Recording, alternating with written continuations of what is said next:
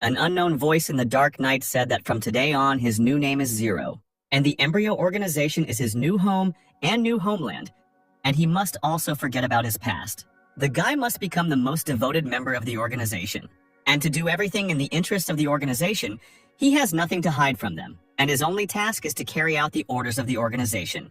A guy who is confined to a chair must be ready to give his life for the sake of the organization. An unknown doctor told the subject that even if he became a scarecrow, he must carry out any order. The girl with red hair standing next to the doctor asked him to answer her question. She asked him to state her name. The experimental guy opened his eyes and thought about who he was. His name used to be Stan. Before he was transferred here, he was a game booster. In his past life, Stan was sitting at his computer and telling his boss on the phone that he would upgrade him to platinum without any problems. He was that godless booster, and on the one hand, he did it to feed himself. On the other hand, Stan did it because he loved to play and win. A strange little elf suddenly approached his game character with a book and asked him to stay. The elf introduced himself as a constituent reporter named Henry, and he was eager to do a little interview with the guy. Stan smiled sweetly and agreed to give a short interview. Henry was surprised that the guy agreed to this so easily. Never before had such a mysterious fighter agreed so easily. Suddenly, his thoughts were interrupted by Stan waving in front of the elf's face and asking what he wanted from him. Henry opened his book and began his interrogation. He said that Stan took 47th place in the current tournament. And as is known, those who took the first 100 places are the strongest and most qualified participants, and he would like to know if he plans to join the military. To the guy's surprise, Stan answered very briefly. He said no. Henry was curious about the reason for the boy's refusal to join the military service. Stan replied that it was a secret and that he needed to talk about something completely different now, and only then talk about plans. The guy moved closer to the cameraman so that his face could be seen better in the frame. Suddenly, Stan greeted everyone and started advertising his booster services, saying that he could easily earn them currency and level them up. Before he could finish speaking, Henry shouted that boosters were prohibited by the moderators, and they could not show this on air. Stan was disappointed that he had failed to get free publicity again, and Henry understood why there had been no information about the player before. Stan from the real world took off his virtual reality glasses.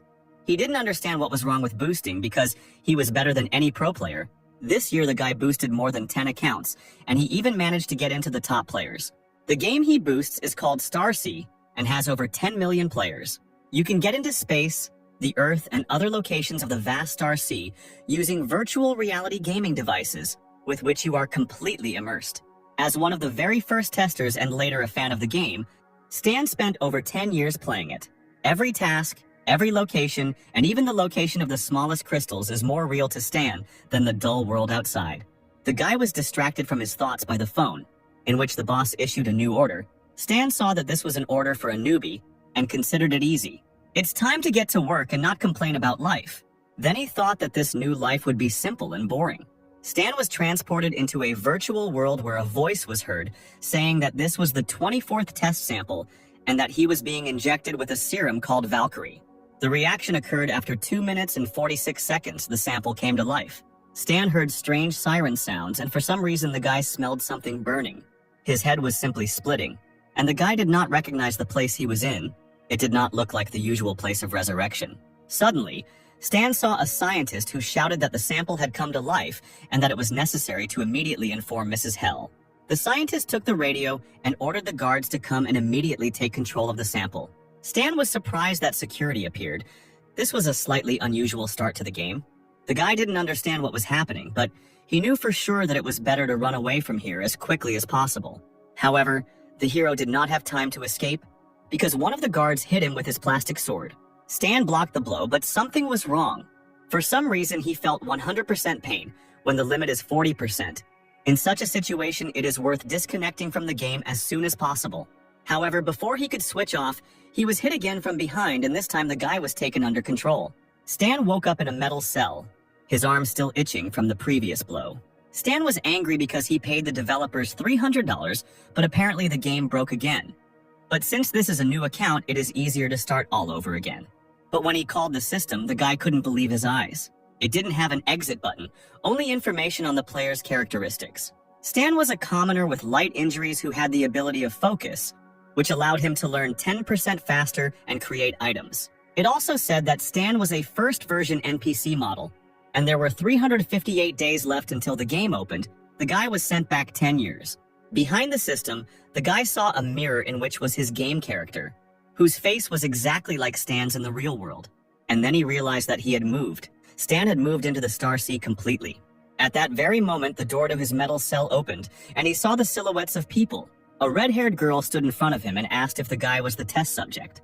She introduced herself as Hell's leader and said that if he tried to escape again, he would die. Stan recognized her. It was the Scarlet Cobra Hell, the boss killer of the rookie version 1.0, nicknamed the Destroyer by Sister. Hell, meanwhile, gave the order to the soldier to send the hostage for a blood test. She wants to see the results right now. The hero was lifted from the floor and taken for tests, and he kept thinking about where he was. Hell was the mistress of the Aquamarine Star, and judging by the suits of the local security, Stan realized that this was the embryo organization of the initial versions of the Star Sea. Now he understood where he was. This was the Valkyrie Laboratory, where the plan for the development of super-strong warriors was created. A crazy organization whose goal is to destroy the government. The script calls for him to be brainwashed and then sent to the battlefield as mindless trash.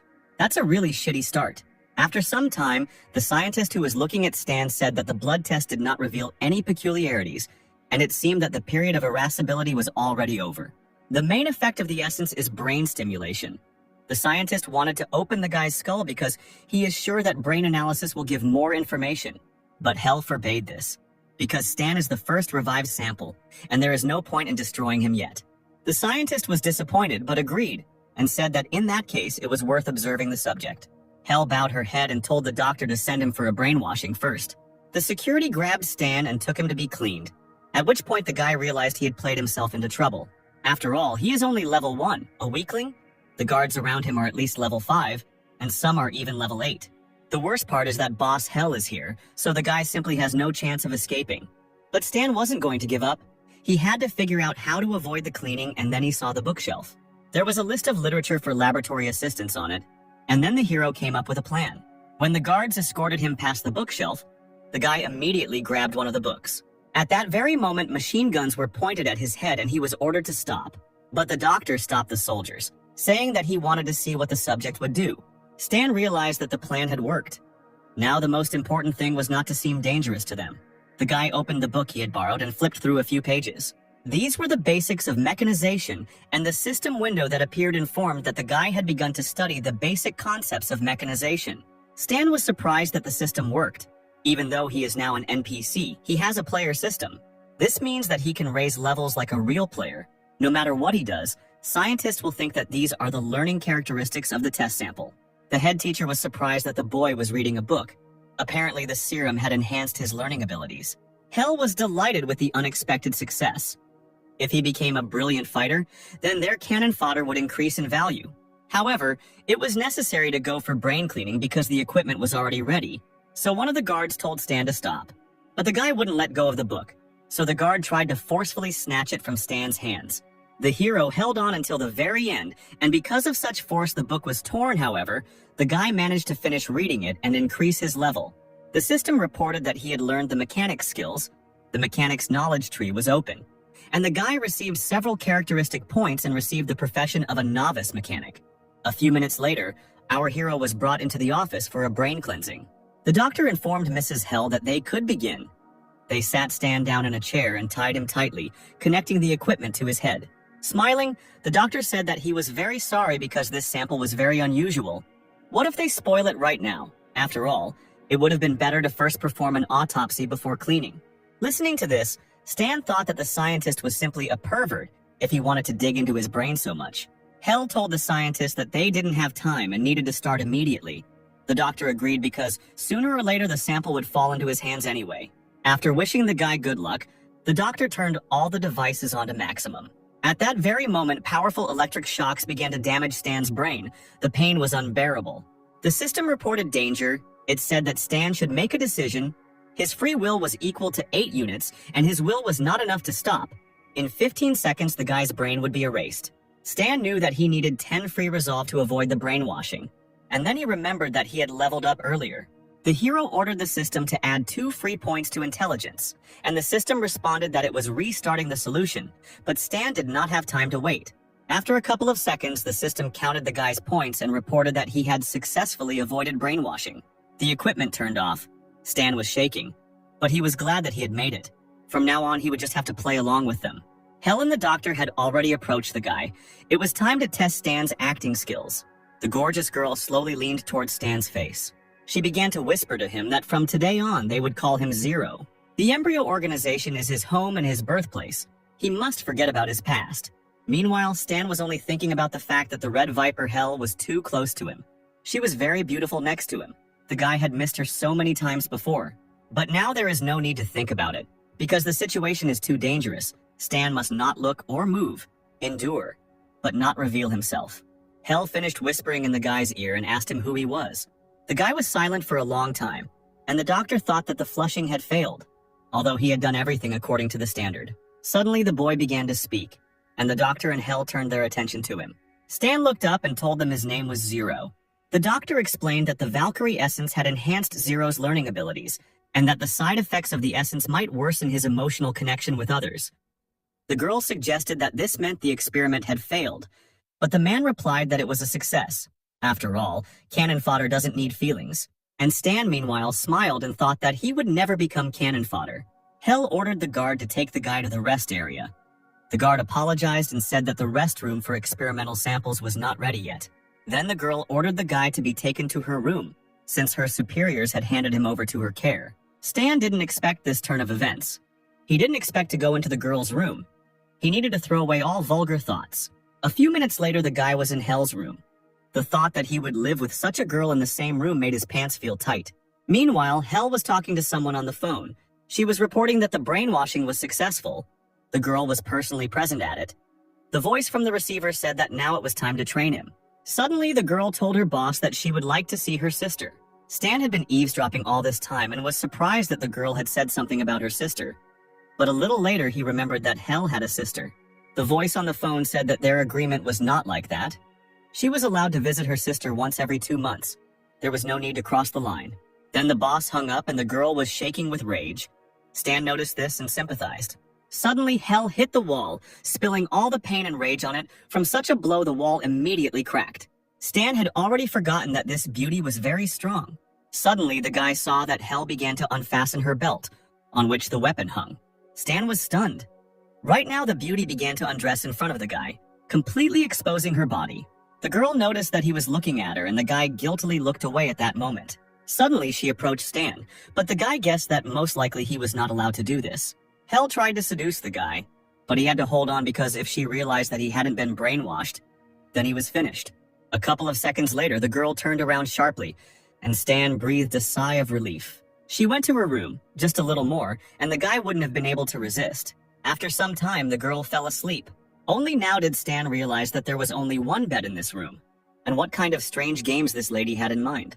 So apparently the guy needs to sleep with her. He quietly lay down on the bed next to Hel. At that very second, the girl kicked him, causing Stan to fall off the bed. Naturally, the bed belongs only to her, and the guy has to sleep on the floor. By morning, the boy was brought to the training pavilion, where Hel was already waiting for him. From today onwards, his training in combat skills, hand-to-hand combat and shooting, begins.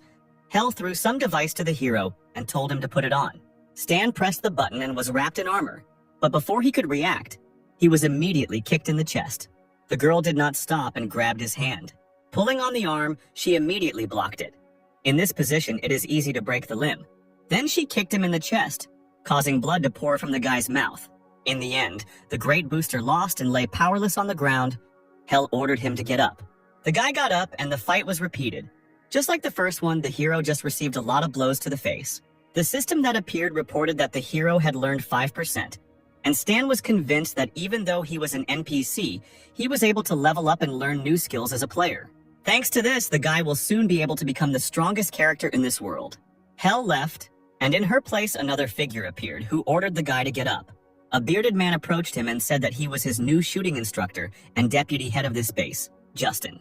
After these words, the man immediately threw the gun to Stan.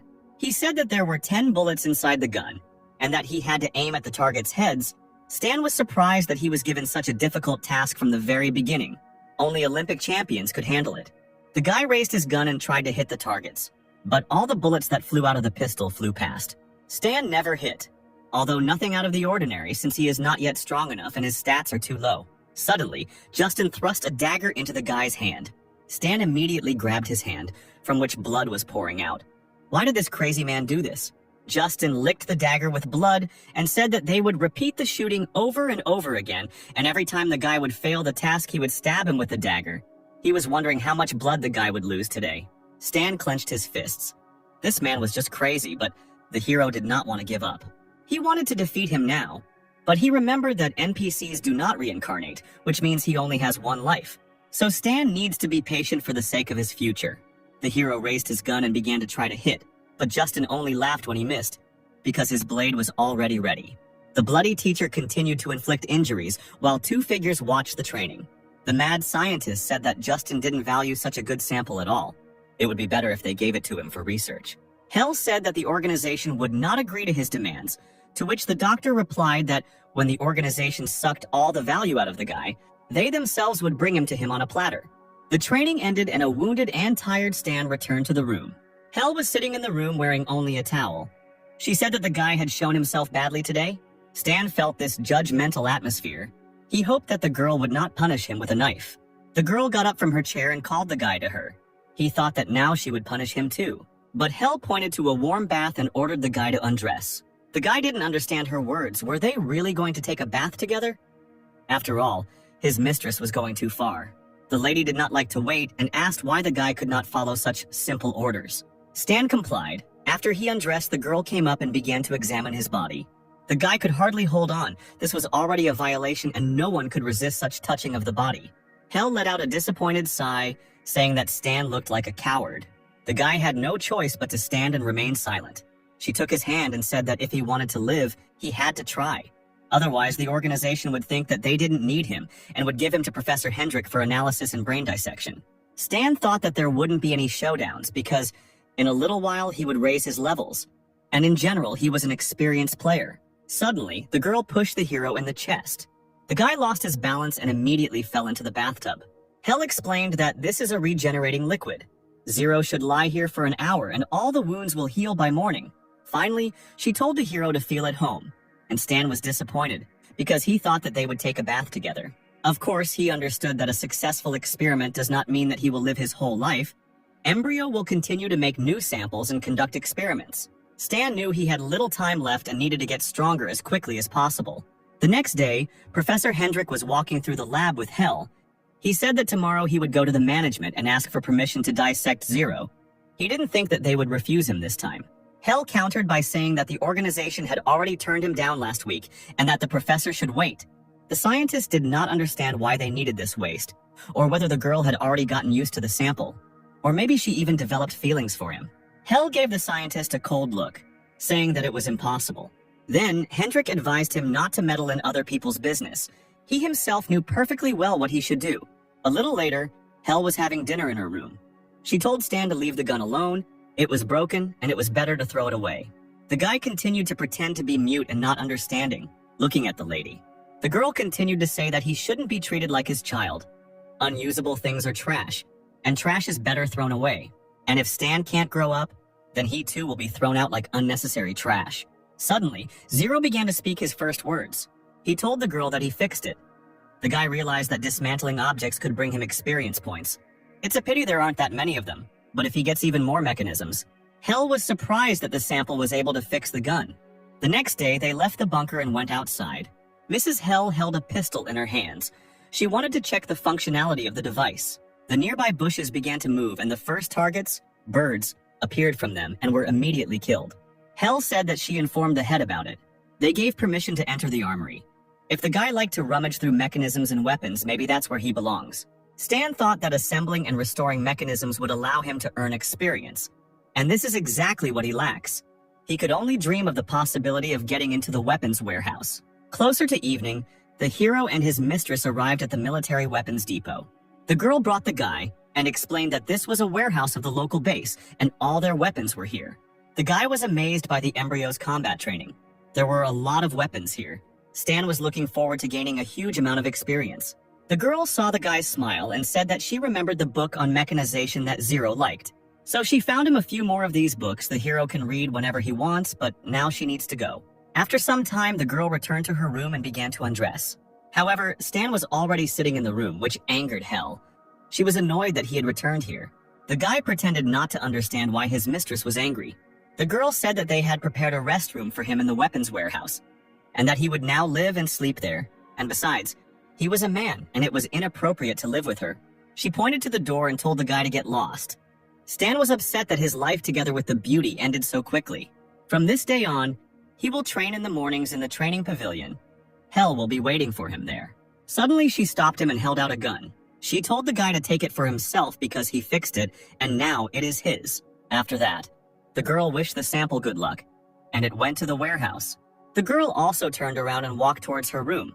At that moment, the guy stopped. Hel turned around and asked the boy to survive.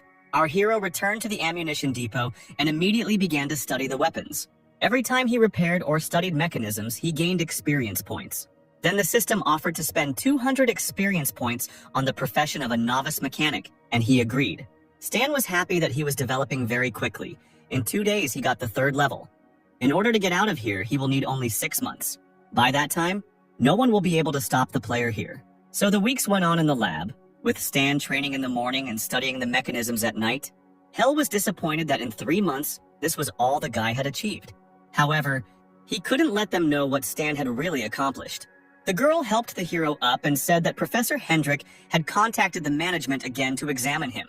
Although the organization is in no hurry to make a decision, the guy will not be allowed to spend the organization's finances with such a worthless state.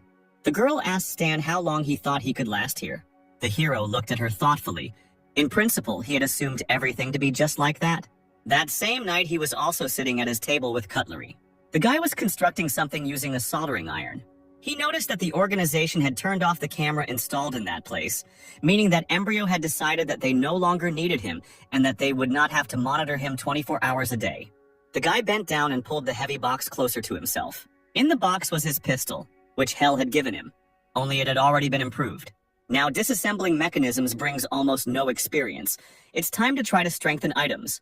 Now Stan has enough experience for such tricks. Even though he improves items, they need to be returned to their original state, and you can't let them know about his skills. Suddenly someone knocked on the door and Stan became wary. The guy immediately hid his gun and spare parts for it. A red-haired guy walked through the door with his comrades and said that the organization was disappointed in him, and starting today, funding was cut by 80%. The clothes had 001 written on them, meaning this was the second sample to survive after 0. Number 1 said that he heard that this guy was the same sample that was created before him. The organization spent a lot of resources on him, but instead of developing, he rummages around in this garbage. Red grabbed Stan by the collar and said that the guy was just a failed experiment. Putting number 1 in Zero's place was the organization's best idea. Stan understood that this sample with a completely cleared brain, the organization is his life. It is not worth interfering, otherwise the guy will give himself away. Number 1 ordered the other numbers and other workers to take out all of Zero's equipment. This is what Valkyrie expected when creating samples: combat talent, strong body, and high learning speed. The best fighter. Meanwhile, 2 security guards were passing by the warehouse and looked inside. One of them told his comrade to take a look at these useless insects. These guys were experimented on. Now they will be turned into cannon fodder, and their brains were also wiped, turning them into obedient fighters. It is better to die than such a fate. The security guard's partner advised him not to talk too much in front of them. But the other guard didn't calm down, because there was absolutely no difference. After all, these insects have had their brains erased anyway, and they won't understand anything. Stan looked at the watching guards. He understood those looks. Each of the guards looked at them as if they were cattle. At that moment, number 1 approached the guy, said that they were finished, and said goodbye to the failed experiment. Stan was left alone, by the way, about the embryo. The samples here are just cannon fodder, a weapon. And now Stan wondered, when their own sample destroyed them all, what kind of grimace would be on their faces. Meanwhile, the 3 people training Zero stood in front of the screen reporting the entire situation to the boss. Professor Hendrik asked again about the autopsy, and this time the voice of the leadership said that they would do as he asked. They would allow the autopsy of Zero. Finally, the scientist received approval. He bowed his head and thanked the owner. Justin, who was standing and sharpening his knife, only sighed in disappointment. He felt very sorry, because it was such an interesting toy that he still hadn't played with enough. Hel, meanwhile, clenched her fist tightly. The moment she didn't want had arrived, but there was nothing she could do about it. The next morning, she was still training Stan. The guy standing in a fighting stance noticed that something was wrong today. Hell hit the body powerfully. The guy noticed that the girl was too aggressive today. The girl shouted at him to defend himself and counterattack, and not stand there like a pillar. But the guy was still just as confused. The lady jumped into the air to deliver the next attack. With one powerful blow, she knocked Stan over, and the guy didn't understand what he did wrong that she was beating him so hard. Blood was pouring from his mouth, and Hell continued to scream at him to attack her. Usually everything went much easier. The girl even allowed him to rest a little. But there was no way out. Stan's legs began to tremble, and he got into a fighting stance. The guy sped up and jumped on Hell to attack her, but the girl dodged it very easily, moving her head to the side. Then she abruptly grabbed the guy's hand. Approaching him, she said that Zero's blows were too gentle. She threw the guy away, shouting that this did not look like awareness and a desire to survive. The force of the throw was powerful, causing the guy to roll a few more meters. But the girl did not calm down. She grabbed him by the collar and prepared to strike. Stan opened his eyes. He knew that one more blow to him and he would definitely die. However, Hell stopped abruptly, looking into his eyes. Then she just threw him on the ground, saying it was funny, and she was sorry she expected anything from the guy. This is the end. Hell said that the guy should get a good night's sleep and that he might not come here tomorrow. A beaten Stan asked why he didn't have to come tomorrow. Hell turned around and started to leave. And as she left, she said that it was because the guy would be cut open tomorrow. Approaching the door, she quietly said that nothing could be changed. Nothing could be changed before the end. Now everything became clear. This day has come. That's why Hell is so hot-tempered. She can't watch Hendrik picking at the guy's head, so she beat him half to death. Women are so strange. Stan stood up with difficulty. For these 6 months, the only one who considered him a living being, a human being, was Hell. Others saw him as a blockhead, cannon fodder, and an object of experiments. They mocked him, tormented him, because the prototype would not fight back. They believed that such behavior was normal. But Stan remembered every drop of blood, and after all this, he will not die just like that. He returned to the warehouse and sat down to work on his developments. This was all he had collected in 6 months, which flew by for him like a month of ordinary life. Although he did not kill monsters and did not complete any tasks to raise his level. But he compensated for the increase in level in the limited realities of the mechanic class. Here, he was able to raise a lot of experience sitting in one room.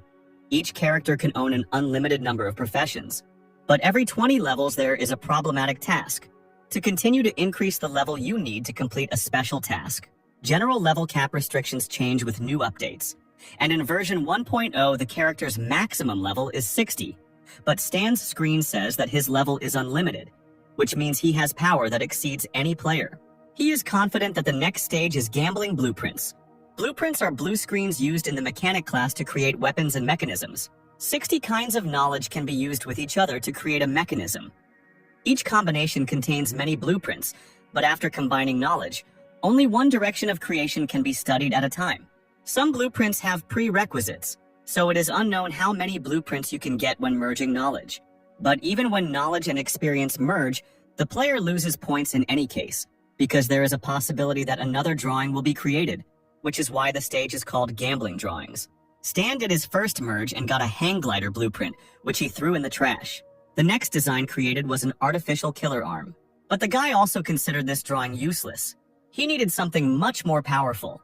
Stan was starting to get nervous because his experience points would soon run out, and he still hadn't received the necessary drawing. There was one more attempt left. The mechanic started the system to create the last drawing. The system said the merger was successful, and then Stan realized that this was what he needed. The guy created a lightweight exoskeleton that made him half robot. Now the organization's leaders will learn what it means to cultivate their own enemy. A combat helicopter appeared over the laboratory and was already preparing to land. Hell, along with the first and other samples, were already waiting for the flying transport. The helicopter landed, and a squad of fighters emerged from it. The team captain introduced himself to the girl and said that his call sign was Silverblade. The girl didn't waste any time and said that they should do what they were supposed to do. There was an SUV in the garage, and she would take the helicopter. There was no need to waste her time. Every 2 months, Hell leaves the base. Today she flew out early in the morning. Now she is not at the base. If she were here, then Zero would have a hard time, but now the time has come. Stan has been preparing and enduring all this time for this day. The day has come when the boy will get out of this prison. Professor Hendrik has come for him. Today is the last and only chance. However, before going out into the corridor, the guy notices a strange piece of paper lying on the floor. He picked it up and saw a picture of 2 girls. This is Hel and her sister, Aurora. She also has superpowers, but she is the complete opposite of Hel. She has very strong regenerative and healing skills. She is able to prolong life and, moreover, resurrect the dead. At the end of the game version 1.0, the embryo created a huge amount of essence from Aurora's body. This angered Hel so much that she began to destroy everything in sight. At that moment, she was nicknamed the Goddess of Death. Suddenly, a system appeared in front of the hero, offering him a task, which stated that the Embryo Company is a bloody organization. Where Hel came from is unknown to anyone. But whether she is loyal to the group is also unclear. The guy got a lead, and he should continue the investigation. The hero bowed his head, since the girl had hoped for him. Then this time, he will do something for her too. After that, the guy took the task related to Hel. Suddenly, he heard Hendrik's voice from the loudspeaker, ordering him to come immediately to the central hall for further orders. Stan put the clue in his pocket and decided that he would deal with Aurora when he got out of here. The guy looked out from around the corner and noticed a camera that was watching the entire perimeter. The hero knew that the entire base was under surveillance, and it was very difficult to move around here unnoticed. If so, then the first thing you need to do is visit the control room. This is goal number 1. A couple of minutes later, Stan got inside and killed all the guards. Now the all-seeing eye has been eliminated, and next in line is Professor Hendrik. 20 minutes later, Zero was brought into the scientist's personal laboratory. The professor turned around and was delighted to see his precious specimen. By dissecting his body, he will be able to understand how the guy differs from other samples, and when he finds out what the reason is, his corpse will become a stuffed animal in his lab. The professor began to prepare the equipment for the operation. The first sample brought back pleasant memories. However, Stan was already standing behind him and quickly dealt with the guard. Sensing something was wrong, Professor Hendrik turned around. He saw a dead guard. It was impossible. A brain-clean specimen couldn't kill their people. Stan, covered in the soldier's blood, put his hand to his head and, smiling, saluted the doctor. Hendrik didn't understand what had happened, because there had been no problems for the past 6 months. But Stan suddenly had his first real problem in his hands, a knife that was intended for the scientist. Without any interference, the boy pierced the professor's chest. Hendrik was still stunned, blood pouring out of his body. The wounded scientist looked at the camera in the corner that was watching all this and told the guy that he was going to die. Stan told him that he had already killed everyone in the control room, so everything was fine. Professor Hendrik fell to his knees, choking on his own blood. In the last minutes of his life, he could not believe that the guy had been just pretending for these 6 months. Stan confirmed his words by saying that reality is cruel. But Hendrik still insisted that it was impossible. The sample could not deceive everyone. Stan smiled. He raised his knife and said that nothing is impossible in this world. He then delivered another finishing blow to the professor, which cut his back. The mad scientist did not understand how this was possible. After all, he was its creator. These were the last words of Professor Hendrik. A rebellious Stan stood and looked at the dying doctor, the first target eliminated. A couple of minutes later, the hero took off the clothes of the guard who brought him. He also took Hendrik's key card. In the entire base, only 3 people have access to all the doors, and the professor was one of them. But the guy understood that if he went straight to the doors, he definitely wouldn't be able to escape. The game would be over in 10 seconds. Stan couldn't screw up that badly, so he put on his security guard uniform and prepared to break in. His main plan is to break the connection. He needs to get a couple of hours of freedom from communication. The communication equipment is 3 floors below behind the wall. He will have to use mechanisms to break through the wall. Now he needs to go back to the 2nd floor for the mechanisms. There are a few people on base who might know him. Hel, number 1, Hendrik and Justin. The first 2 are not on base and the 3rd is dead. Others won't even notice him unless he meets Justin. Suddenly, someone put their hand on his shoulder and asked which group the guy was from. For some reason, he hadn't seen him before. It was Justin. Stan was unlucky enough to meet this jerk so quickly. The hero lowered his cap and said that he was the new guy from Group B. Justin didn't know that they had sent new guys to them. It was strange that he didn't know, and the guy's voice was quite familiar. The deputy was not simple. He took out a gun and asked the guy to show his face. Stan squeezed his knife in his hand and asked them not to interfere because he didn't want to resort to Plan B. Justin didn't understand the guy's words and asked again what he meant. Stan turned around sharply and swung the knife, shouting that he had long wanted to tell Justin that it was time for him to see a psychiatrist. The hero stabbed the deputy with a knife, but he managed to put his hand in front of himself and protect his face. He wasn't that simple. Justin immediately realized that it was Zero. The other guards also did not stand aside and opened fire on the enemy. Stan was planning on the fly. He could reach the machinery room in 2 seconds. It will take Justin 3.7 seconds to recover from the impact. 3 guards won't be able to harm him in 4.2 seconds, and help will arrive in 25 or 35 seconds. Stan ran lightning fast into his room where the improved mechanisms were hidden.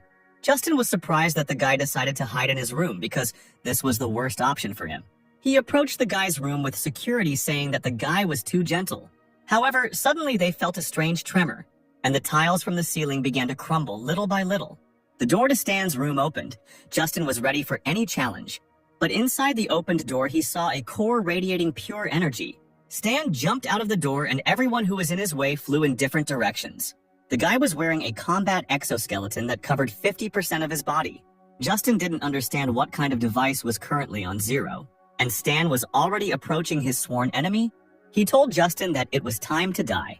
A powerful mechanical fist struck the laboratory deputy in the chest.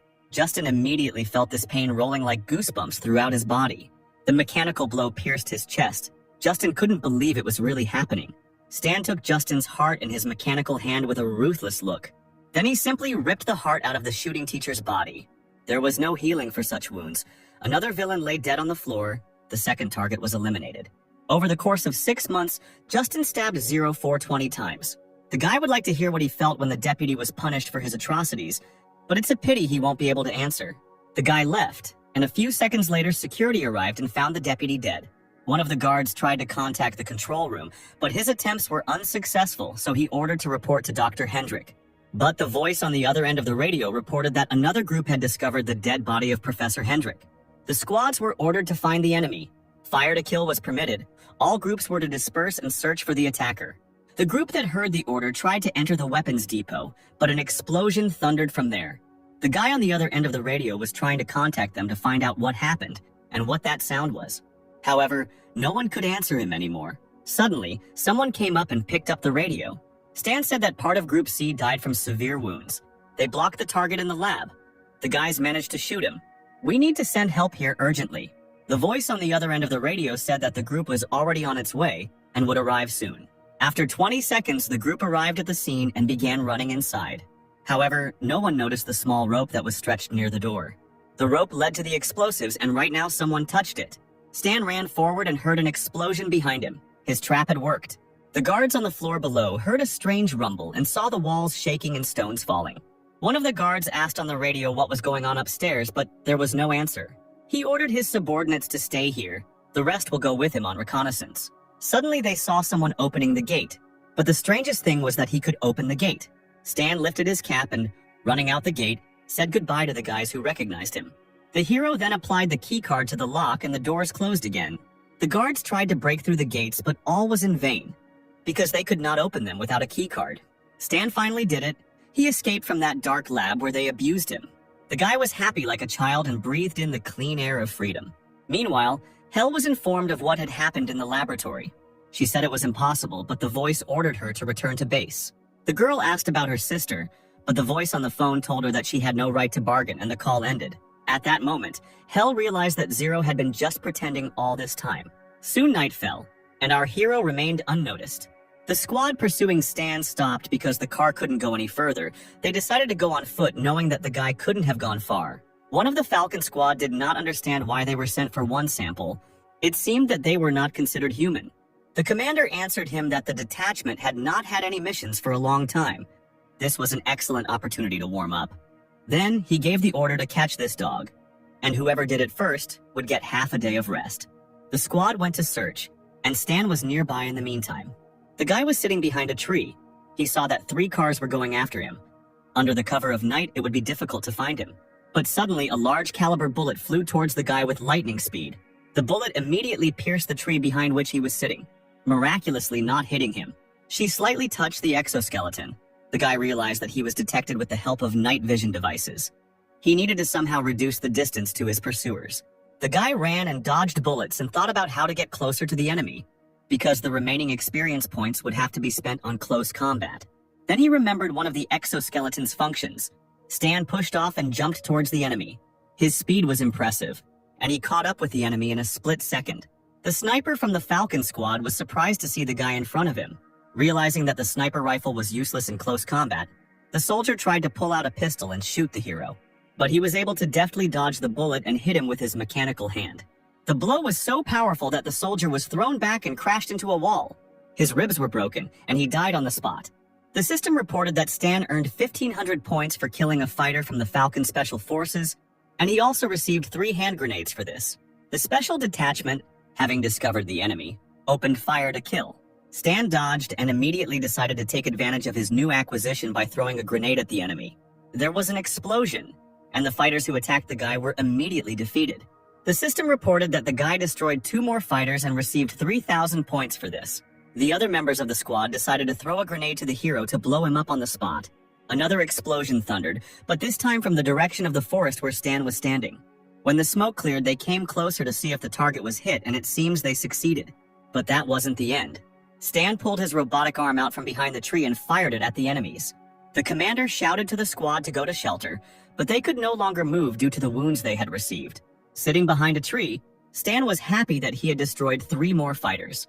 The commander could hardly contain his anger because the guy was just an ordinary sample. But this ordinary sample, which was easy to deal with, laid waste to the commander's entire squad.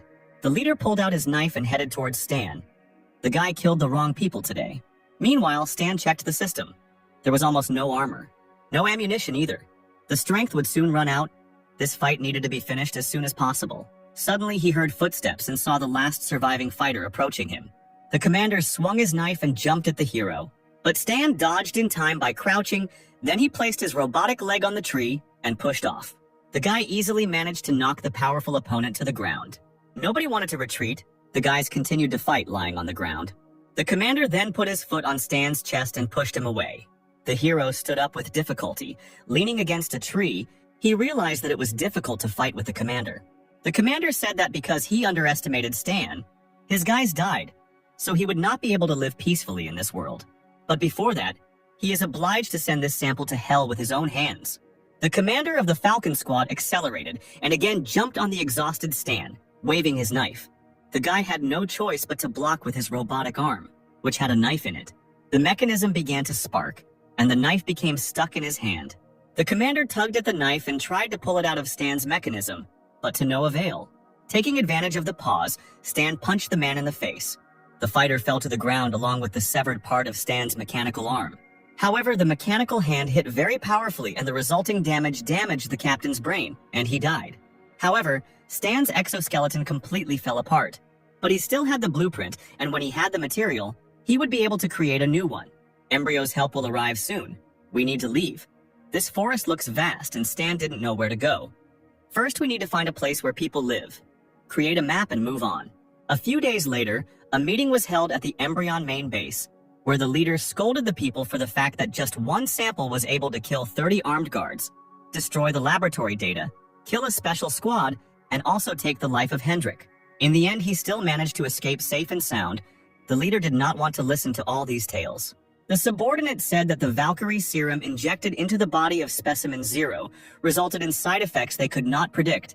He gained a talent for mechanization and an incredibly high level of intelligence. The leader guessed that the brainwashing had no effect on him, and the frightened subordinate confirmed his words. The Zero sample did not show any anomalies for the first 6 months. Perhaps he was pretending. But in fact, he was developing an escape plan. Hell said that she knows Zero's fighting power. He couldn't have become strong so quickly. The girl assumed that the guy awakened special abilities in himself. The leader ordered them to be quiet. He doesn't want to listen to any excuses until they completely eradicate the serum anomalies. No more samples are to be produced. And in addition, the brains of all other samples need to be cleaned again. The first number, who listened to all this, became angry because the leader doubted his loyalty to the organization. He stepped forward and said that he and his men were ready to lead the squad to destroy Zero. The leader slowly lit a cigarette and agreed to this proposal.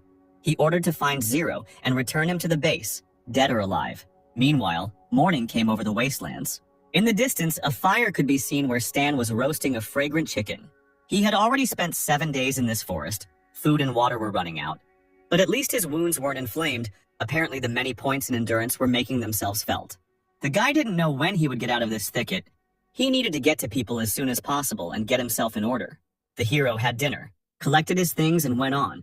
But on the way he touched a strange rope. Stan immediately felt like he had stepped on something and braced himself. Instantly, a net descended on the guy. It was a prepared trap. Stan was caught. The man put the gun to the guy's face and ordered him not to move.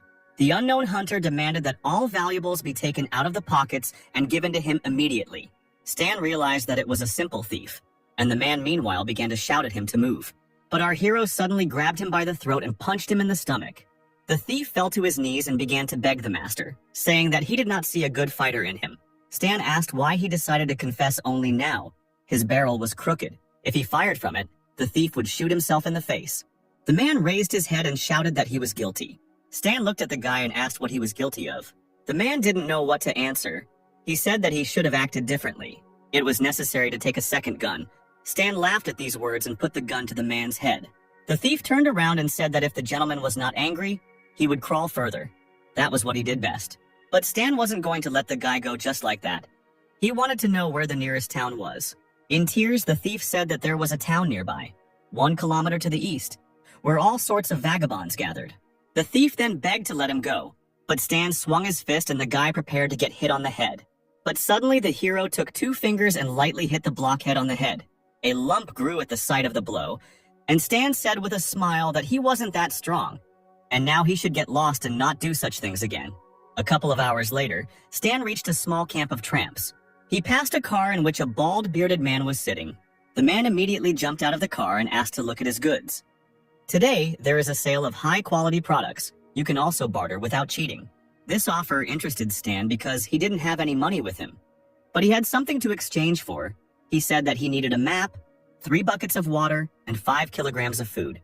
Since he had no money, Stan handed over 7 bullets and said he could pay with these. The seller saw the bullets, a very valuable item these days. He smiled and said that these bullets would not be enough for everything. For all this, he wanted 150 rounds. Stan said that the merchant was overcharging, and he laughed, because he could do that because there was not a single camp within a 50-kilometer radius. Suddenly, someone hit the impudent merchant on the head with a smoking pipe. A man named Carl appeared and told the bald man that he couldn't deceive the people. It was already hard for people to live in the local forests. The merchant was angry that his deal had been ruined, but he did not argue with the leader. Carl explained to Stan that this guy was a local speculator and that it was not worth doing business with him.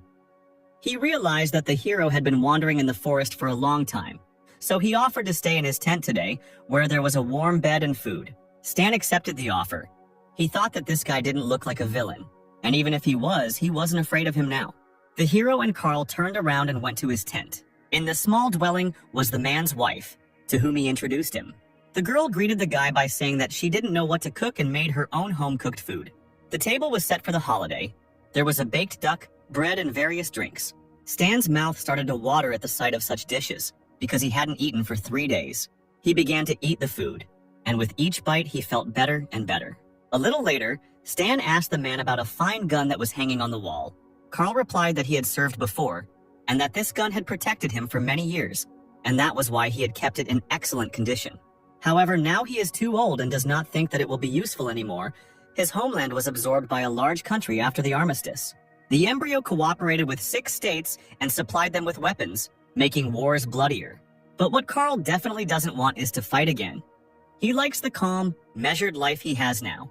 After talking, the heroes went to bed, and early in the morning Stan got up to leave. Stan noticed the thief and asked Carl if he was his son. He replied that he was just his nephew, whose parents died in the war. The hero told Carl that yesterday this guy came back late, and so he sent him to sleep in the car. After saying goodbye once more, Stan left the camp, hoping to meet Carl again. Carl also hoped to have a drink next time, and the residents of the small town watched the hero go. A few hours later, combat vehicles appeared in the vicinity. The subordinate reported that this was the only camp within a 50-kilometer radius. Obviously, Zero was here. Carl and the merchant were carrying boxes of supplies when suddenly they were called out to. In front of them stood the first number together with the embryo fighters. He asked if they had seen this guy and showed them a photo of Stan. Carl, who stood up to defend the town, replied that they had not seen it. Number 1 got angry when he realized that they were going in the wrong direction and ordered his men to get ready to leave. But then the first number noticed one very strange detail. One of the guys with purple hair stood and shook his head as if he was afraid of something. Number 1 ordered his fighters to take this guy. He also added that they should search him and quickly. The embryo fighters grabbed the boy and forced him to his knees while the number 1 guy examined him. Suddenly, he finds a gun in the guy's jacket. Number 1 knew him. This is the gun that Zero stole from the Nighthawks. If he didn't come here, then where did this guy get his gun? He pointed the gun at the guy's head and asked where he got it from. There was no point in hiding it anymore. If the thief doesn't tell, then everyone standing here will die. The merchant panicked and told Carl that he was the one who hid the guy in his tent. He should tell people about the guy. No one wants problems because of him. Number 1 pointed a gun at Carl and ordered him to tell everything he knew and not to deny that Zero was here. Carl had no choice but to point in the direction Zero went. The first number smiled and said that they should have told everything right away. But for almost fooling him, he should pay, after which shots rang out. Meanwhile, Stan had already gone far away and was sitting resting on a rock. The guy had a strange feeling. His eye even started twitching. The guy thought that someone touched his backpack.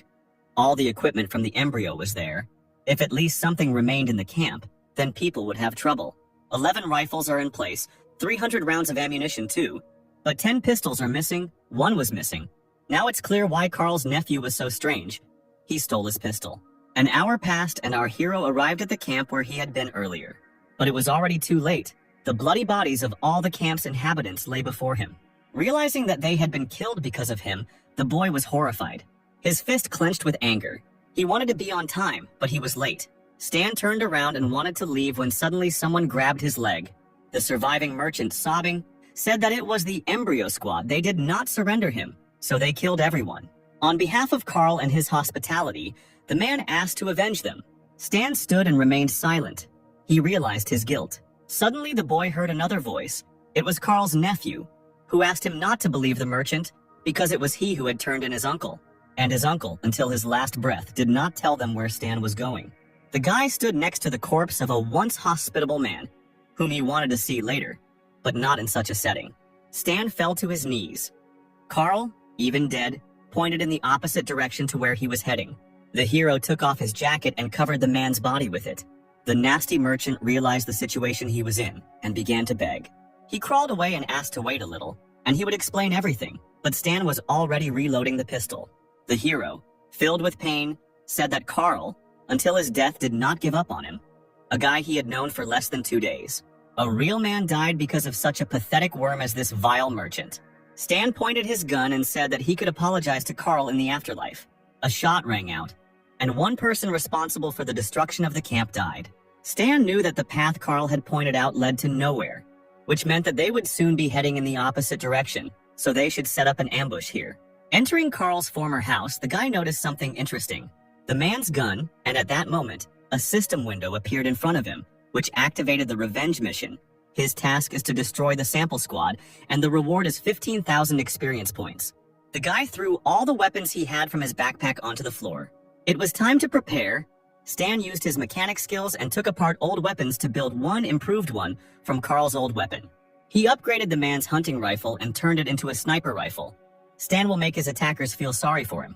By evening, the combat vehicles had already begun to return. The guy was waiting in ambush. He noticed the enemy approaching. Number 1 realized that the guy wasn't here, which meant he was on the other side. Stan shot at the tire of the combat vehicle, and the damage caused it to burst immediately. The first number asked the driver what happened. He replied that most likely a tire exploded. But the first number was not stupid. He knew that a low-pressure tire cannot explode. Most likely it was an attack. He ordered everyone to duck and follow the armored vehicles. And as soon as they got close to the target, everyone had to transfer to the jeeps. Stan watched the cars drive away in the opposite direction and smiled because he knew that the first sample would do that. At that very second, the mines went off and the asphalt under the armored vehicles exploded. The wounded soldiers climbed out of the overturned vehicles, coughing from the smoke they had inhaled. But then bullets started flying at them, killing the squad one by one. The first number managed to dodge in time, jumping over a nearby rock. He shouted at the attacker to show his face and not hide like a coward. But Stan didn't hide. He went out to the first number and he immediately recognized Zero's face. The guy kept saying that it was impossible because he was weak and couldn't destroy an entire squad of special soldiers. Stan smiled and replied that he had heard that phrase somewhere before. However, the one who uttered it last time is already lying 2 meters underground. Suddenly, a voice from the first number's radio asked Stan to stop. A hologram of a man appeared from the radio, who said that he was the head of the embryo organization. He asked to return to the base and then the leader would guarantee the guy that his memories would be saved, and he would receive a high rank and would not be a model. Stan asked why the leader decided that he would work for them, and the leader replied that their organization is already all over the world. They are doing great things and working for them is natural. But if he refuses, then the world for Zero will no longer be so big and safe. The guy smiled and told the leader of the embryo organization that he would destroy them. Then he aimed his sniper rifle at the first number and pierced his chest with a powerful shot. All the people responsible for the death of the residents were killed. The system reported that the guy killed the first sample and received 900 points, and the task called Revenge was completed.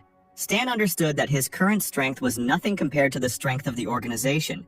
He would have to rely on his knowledge and unite with a force capable of resisting the entire organization. The guy left the rifle next to the tree under which he buried Carl and went to the Star Dragon Empire. A few days passed. Stan was heading straight to the Star Dragon Empire by train. He sat in the chicken car and thought about the fact that, apart from the embryo organization, there were only 6 nations that had advanced knowledge, which meant that joining the 6 nations was mandatory to complete the mission. The system that Stan was looking at notified the guy that he had started a factional relationship with the organization Embryo.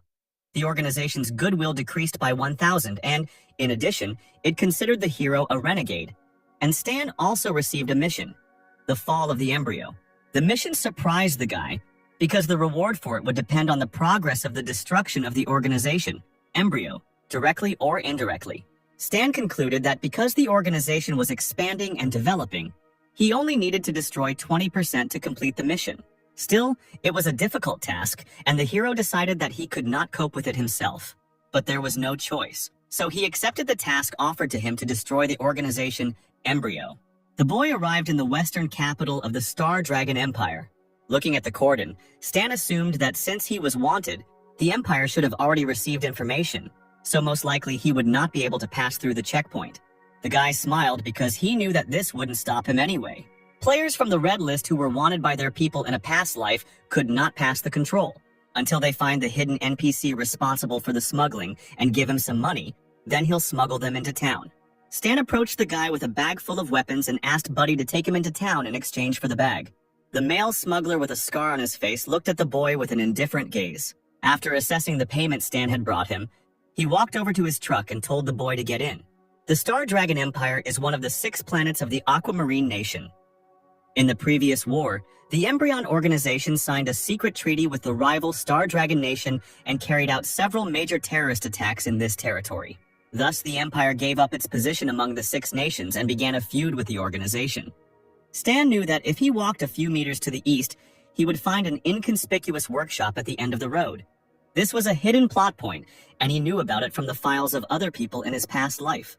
Now he has no rivals and he can get ahead of anyone. In his past life, he didn't have such a chance, but this time the guy will take advantage of it. Approaching the workshop, he saw 2 men. One of them was just the one he needed.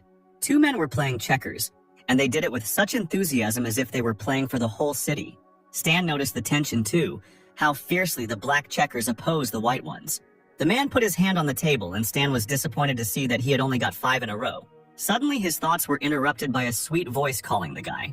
In front of him stood a beauty with short ash blonde hair and a refined figure. The girl asked if the guy needed anything fixed. Stan was surprised that he saw a girl here, because he had never noticed her here before. And the hero also considered her quite cute. The guy asked the girl if they accept students. The sweet mechanic smiled and said that they certainly accept people willing to learn something new. She grabbed Stan by the hand and told him to come in or he would freeze.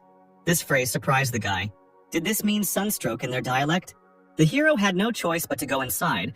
The girl took out a mobile terminal and said that it had been broken for a long time. It was a test. If Stan could fix it, he could stay with them and train. But suddenly the voice of the old man who was playing checkers asked the guy to stop. He asked the hero why he was applying to be a student. The old man's gaze was suspicious. Stan panicked, thinking that the old man knew who he was, but he needed to calm down and pull himself together. So the hero told him that he was just looking for a job. The girl supported the guy by telling her grandfather not to pick on Stan, because they would finally have a student. There was no need to scare him. She already had a lot of work. Interrupting his game of checkers, the grandfather slowly stood up from the table. The old man folded his arms and said that he was the owner of this workshop, and if the guy wanted to work here, he first had to pass his test. Stan became wary and asked what kind of test his grandpa had prepared for him. Grandfather smiled slightly, saying that at least the guy wasn't a coward. Well then, listen carefully. In 3 hours, you have to make a mechanical prosthesis for this man. If he likes you, you stay. The stranger was not happy about being dragged into this, but Stan, looking closer, recognized the man. Grandpa, just planning and drawing can take several hours. It's impossible, the sweet girl shouted. Alice, don't interfere. He has to show something worthwhile if he wants to work here. If he chickened out, get out before it's too late. Stan answered the old man that he was not afraid and accepted his challenge. The girl thought that the guy had gone crazy because it was impossible to make such a mechanism in 3 hours. The hero went to the workshop. On one of the shelves he was looking for tools. Yes, it seemed impossible, but our hero had his own secrets. Inspired, Alice asked the guy to tell her about his plan and suggested that they make a drawing together to save time. Stan thanked the girl and replied that he didn't need a drawing because he had already thought everything out in his head. What? You came up with such a complex design in your head in just 2 minutes? An old man approached the boy and told him not to brag in front of the girl. After all, thinking through a drawing completely in just 2 minutes is unrealistic even for a professional mechanic like him. The old man thought the guy's words were nonsense, but Stan simply replied that he would see everything with his own eyes. The test began, and the sounds of hammering and scraping metal echoed throughout the workshop. The old man thoughtfully watched the hero's work and tried to understand what he had come up with. The guy was putting his arm together piece by piece, and his prosthesis was already starting to take shape. The owner looked at the components and was surprised that there was not a single unnecessary element. Could he really have thought it all out in his head? The old man tried to talk to the boy, but Alice interrupted him, asking her grandfather not to disturb him. The hero assembled the arm piece by piece, screwed on the fingers and wires, and after a few hours the prosthesis was ready. Picking up his creation, Stan turned to his owner and said that his mechanical prosthesis was ready. The old man couldn't believe his eyes. He really could do it. In just 2.5 hours, he made such a complex mechanism. Stan held the prosthetic up to the man and helped him put it on his arm. Having secured the mechanical prosthesis, the man began to examine it and clench his hand into a fist. It's so flexible, just like a real hand, and very smooth. Doesn't rub your skin at all. I really like it. If you like it, then take it, Stan said, and the man hurried to get dressed, saying that he would owe him. These are my materials, and you owe me, not him. And besides, the guy didn't ask his permission. The workshop owner was indignant. Then I'll ask you now, am I skilled enough to stay here? Realizing that the battle was lost, the old man bowed his head and quietly told the boy to stay. Let's see how long you can hold out. Stan was glad that he now had a place to live, and sooner or later he would definitely be able to get the mechanical drawings. The unknown man waved to the old man and said that he was leaving. The owner told him to leave quickly and not come back again. Stan closed his eyes. Here he could finally level up and rest. After some time, the unknown man approached the car, where he was met by a servant who was glad to see his master return. He kindly handed the phone to the man and said that he had a call. A man with a mechanical prosthesis got into the car and said to inform intelligence that the wanted Zero had infiltrated the Western capital. On the other end of the line, in the 13th Division of the Star Dragon Territorial Strategic Defense Headquarters, a man was talking to a girl about the news he had heard. He's a wanted fetus deserter with a $150,000 bounty on his head, which means he's either a genius or extremely capable. The threat he poses is incalculable. We need to provide protection to the informant and hide his presence in the Western capital from the embryo's spies, network monitoring group, intercept all messages mentioning Zero's whereabouts. Do not let the information leak out. The guy didn't waste any time, and first of all, he headed to the cloud dump, hidden from prying eyes, near the 7th District. The head of the gray zone of the 7th District, Leopard, asked what was needed from him and why the guy was looking for him. Stan held a gun he had stolen from one of the guards and said that it didn't matter who he was, because the Leopard wouldn't mind working with him. After all, arms trading is profitable these days. After these words, he quickly disassembled the pistol in front of the man. I can help you cut costs, but in return I will ask only for a small reward. The Leopard was surprised. Do you know how to make weapons? He put down his cigar and asked what kind of cooperation the guy had in mind. I will provide the list later. You will provide the materials and parts. I will provide the production and assembly. I will work here 2 hours a day. I want to get $230 for each gun, and I can take any mechanical junk I want. The Leopard replied that since all the materials here were his, he could only pay $150. Hearing these words, Stan simply turned around without saying a word and walked towards the exit. Wait, I agree to your price. Stan raised his hand as if he was waiting for this answer and told the man to prepare the equipment and materials because he would return tomorrow. The guy understood that producing mechanisms costs money, and the salary from the workshop would not be enough. So he was forced to make this deal.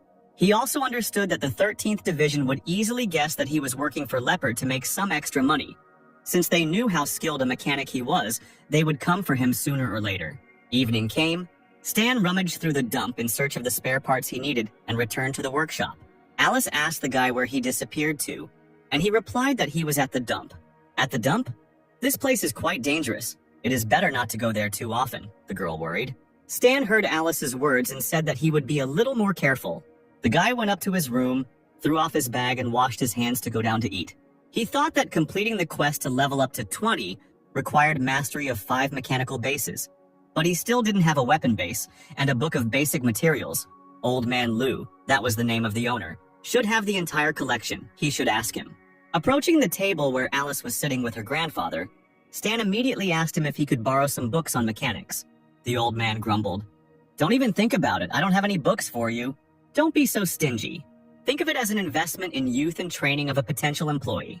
You are even more impudent than I thought. I will not give them to you in any case. Suddenly, sweet Alice intervened in their conversation, said that Grandpa was just joking, and handed the books to Stan. The boy thanked the girl, but the old man could not believe that his granddaughter was betraying him. A system appeared in front of Stan, asking if he wanted to invest potential points into training the weapon base. The guy confirmed the investment, and the system immediately reported that he had studied 5 mechanical bases of the weapon branch. He also received 2 new skills and a new drawing of a robot ranger. Stan understood that in the battle against the embryo, using others was a common thing. What really mattered was his own abilities. Time waits for no one, and he needed to prepare. Night fell, and an unknown figure in a cloak approached the workshop and said that the target had been found, but he didn't take any action. And in the morning, Alice said that she hadn't gotten enough sleep and that things weren't going well at all because of that. She looked at Stan and asked him what he was doing there. The guy replied that he was just working for fun. "Wow, you're such a hard worker. No wonder you're so good." Suddenly, a man's voice was heard from the street, asking if this was a workshop. Alice immediately jumped up and answered that it was a workshop and asked the man what he needed. He answered that his car broke down at the intersection and it needed to be fixed. The man then looked at Stan with a suspicious look. The guy noticed this, and the man told Alice that the engine was very dirty and that it was better for the guy to do this, not her. Stan analyzed the situation and realized that the man had strong and stable feet. He must be trained and most likely from the 13th Division. Do I look like someone who's afraid to get her hands dirty? What kind of stereotype is that? Alice grumbled, puffing out her cheeks, but Stan immediately tried to calm her down, telling her to take this as an opportunity to relax, and he would sort everything out himself. Leaving Alice in the workshop, the guy went out with the man to the car. The suspicious man made a friendly face and asked the guy if he was young and how old he was. "I'm 30, Stan answered firmly and opened the hood of the car. The man continued his questioning by asking the guy's name. The hero replied that a stranger should show his respect before asking someone's name. The man didn't like the answers. He immediately realized that the guy didn't want to make contact with him. Then he said that his name was Carl. Stan put on a straight face and said it was a good name, but Carl misunderstood him because he was waiting for a cigarette. Stan's rudeness was beginning to bother the man, but he held on with all his might. He handed the guy a cigarette, and then the guy replied that his name was Stan. Carl smiled when he recognized the guy's name and assumed he wasn't from around here. He asked where Stan had come from, but at that moment the guy slammed the hood shut and said that he had fixed everything. The hydraulic pipe in the car broke, but he did everything. It will cost $9. Okay. You're a pretty capable guy. Where did you study? I am self-taught, Stan replied. There was tension in the air. Carl slowly took out his wallet. He tried to ask again where the guy came from. I came from the village. Do you expect me to give you a discount if we are from the same place? Carl took out the money and gave it to the guy, still not getting the answers he wanted. Stan said that apparently his wallet was in the deepest pocket he had ever seen. It seemed like Carl was taking forever to get it out. The disappointed stranger silently got into his car and drove away. While he was driving, he dialed someone's number on his phone. When he got through, he said that preliminary observations showed that the target was a mechanic whose danger was currently unknown, only that the target called himself Stan. The voice asked what kind of personality analysis of the target. Carl replied that the guy was rude.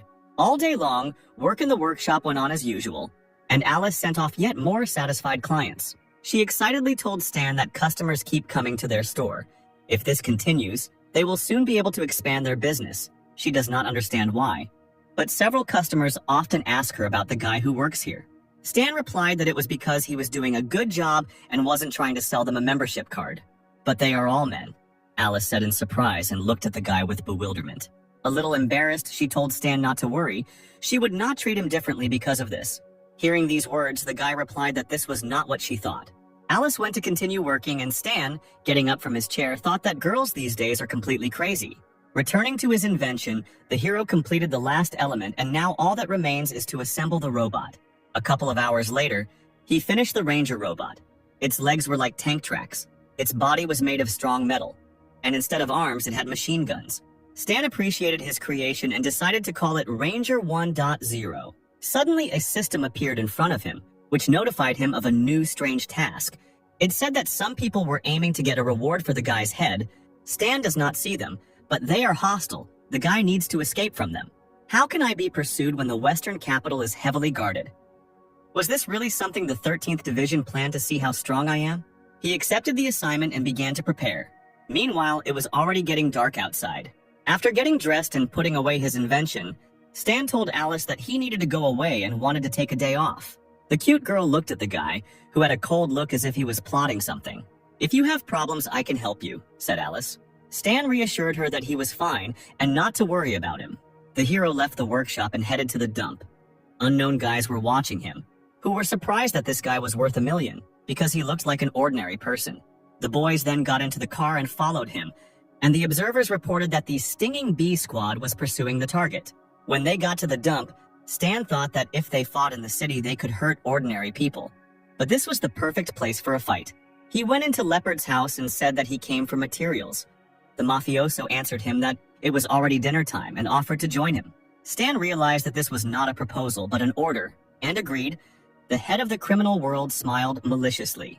A little later at the table, Leopard said that he had spent a huge amount of money to find out who this Stan was, but did not expect that he was an ordinary wanderer who had just arrived in the Western capital. Stan, who was having dinner, responded that sometimes sources can lie and the mafia should think about it. The Leopard ordered the boy to tell him everything he knew about making weapons for his own good. He hoped to cooperate with the hero in a good way. Otherwise, he would have to beat the information out by force. Suddenly, Stan's face became terrifying, and he asked Leopard if he was sure he could handle him. But the leader of the bandits didn't even twitch an eyelash because the guy was just a wanderer and couldn't do anything to him. Stan said that apparently his source did not have all the information about him. He advised Leopard to open the dark side of the internet and see how much is being offered for the mechanic's head. The man chuckled. "Do you know how many idiots have bluffed me like that? The last one didn't even get a funeral." Stan put his hand in his backpack and asked if they were done talking. Suddenly, a gun was put to his head. But this did not frighten the guy at all. He was expecting it. At that moment, his hand was covered with the mechanical prosthesis that he used to escape from the laboratory, and he immediately jumped up from his seat. Pointing his hand at one of the bandits, he fired a beam of blue energy. Energy bullets immediately hit the guys with weapons who were guarding the entrance. The Leopard panicked when he saw the mechanism on the guy. "What is this?" he shouted. The leader immediately ordered all the bandits outside to quickly run here and kill the guy. One of the guards didn't understand why they all had to run there. It was just one guy who the people inside were supposed to deal with. But suddenly, these bandits were hit by powerful bullets from rifles. It wasn't Stan, but a civilian mercenary organization. The Stinging Bee Squad, who ordered no one to move, and then everything would end quickly. But the guy was not going to stop. There was a commotion, and he was running away from two warring groups.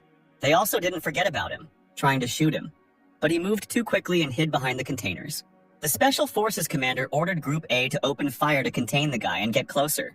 Meanwhile, Group B was supposed to go around and pin him down from behind. Stan tried to hide behind one of the containers, but Team B quickly discovered him. They opened fire, and the guy leaned out from behind the container to fire a shot from his hand.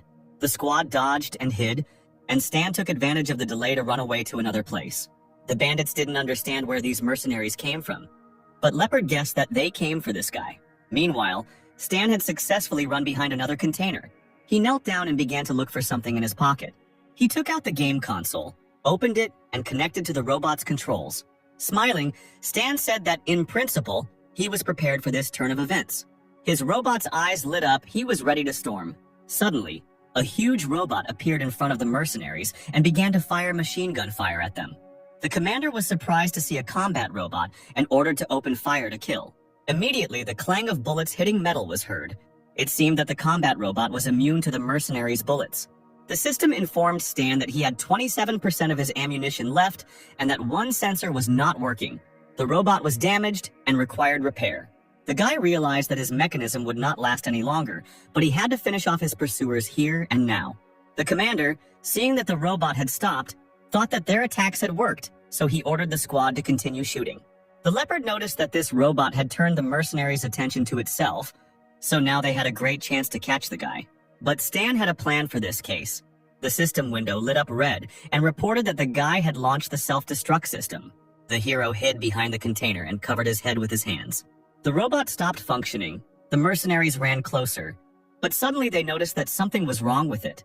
There was a loud explosion that shook the entire area and scattered the mercenaries in different directions. The Leopard fell to the ground. He was shocked that Stan blew up the robot right in the city. Meanwhile, the man in the black car watching the battle began to swear. After all, his superiors had requested a covert operation. Now it would be on the front pages of the news. He needed to get out of here quickly. A few minutes later, the 13th Division was already on the scene. Hearing the explosion, one of the commanders ordered everyone to lie down on the ground and surrender. The surviving bandits raised their hands. No one wanted to compete with the 13th Division. The Leopard was shocked that they came here. Stan couldn't have told the truth about his head then. He ordered his servants to give him a laptop, typed the guy's name into the internet, and saw that there was a 1 million reward on his head, and he was wanted by the Embryon organization for desertion. The laptop fell out of the bandit's hands. He couldn't believe his eyes. At that moment, the Leopard decided that he had had enough. He came out with his bandits and voluntarily surrendered. The squad handcuffed them and led everyone into the car.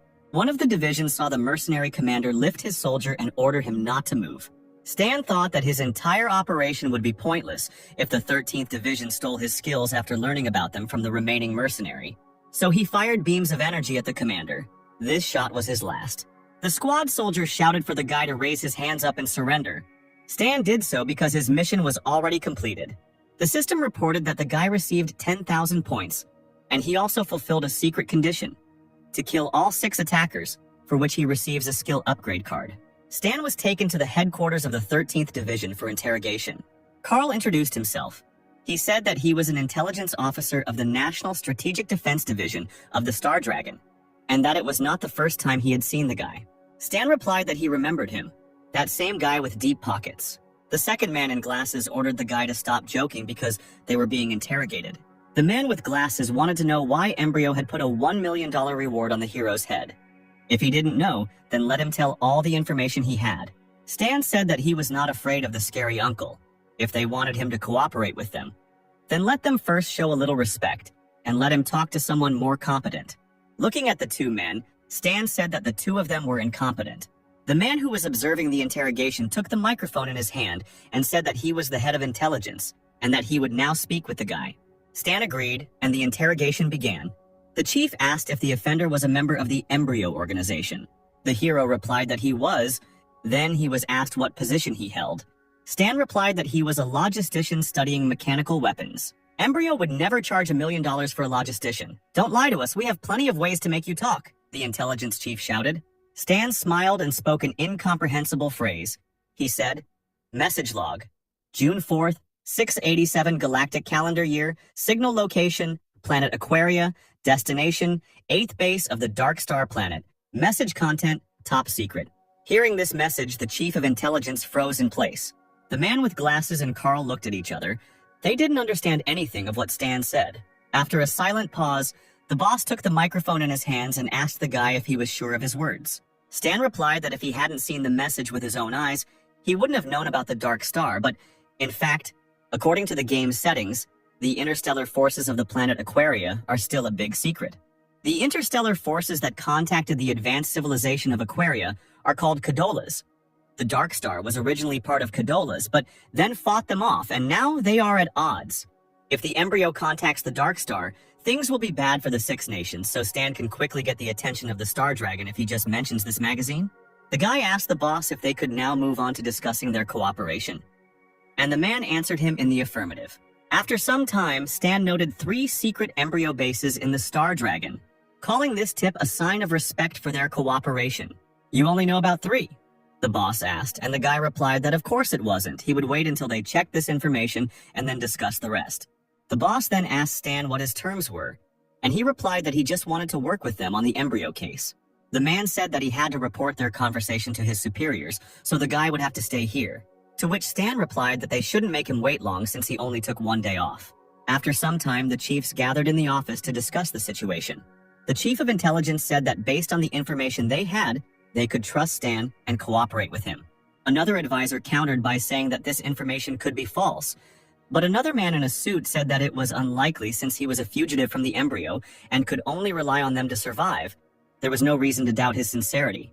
One of the advisors spoke louder than anyone else, insisting that the guy be detained and tortured for all the information. The 13th Division did not need to negotiate with anyone. What nonsense. Stan showed us his honesty. We shouldn't push away someone who wants to help us.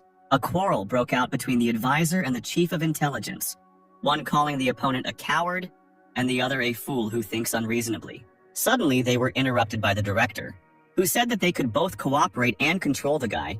It would be useful to introduce him to their division.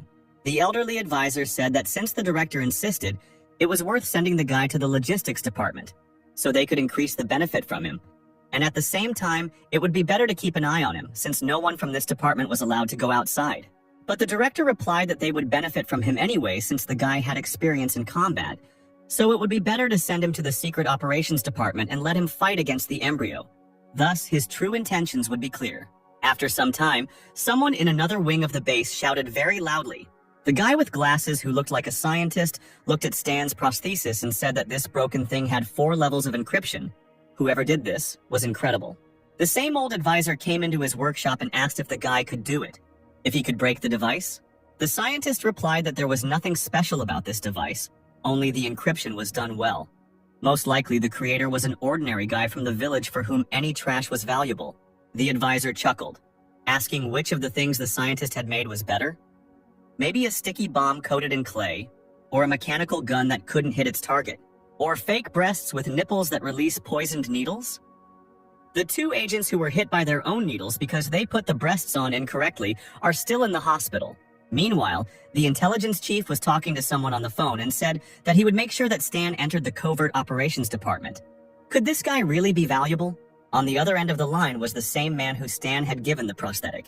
He said that the hero could offer them not only valuable information, he had a premonition that he would play an important role in their battle against the embryo. Stan was locked in the base, and the next night there was a noise in one of the abandoned cities. The tanks attacked the base. The authorities couldn't believe that the Embryon organization dared to set up a base in their country. Right now, they were attacking one of them.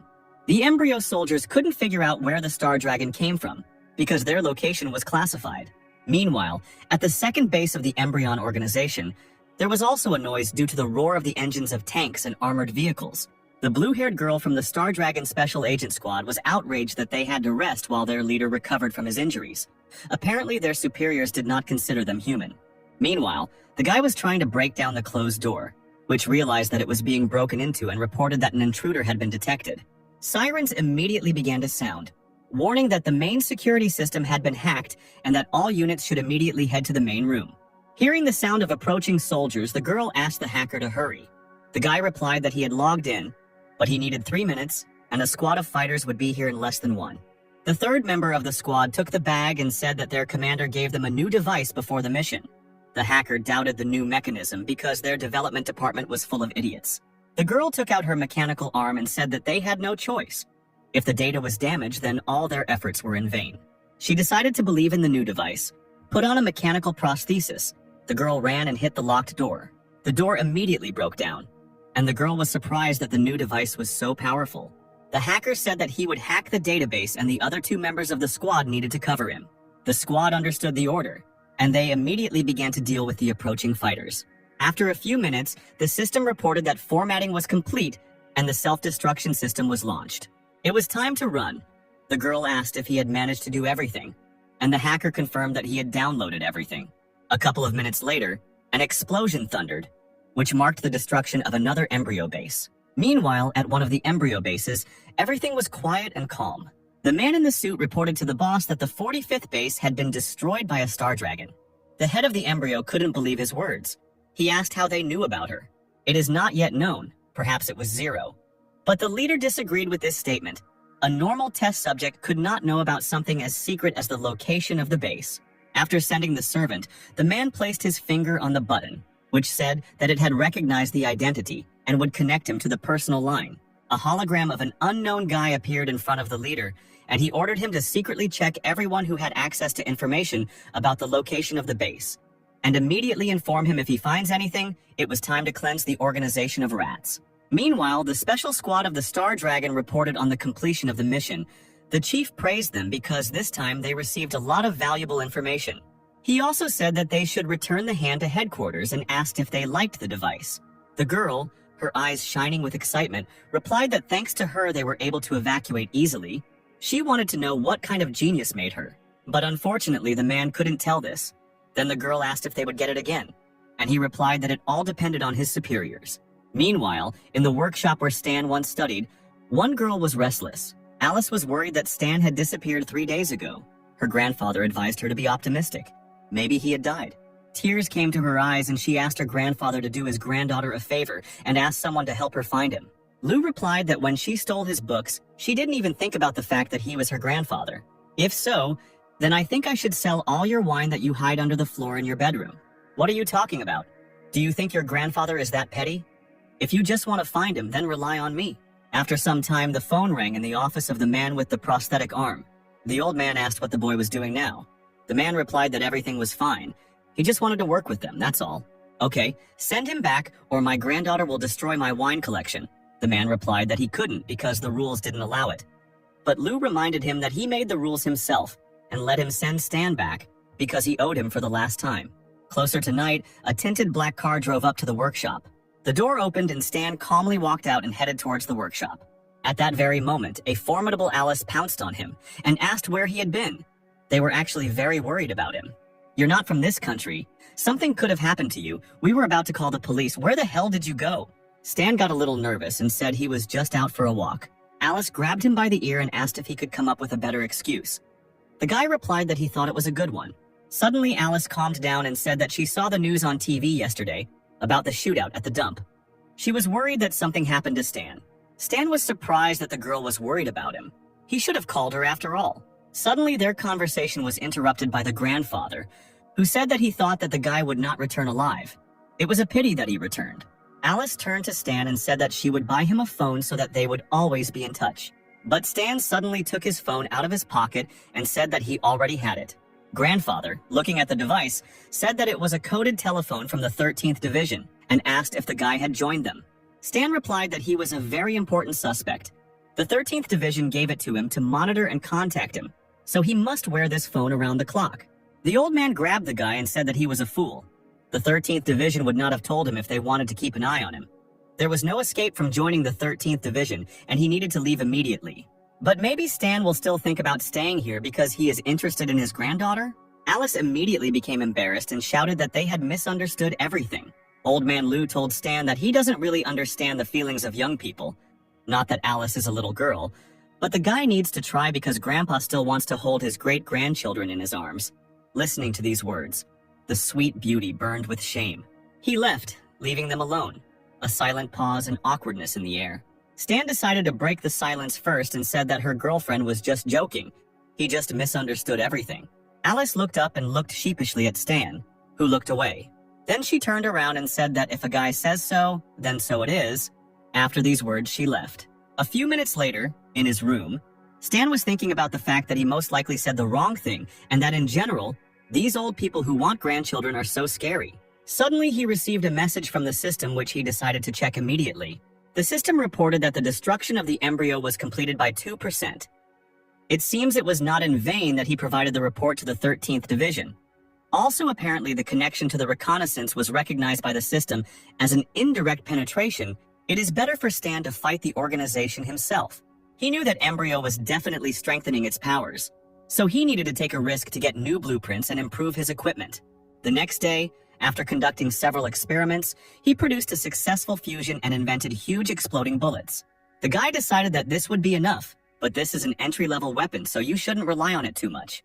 At that moment, the same Black Division car drove up to the workshop and honked its horn. Stan turned around when he heard the sound of the car and immediately recognized it. The 13th Division. Going outside, he asked a man he already knew why they were there. He reported that the report he provided had been verified. Now the division believed in the guy's sincerity and was ready to cooperate. The authorities decided to accept Stan into the 13th Division. The organization also decided to send him to the Secret Operations Department. He will be assigned to the squad later. They shook hands, and Stan decided that this way he could directly attack the embryo. Meanwhile, Alice sat on the couch hugging a pillow and thought about her feelings. She thought that she felt a little respect for the guy, not admiration. But what if Stan really felt something for her? Suddenly, a guy appeared in front of her and said that he wanted to talk to her.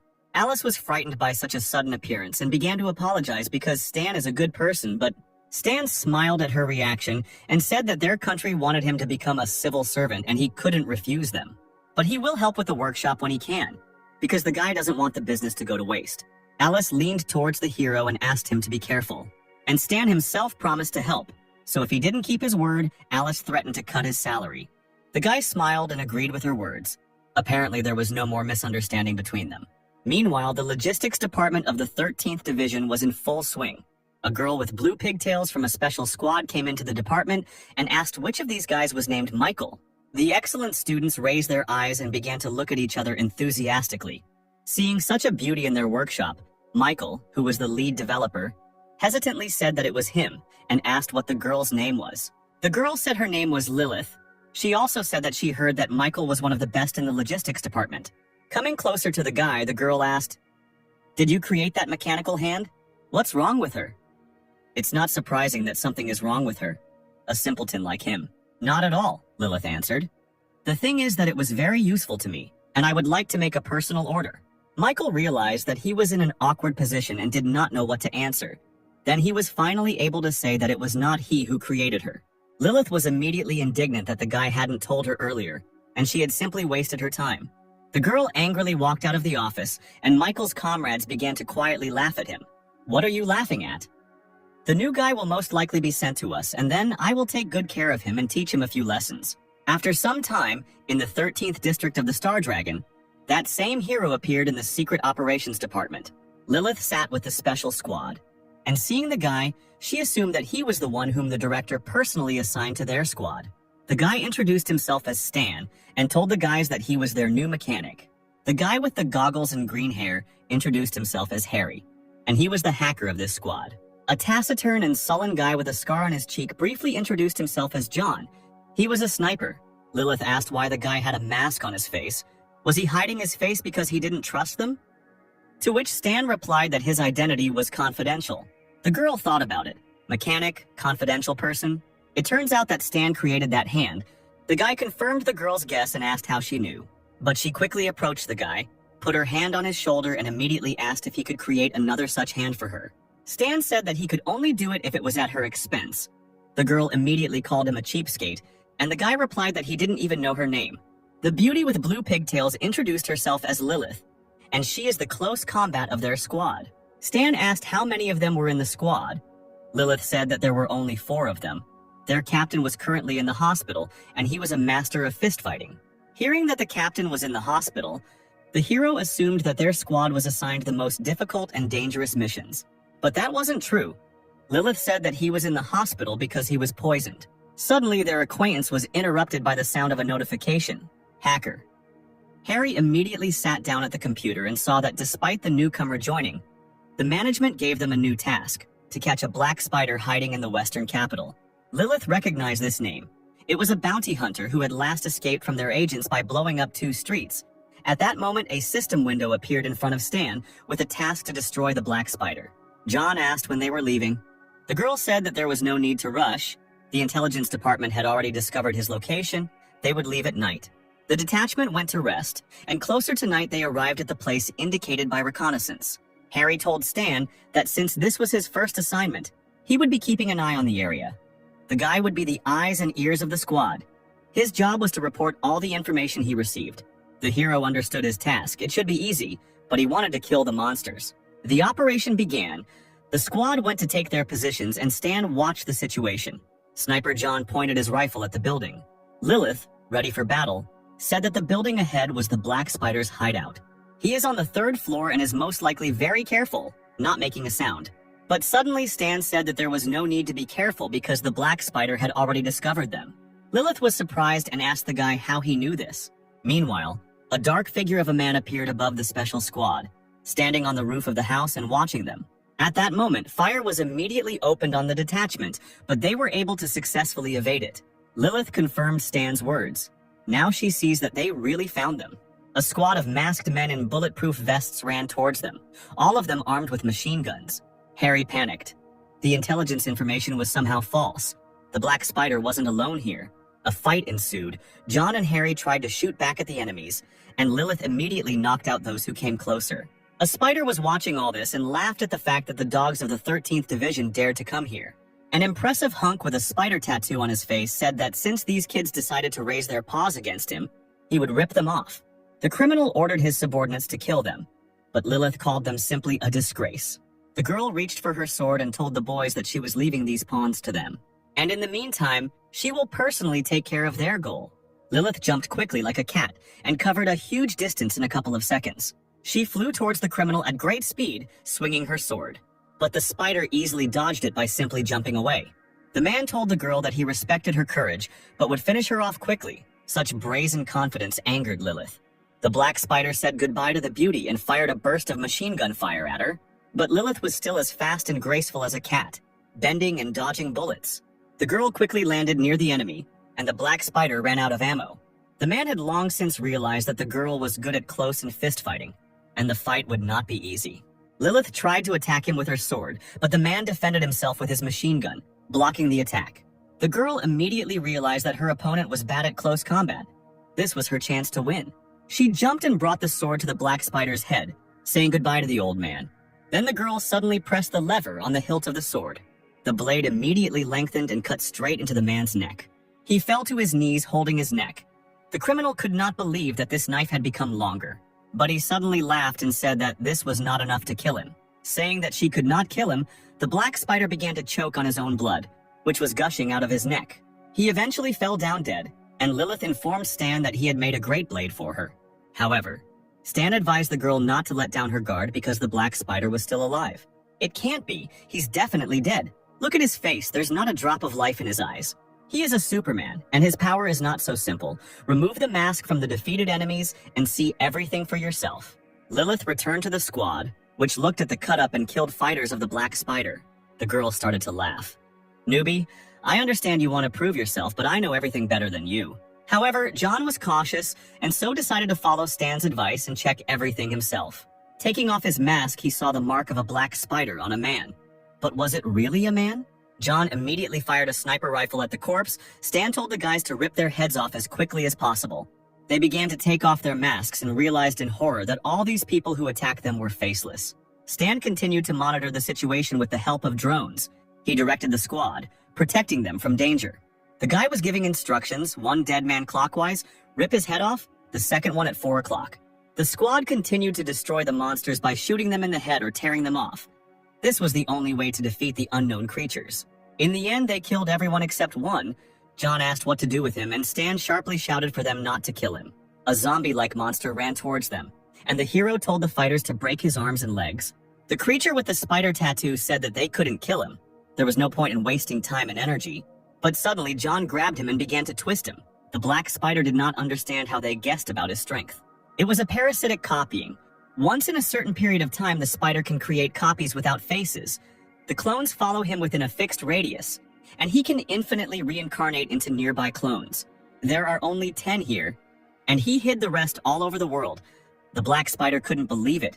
He asked who this guy was and what he knew about his ability. But Stan didn't listen to him. He looked at the system that gave him 4,000 points just for catching a spider. The guy was disappointed with such a small number of points. The heroes successfully completed the mission and returned home. Stan was released to his girlfriend's workshop. Alice thanked the guy for expanding her workshop. Very soon, she would be able to use the new premises. Stan was pleased that he had received many orders from agents for a retractable knife after Lilith's advertisement. At this rate, he would soon be rich. Meanwhile, in the Star Dragon, one of the bosses was very unhappy. The man was furious that Stan didn't want to give them his plans. The advisor suggested a solution to this problem. All you need to do is find someone who sells this retractable knife, and they can copy the design themselves. The authorities decided to do just that, and the next day sent a messenger to the Secret Service Department. A friendly guy asked the guys to sell him one of the knives that Stan made. Terrible Lilith said that the guy could not even dream about it. Everyone knows that they just want to copy the drawing. You can't do that to people. After these words, the people from the secret department turned around and began to leave. The messenger begged them to stop. If they can't do it themselves, they want to steal it. They should be ashamed. We won't sell it for any price. However, there was a man for whom money was more important than principles. He took out a knife and asked the messenger if this was the thing he needed. The guy asked for a price and the seller asked for $30,000. All the other employees looked at the scoundrel with disapproval. The price was too high, but the messenger was ready to buy the knife for any amount of money. So they shook hands and the deal was a success. After some time, the advisor brought the knife to Michael and asked if he could make exactly the same one. He replied that the work was done roughly and there was no code. He could easily recreate the drawing. The advisor promised that if the guy succeeded, he would no longer have to serve in this department. He would be promoted to the research and development department. Such a proposal suited Michael. Meanwhile, Stan was relaxing in the workshop when suddenly he received a call on the phone. What do you mean all the agents canceled their orders? How did that happen when everyone needed the guy's knife just recently? Lilith on the other end of the line said with displeasure that the development department had copied his design and was going to mass produce it. Stan looked at the knives he had already made. He was angry at his superiors for treating him like that, if that was the case. Then let them not blame him for being rude now. The next day, the guy came to an underground weapons company, where they assessed his goods and asked if he could supply them on a regular basis. But Stan had another offer. He brought 1,000 knives and offered to sell each for $5,000. And he also wants to sell his drawing. Its price will be $1 million. The aristocrat in the chair was very interested. He asked the guy if he could lower the price and Stan refused. Then the aristocrat agreed.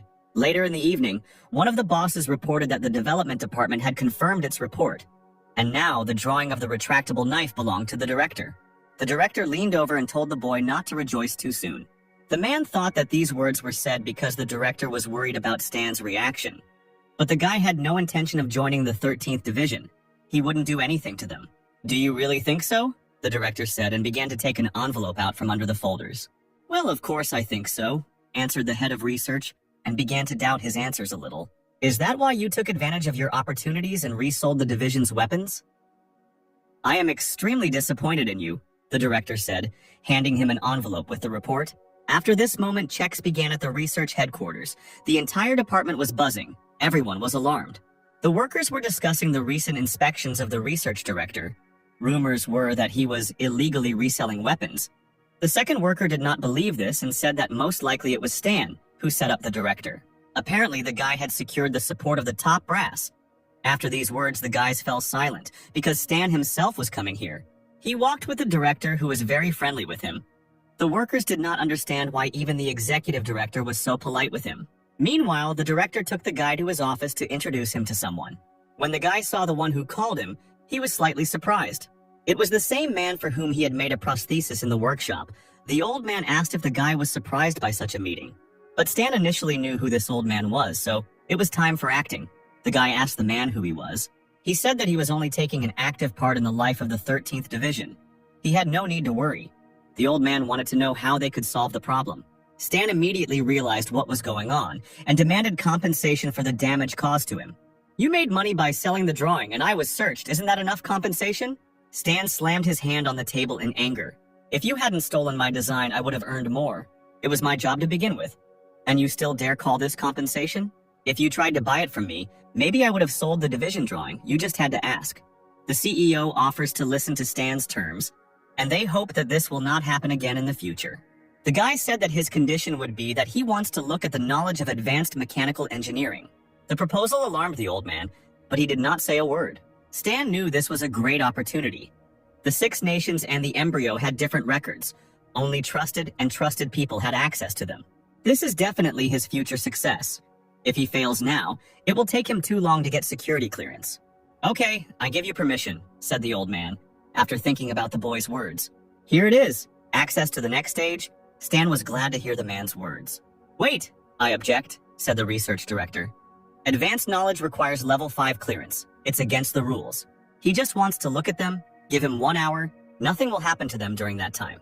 That's how their dispute was resolved, and soon the guy was sent to the underground headquarters of the 13th Division. Stan stood at the entrance with the old man and the executive director. Before entering, the director said that he had to read the rules. Surveillance is conducted around the clock. The guy may not even try to do anything. The entrance will automatically close in an hour. But that was enough, because Stan only needed to look for a couple of minutes to learn. The doors opened and the guy walked up to a huge computer. After digging through the system, he found advanced weapon knowledge. The Star Dragon only has one advanced material, but it is very good.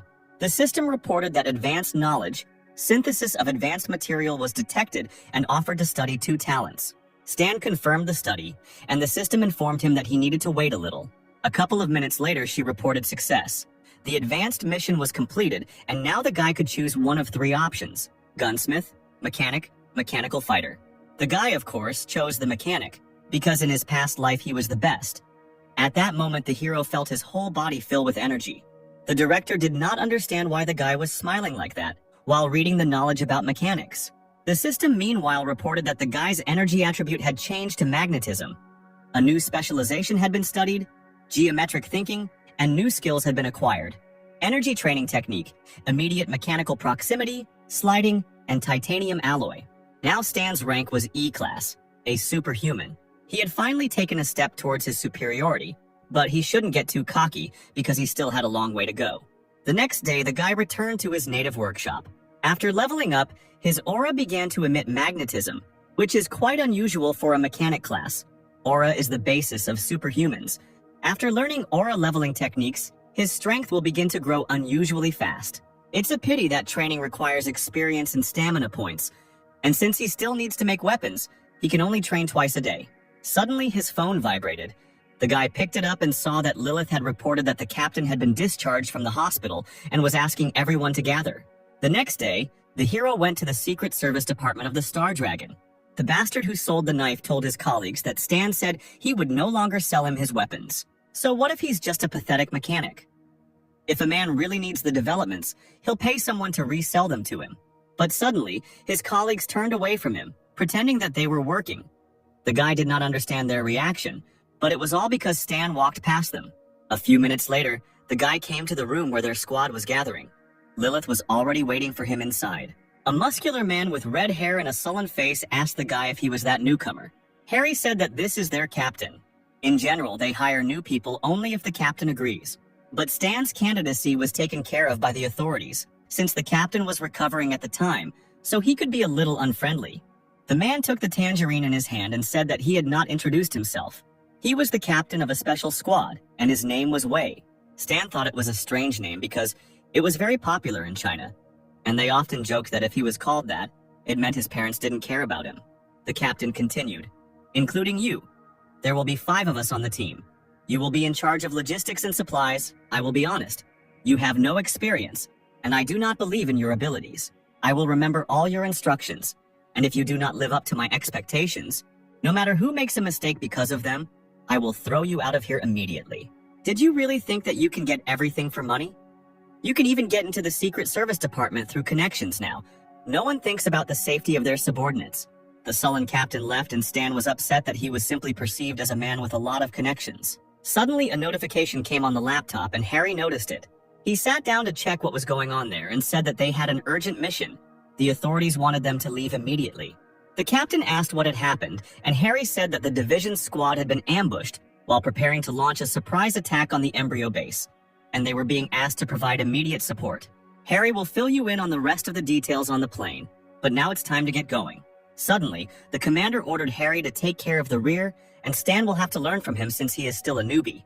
Change is hard to come to terms with, so the guy will have to fight for a place in the sun to become useful. Stan just said indifferently that he understood the order, which surprised Harry. The squad moved forward, but suddenly Stan put his hand on Lilith's shoulder and asked them to stop.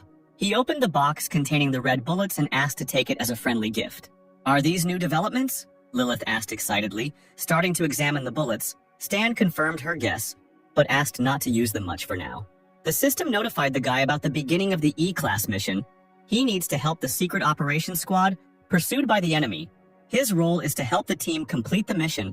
The reward is 8,000 experience points. Harry decided to support the guy and said that their captain was not at all against him or anything like that. There was no need to take his words to heart. Meanwhile, military vehicles were driving at full speed in the desert. One of the members of the 13th Division looked into the broken mirror and saw that they were being chased. Where was this reinforcement? But a special squad was already moving forward. John and an unknown person in an iron suit were jumping from a helicopter. The special squad landed successfully, and the robot's voice told the soldier to calm down. Wei pressed the button and his Iron Man suit mask opened. No need to worry, help has already arrived. Wei contacted intelligence, and they informed him that an allied detachment was 13 kilometers away from them, and that 15 armored SUVs and another helicopter were heading towards them right now. The meeting point is 3 kilometers away on a hill. Their goal is to stop the enemy and successfully rescue the squad. Harry has already sent them the coordinates. Stan looked at the screen and was surprised that they had a prototype of a combat armored suit. This is the only one of the basic copies in Aquaria version 1.0. The soldiers prepared for battle. Wei and the fighters watched from the hill as a truck moved towards them. As soon as the vehicles had reached a sufficient distance, the commander raised his hand and gave the order to open fire. Dozens of machine guns opened fire on the enemy, and a hail of bullets rained down on the convoy. The commander did not stand aside. Putting on his helmet, he took a heavy machine gun and also opened fire. John used his armor-piercing sniper rifle to aim at the tires of the trucks to immobilize them. The convoy of black cars that were pursuing the friendly truck began to slow down and stop, and a barrage of fire helped the truck break away from pursuit. The soldier sitting behind the wheel looked in the mirror and saw the enemy moving away. He was glad that the detachment arrived on time. As he approached our special squad of fighters, the soldier looked out of the truck and said that there were too many enemies and they needed to retreat immediately. At that very moment, the fighters heard the noise of the helicopter blades approaching them. Wei raised his head to the sky and saw an unfamiliar girl with red hair sitting in the helicopter. Instantly, a furious attack fell upon the detachment. The commander jumped to the truck and shouted to the soldiers, "Take cover." He rolled around trying to avoid the attack that looked like tongues of furious flame. The Special Forces fighters managed to hide behind the cars, but the soldiers were less lucky. They were subjected to a psychological attack, and at that moment, Wei realized that they were being attacked by superhumans. It was hell. She used her power to attack. Flames engulfed her body, and on her forehead she had a mark that looked like a snake. Harry was shocked by what he saw, but Stan immediately recognized the girl and snatched the headphones from his friend. Taking command, he reported that the girl was the combat commander of the Embryo Squad. "You need to retreat immediately." Wei, hearing Stan's voice, was surprised and did not understand what the guy was doing and why he took command upon himself. However, he looked at the fighters of his squad and was surprised how they immediately obeyed the guy's order. But Hell was not going to let the witnesses go just like that and was already approaching the fighters. The commander of the combat squad was too fast, and her first target was Lilith.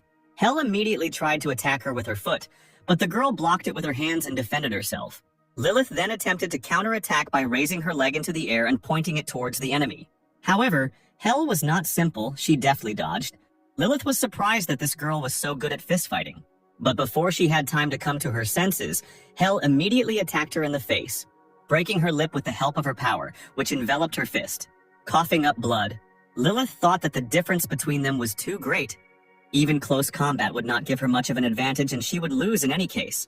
Hell, meanwhile, prepared a new attack for her opponent, gathering Scarlet Aura in her hand. The psychic attack hit Lilith without any problems, and she fell to the ground, exhausted. With difficulty rising from her knees, Lilith begged Stan to come up with something quickly, otherwise it would be the end for them. Stan told Lilith to look for an opportunity to use her mechanical arm, and when the enemy briefly opened up, John was to shoot Hell. The fighting beauty followed the guy's order and took out a device from her pocket that activated the mechanical arm. John, meanwhile, knelt down, loaded his rifle, and prepared to attack. He kept Hell's face in his sights and was ready to shoot at any moment. The main thing was to wait for that moment. Hell saw a familiar mechanical hand and stopped for a second. Lilith took advantage of this moment and attacked her. The force of the blow was high, but Hell was struggling to contain the device. She then asked Lilith what her relationship was with Zero. Zero? "Who is Zero?" Lilith asked her. John thought this was the best moment and pulled the trigger. A shot rang out, and Hell tried to react to the sudden attack by creating a scarlet shield around herself. Realizing that a sniper was working on her point, she immediately flew away to a safe distance. Hell analyzed the situation and held her hand, which was still hit by a sniper's bullet. Stan immediately ordered Wei to take Lilith and run. They needed to take advantage of the enemy's retreat. The commander in the iron suit understood the order and ran towards the girl. Lilith was barely standing on her feet. Wei picked her up and put her on his back to save her. The soldier who was in the very truck they were supposed to save shouted to the squad to get into their car. While the squad was climbing into the transport, Wei thought that the enemy vehicles were slower than theirs, and besides, the superhumans were injured. Now they would not be able to pursue them. If the entire squad can reach the plane, then consider the mission successfully completed. When they were in the car, Wei took off his helmet and breathed a sigh of relief. The worst was behind him. But they forgot about something, and Stan radioed for them to look up. The enemies still have a helicopter that is chasing them and can destroy the car at any moment. The helicopter was directly above the car, which was trying to escape at maximum speed. At this moment, the air transport attacked the enemy by firing 2 missiles at the truck. The large vehicle had no way to avoid the attack, and the explosive force of the missiles sent its rear end flying into the air. Trying to hold on to anything, Wei shouted at John to shoot them quickly. The sniper replied that he had run out of armored bullets, and that regular bullets would not be able to penetrate the target. The helicopter is already targeting the truck. Are they really all gonna die here? But then Stan interrupted them and asked if they had forgotten about his gift. Indeed, before the mission he gave them a box of red cartridges. The squad remembered them and opened it. Having loaded the cartridges into the clip, John decided to try them out on the helicopter. The barrel of John's sniper rifle emerged from the truck window, and he took aim at the enemy. One armor-piercing shot and the helicopter circling above them immediately began to sparkle. The aircraft immediately caught fire, and no longer posing a threat to the fighters began to move away. The soldier who was driving was surprised that the enemies got scared and ran away. Harry reported that their plane was already there, and John meanwhile was asking over the radio what kind of bullets were these that could penetrate even an armored helicopter. Where did Stan get them? But the guy didn't hear him. He was looking at the system window, which reported that the task was successfully completed, and he received 8,000 experience points. Meanwhile, Hell, watching the downed helicopter, reported over the radio that they were on Zero's trail. The mission ended, and our heroes calmly arrived at headquarters together with the rescued squad. Harry admired Stan's coolness. Thanks to him, this mission was completed easily. His admiration was interrupted by Wei coughing, who wanted to say something. He began to apologize for doubting the guy's abilities. The commander extended his hand and said that without Stan's leadership and new equipment, they would not have survived. So as the squad leader, he welcomed Stan into their ranks. Stan looked at the commander and replied that he shouldn't have apologized for such trifles, because he was a magnanimous man after all. They shook hands, and Wei thought it sounded sarcastic coming from the guy. The awkward silence was broken by the door opening, and a man's voice was heard from inside. Wei asked why the guy came because his squad was currently having a meeting. The same soldier who was driving said that he just wanted to ask if the same cartridges that were used to shoot down the helicopter were for sale. Wei put his hand on Stan's shoulder and whispered what he thought about it. Stan replied that he was selling his services. One cartridge would cost $50. The soldier said he wanted to pre-order 200 of them, 20 of them for the small caliber pistol, 150 of them for the submachine gun, and 30 of them for the sniper rifle. Lilith patted Stan on the back and said that from now on, she would attract customers to him for a discount for herself. The guy replied that he would give her 20%, no more. The hero thought that he could earn a lot by selling shells wholesale. Fortunately, he had experience in making them. And while there was demand, he could forget about the need for money for a while. A few days later, one cartridge fell into the hands of a scientist who knew that the boss had not allowed anyone to study flammable cartridges. But Michael believed that he was simply scared. He would find out that his equipment was actually being manufactured at a military plant far from the western capital. He would report it to the management, and then Stan would be in trouble. He separated the head of the cartridge. Now you can examine its components. If everything went according to his plan, then the bosses would look at him differently, the guy thought. Suddenly, a loud explosion was heard in the scientist's room, which blew out all the windows in the area. A flame appeared in the room, and a siren went off, alerting everyone that the fire had started in the workshop. A few seconds later, the boss was already standing at the door to the room and asked what the guy was doing here. Charred Michael, sitting on the floor, was sobbing. Because of the explosion, he lost all his hair and broke his glasses. At that moment, the guy realized what a mess he was in. The authorities saw the remains of a red cartridge. They immediately understood everything. The guy dared to take on the study of flammable cartridges. The director demanded an explanation from the head of research, who replied that he knew nothing and that the guy had not asked his permission. The man turned to the bald Michael and asked if he had anything to say in his defense, but he only sobbed. The director looked at the guy angrily and said that he remembered him. Michael used to be in the logistics department. From today, he is returning back to his department and is removed from his position. Meanwhile, the guy who once sold the knife to the bosses and set Stan up came into the Special Forces room. He asked if they would sell him some bullets. Lilith replied that Stan had blacklisted him and didn't want to have anything to do with him, and didn't need an apology either. Then the guy decided to approach other employees, asking them for cartridges, asking to resell them, and offering $200 apiece. But his comrades brushed him off and said they wouldn't sell him any cartridges. Another employee said that selling him ammo would be tantamount to insulting Stan, which wasn't worth any money, since who knows how many inventions he has stashed away. Realizing that he had acted stupidly by selling that knife, the man became upset. A few days later, a bald, burnt Michael returned to the logistics department with his things, and as he walked to his desk, his colleagues made fun of him. The scientist was upset that he lost his hair and good skin at such a young age. Meanwhile, at one of the embryo bases, a conversation was taking place. The man said that the Star Dragon special agent had a power arm like Zero, and they also destroyed their secret base. Only Zero could give them the secret location, but he didn't have the authority to get access to that kind of sensitive information. The head of the organization looked at Stan's hologram, where he says that he will destroy them all, and he was filled with rage. He wanted to know who this guy really was. He ordered to convey his order to recruit new recruits. Then they need to be sent to the Star Dragon to observe Zero. If they find a clue, then let them tell Alberto about it. Meanwhile, a black car drove up to the workshop where Stan spent the night. The man reported to the boy that the embryo scouts located in the western capital had begun to act. They were looking for Stan and seemed to know that he was working for the Star Dragon. Stan told the man that he had already guessed this. The man told him not to worry because there would be security guards nearby 24 hours a day. He was about to leave when Stan asked him to help him get 2 Silent Eagle pistols from their warehouse. The man agreed. Watching the car leave, Stan thought that the embryo had finally shown up and he needed to get ready. He returned home and started work the next morning. Stan sat at his desk, making new inventions that would help him in the fight against the embryo. After working for several hours, the system informed him that he had produced an excellent platinum alloy and received 3,000 experience points for it. Stan was pleased with the invention. It was of good quality, and they pay well for rare materials. A few hours later, he made a folding saber from high-quality platinum, which acquired a new property, increased strength. Suddenly, the mechanic was interrupted by the phone. Stan picked it up and read the message, which said that the issuance of the Silent Eagle was approved and it was left in the squad room. The hero finished with the construction and went to the headquarters to pick up the gun. Lilith saw the updated version of the saber and asked to try it out. The first thing the girl did was cut the metal pole next to her. Her admiration knew no bounds. The weapon was razor sharp, much better than the previous version. Stan meanwhile tested the gun.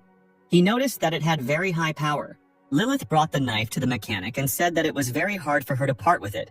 She asked if he would bring it next time, and the hero replied that he would definitely take it next time. A little later, in the workshop, the guy thought about the fact that now he had enough weapons to deal with people from the organization. He sat on the bed and rested.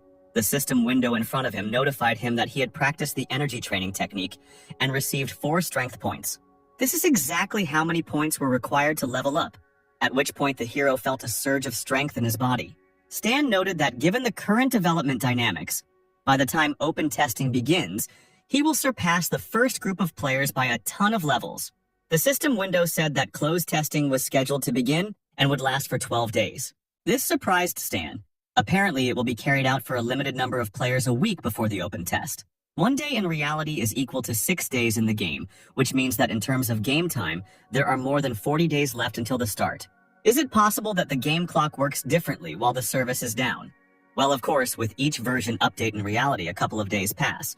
But in the universe of the Star Sea, the time span is measured in years. In this case, with each update, I will have much more time for development than the players. Should we then start worrying about life expectancy? Suddenly, Stan's thoughts were interrupted by a system window, which reported that the NPC functions were unlocked, and the player forum was also unlocked.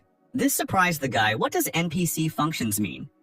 He tried to find information about it, but the player's forum might come in handy, so Stan decided to register on it. But the system gave an error saying that the player was not found, and registration failed. The fact is that accounts can only be created with a unique identifier of the user's immersion capsule. Apparently, there is no way to register. Well then, when players appear here, we will need to find a way to gain access to read the forum. Stan went to bed, while in the real world, no one suspected his existence. An unknown guy sat in front of 2 monitors in a non-standard chair with wires. The system reported that the character's name is Donald. The default settings are selected, the character creation is complete, and he will soon appear in the newbie zone. The random selection of birthplace is complete, and the guy who looks like an elf with red hair begins to load. The village of Bighorn was chosen as the starting point for loading. A few minutes later, the guy opened his eyes and saw the light of the sun. The system reported that the birth was taking place. He needed to wait. A blue portal, made of small blue particles, appeared in the depths of the forest. A few seconds later, a player named Donald appeared in this portal, and along with it, dozens of other portals appeared, from which other players made their way into the wonderful world. They went to the Bighorn village, which was the gathering place and was located in the Star Dragon. The players looked around the area and tried to figure out what to do here. Some tried to find clues in the newbie village. Suddenly, the strangers were called by an old man who was slowly approaching them. The grandfather with the cane said that if they wanted to eat, they should find work, because they didn't need idlers in the village. Donald looked at the old man, and the system window offered him 4 functions: examine, bargain, talk, or kill. He chose examine, and the system reported that the old man was a local elder, medium danger level. Grandfather said that the harvest needed to be gathered, and the sewing and weapons workshops in the south needed experienced specialists. A batch of goods had just been delivered to the gates. It needed to be unloaded, so there was enough work here for everyone. Donald realized that there were a lot of resources in the newcomer village. Clothes testing would not last forever. If he wanted to get ahead, he needed to quickly develop a launch strategy. Explore as many places as possible and settle down in the most advantageous way in order to then use this knowledge. Having found an axe in the depths of the forest, the player sold it to a local merchant. After some time, collecting all sorts of junk, Donald was able to buy a map of the area from an old man for $3,000. Opening the map, Donald realized that it depicted the territories of the Star Dragon Empire. The closest city to it was Trap Capital. He didn't really have a choice, and the player decided to go there to look around. After some time, he reached the Western Capital Post, where a queue had already formed. Meanwhile, Stan was sitting next to the post, drinking soda. The hero watched those passing through the security post, and among them he noticed a player holding a map in his hands. It feels like someone is watching me, Donald thought, and began to look around. Looking around, he saw a strange guy who was marked as a mysterious stranger, and his name was highlighted in red. After selecting the inspection function, Donald saw that the NPC's name was Stan, but nothing was known about him except one thing. His danger level was fatal. This scared Donald. What does mortal danger mean? Shouldn't the starting city be safe? We need to get out of here quickly. Donald didn't want to die. But suddenly Stan, who was passing by, called him, and cold beads of sweat appeared on Donald's body. Stan said that it's rude to examine someone you've never met before. Donald assumed a fighting stance, preparing for death, and asked what the guy wanted from him. But Stan didn't want to fight. He said he needed help and asked if the player had time for it. Donald had too many questions. Did the chance come so quickly? Who is this NPC? Will he be given a hidden task? Did the heavens choose me? His thoughts were interrupted by Stan, who said that he needed a piece of bread and the guy had to get it. At that very moment, a system window appeared in front of Donald, which informed him that he had a new task. But why does a high-level NPC have such an easy task? And the reward is small, only $1. Donald suggested that since this NPC is of a high class, the tasks should be appropriate. Probably it will be a chain of missions. After completing one task, he will give another. The player was pleased with his ingenuity. Years spent playing other games allowed him to understand the logic of this game as well. He opened his inventory and took out all the bread he had with him and handed it to Stan. Watching the hero's reaction, Donald was sure that he would now offer him a new task. And so it happened. But it was strange again. Donald needs to hit 10 passers-by on the butt, and as a reward, he will receive $1. He had no choice but to complete the task. The residents were not too happy about such hooliganism. The next task was to take off the patrolman's pants for the same reward, and Donald, burning with shame, also completed it. While completing the following strange task, the player could not understand why this NPC was giving out such missions. Suddenly, the player saw a system message in front of him, which informed him that Stan had opened a store for the player. The hero's assortment was as follows: a folding saber for $30,000, flammable cartridges for $100, a traumatic pistol for $15,000, an assault rifle for $35,000, and an improved rifle for $38,000. The store's assortment amazed Donald. Very cool things, but it was a pity that they were too expensive for the player. There were also the basics of hand-to-hand combat, weapons handling that could be pumped up, and energy training techniques. Donald was shocked to see the skills. Stan looked like a mysterious scientific director, and the guy decided that this was his chance. If he learns from the hero, he will very quickly overtake all other players. Donald knew that if he didn't take advantage of this opportunity, he would regret it for the rest of his life. So he decided to become a mechanic and learn from Stan. After confirming his profession, the player saw a blue glow appear around him. Stan turned around and went about his business. Donald stopped him and asked where he could find the guy. Without a word, Stan handed him a piece of paper. Donald unfolded the paper and it said that this NPC was located in the 5th block, building 46 repair shop. The player clutched the piece of paper tightly and decided that he would keep this NPC a secret from the others. Then, during the closed testing, he would overtake everyone else. Meanwhile, Stan was calmly returning home and thinking that Donald was a very interesting guy. The hero remembered that he was one of the top 20 martial artists who made it to the semifinals in China. And now he has gone into mechanics. At first, this class is very unremarkable, but if he has a goal, then in the future the player will thank him. As Stan passed by, he noticed some players looking for work asking a local worker how they could help. It seems that many players have already completed the storyline of the newbie village. Stan looked at the homeless old man who was sitting next to him, and no one approached him.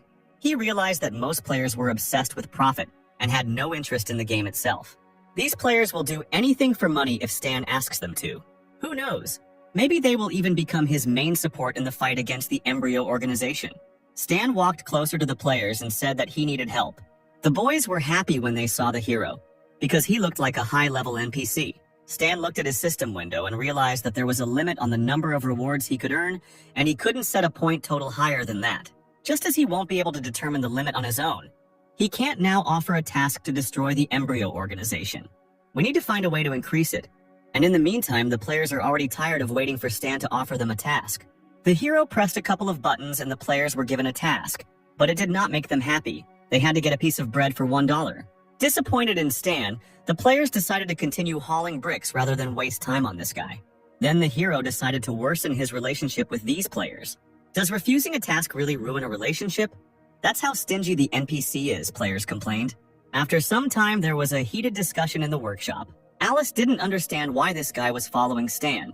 She considered him a good person and asked the hero to give him a chance. Stan, meanwhile, told Donald to go outside and pretend to sway like seaweed for 10 minutes. While Donald was doing the task, he read that the God's Family Guild pays well. And Stan, meanwhile, noticed that the guy went to read the forum. Donald then said that he wanted to find Zero to make money. Having connected to the guy's system, Stan immediately began to look for any news about his identity. And among a pile of garbage, he found one interesting one that said that the first B-class task had appeared in the game. I remember the first Class B task appeared after the open testing. Why was it given out now? Opening the news, the hero read that the first task of Class B was called Studying Zero. You need to report any valuable information, and then each player will receive a monetary reward. My presence has changed the course of the game, and while the players don't pose a threat to me yet, I should remain vigilant. It's lunchtime. Where are you headed? Alice asked. Stan answered that he urgently needed to go to the workshop. Disappointed, Alice replied that he does the same thing every day. Workaholism is a terrible thing. Stan sat in the workshop and tried to learn new mechanical drawings. Suddenly, a system window appeared in front of him, which informed him that he had provoked a new task. A sudden murder. The hero would soon be visited by a killer, and he needed to survive at any cost. Grabbing the gun, the guy was surprised that this killer was able to hide from the surveillance of the 13th Division. It's a pity that Old Man Lou is not at home. Before we worry about the players who join Embryo, we need to deal with the killer. Dressing discreetly, Stan went outside. Alice remained in the workshop, so in theory she would be safe. The guy walked into a deserted alley, the best place for a surprise attack. A mysterious figure in a cloak followed the hero. Stan felt that someone was watching him and turned around. Suddenly, he saw a huge crow rushing straight towards him. The hero expected to see the killer behind him, but not a flying crow. Then the guy began to be bound by a thick thread while black crows flew around him. The thread grabbed Stan's throat. He tried to free himself and realized that his enemy was not so simple. While the hero was trying to free himself, a huge glowing cross appeared in front of him.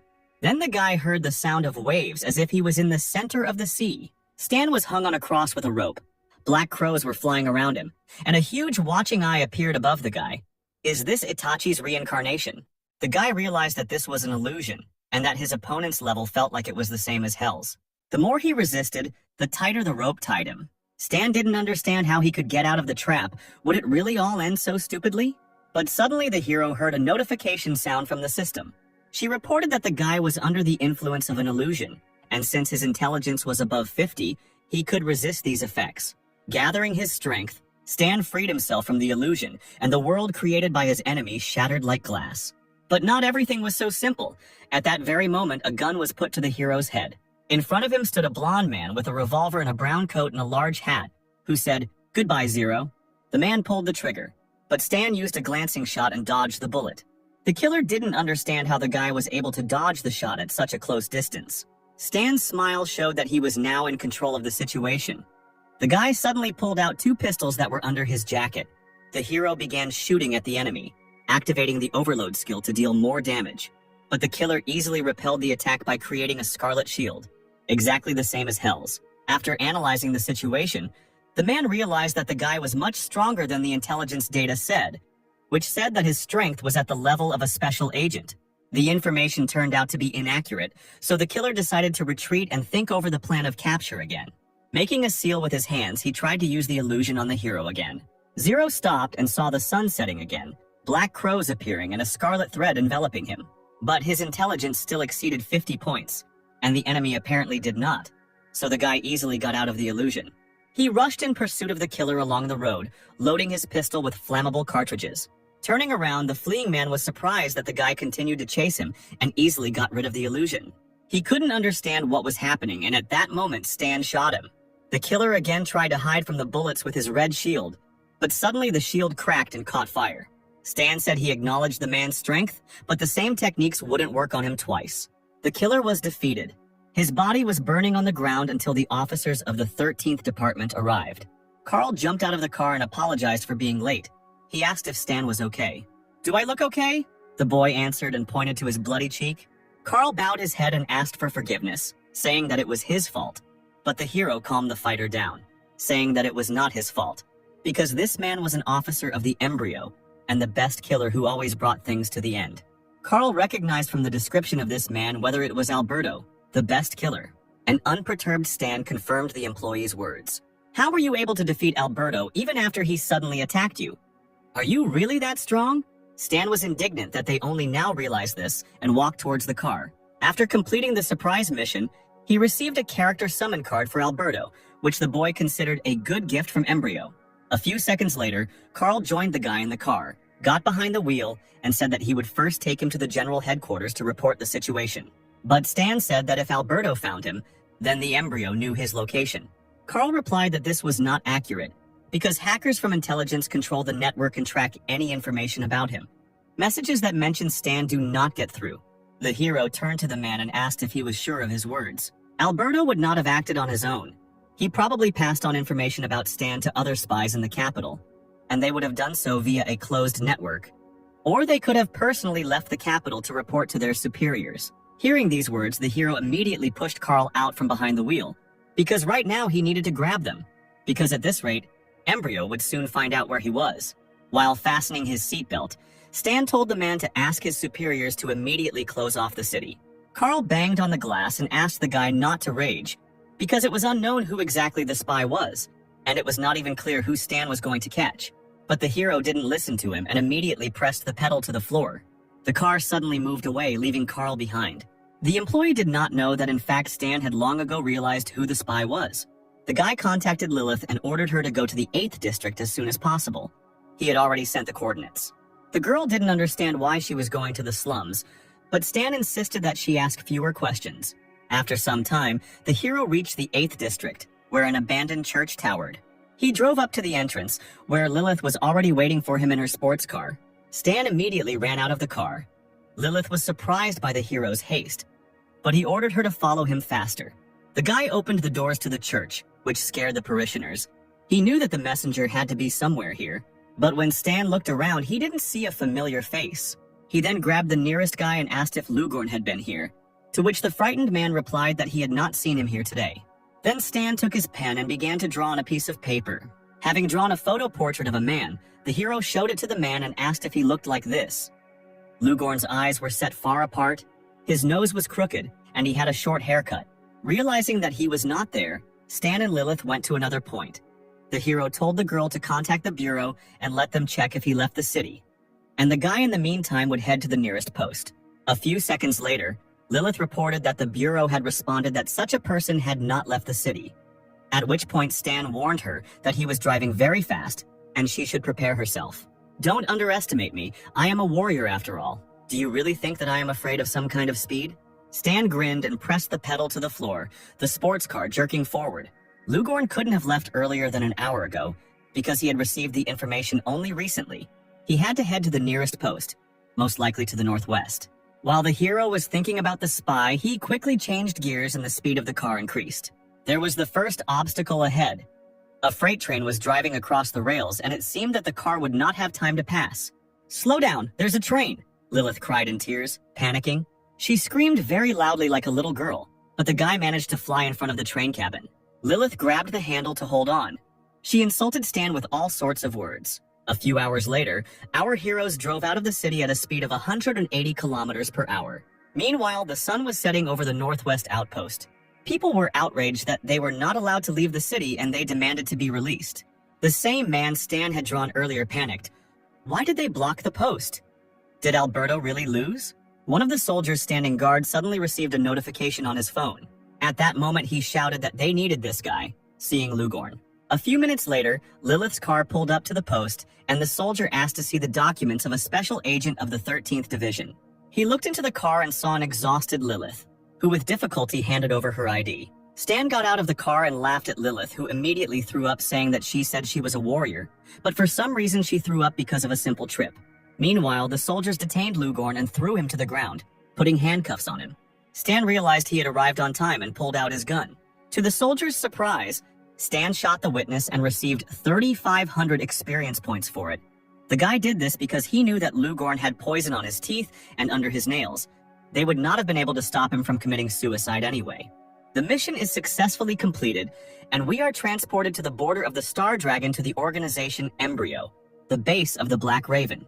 New player recruits have noticed that the hint for the quest to find Zero has changed. The system stated that Zero's location was somewhere in the Western Capital's Star Dragon region. The soldier was happy. The search area had narrowed. Let the organization send people there after open testing.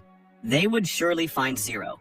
If they complete this B-rank quest, it will allow them to leave other players far behind. Meanwhile, the leader of the Embryo was unhappy to hear news about Zero again. Do you think I'll give up now that you have defenders? In a rage, the villain slammed the table with a powerful blow. Find out his exact location, even if he is hiding in the headquarters of the 13th Division. Send 200 Owl agents there, 5 commanders, and kill Zero. I authorize the use of short-range guided missiles. I will stop at nothing. The next day, at the headquarters of the 13th Division, Star Dragon.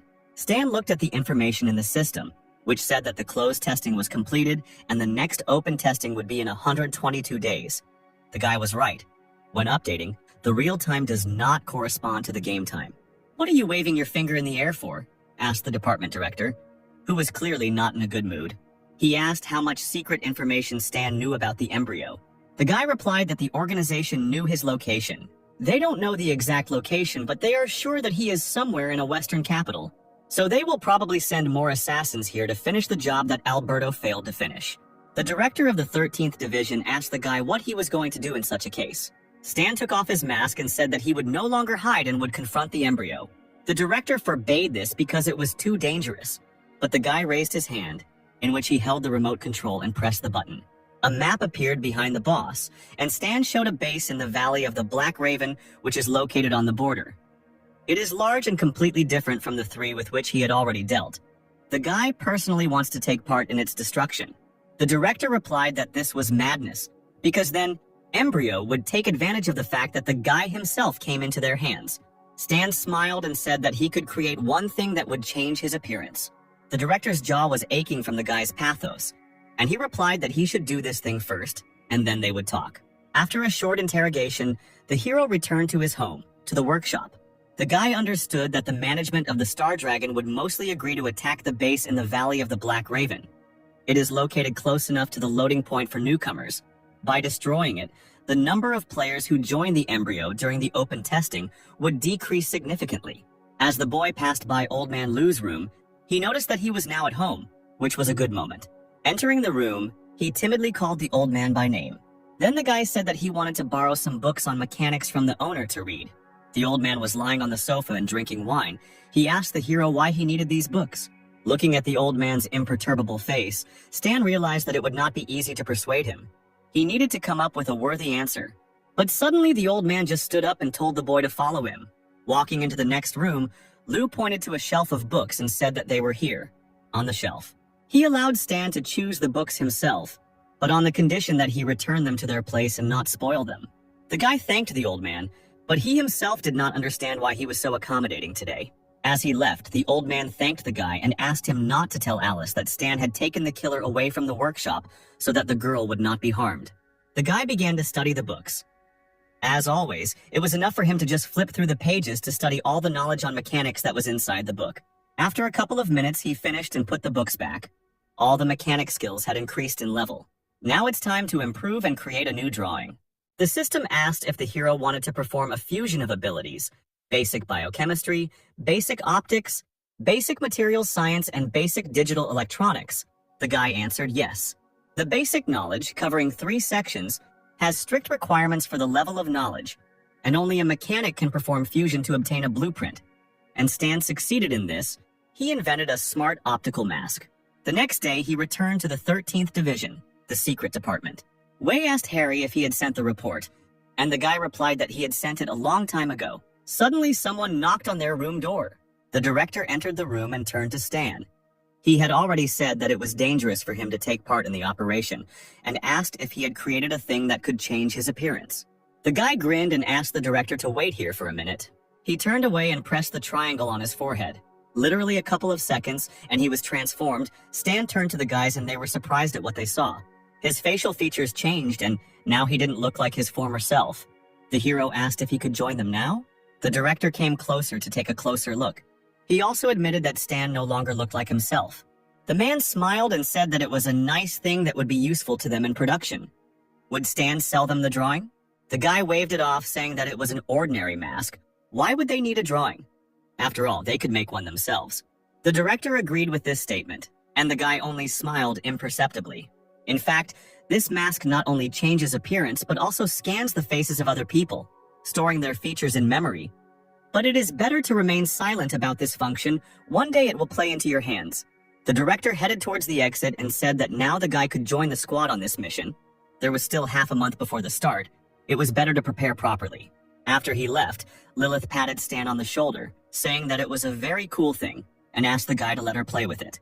Stan asked the girl not to make noise because he needed to say something very important. He approached Wei and asked him to send his prototype armor. The guy would adjust it. Hearing this proposal, Wei immediately became happy and asked what he would do with his armor. Stan replied that he would first increase energy efficiency, adjust the power mode, make the armor lighter, supplement the skeleton to make it easier to move, then check the tracking and fire control system so that his long-range weapons would have homing. If there was time left, he would also install a basic melee weapon, and Wei's eyes lit up with happiness from such improvements. Stan took out his phone, dialed something into it, and said that if the commander had no questions, then first he needed to pay for the assembly. Then he showed the phone and said that Wei owed him $208, but they would settle for $360,000. The commander's eyes popped out of his head when he saw the number. The commander said that everything used to be cheaper, and Stan asked if his parents were alive. Wei replied that they had died a long time ago. Okay, do you have brothers and sisters? No, I'm the only child in the family. Maybe you have a wife or a girlfriend? No, Wei cried. Unfortunately, I'm all alone. Then why do you save money? These words struck Wei straight in the heart, and he agreed to pay, if only he would shut up. John took the sad commander away, and Stan said that he would go prepare equipment for improvement. The guy also asked his allies not to disturb him for some time while he was busy. 10 days had passed since this conversation, and the hero was busy with inventions. His phone was lying on the table and seemed to be vibrating with incoming messages. Lilith wrote messages one after another. She asked when the guy would stop playing hide and seek, and when Stan would start working on the pile of orders. Everyone was calling her. But Stan didn't pay attention to this. He improved his inventions. The grenade now explodes with a delay, breaking into fragments. The folding saber is modified and is now more compact. The hang glider is modified. Its compactness is also improved. The lightweight power arm has also been improved. Now it can start shaking when it contacts a target, and the outer coating is now made of platinum alloy, which increases its durability. The gun was strengthened. Now it became more powerful and long range. From the new invention were electromagnetic armor covering the body. They could cover any part of the body by passing magnetic force, which increased the strength of the wearer's body, and they also withstood high temperatures and radiation. Such weapons will surely scare the embryo. Now we can move forward. The day of the mission arrived. The staff were waiting near the train at the Western Capital Station. The blonde contacted his superiors and asked why the others were still not there. Suddenly, he saw a huge black truck heading towards them. The soldiers were surprised to see such a cool machine, which was in service with a special detachment. The heroes boarded the train and headed to the site of the planned attack.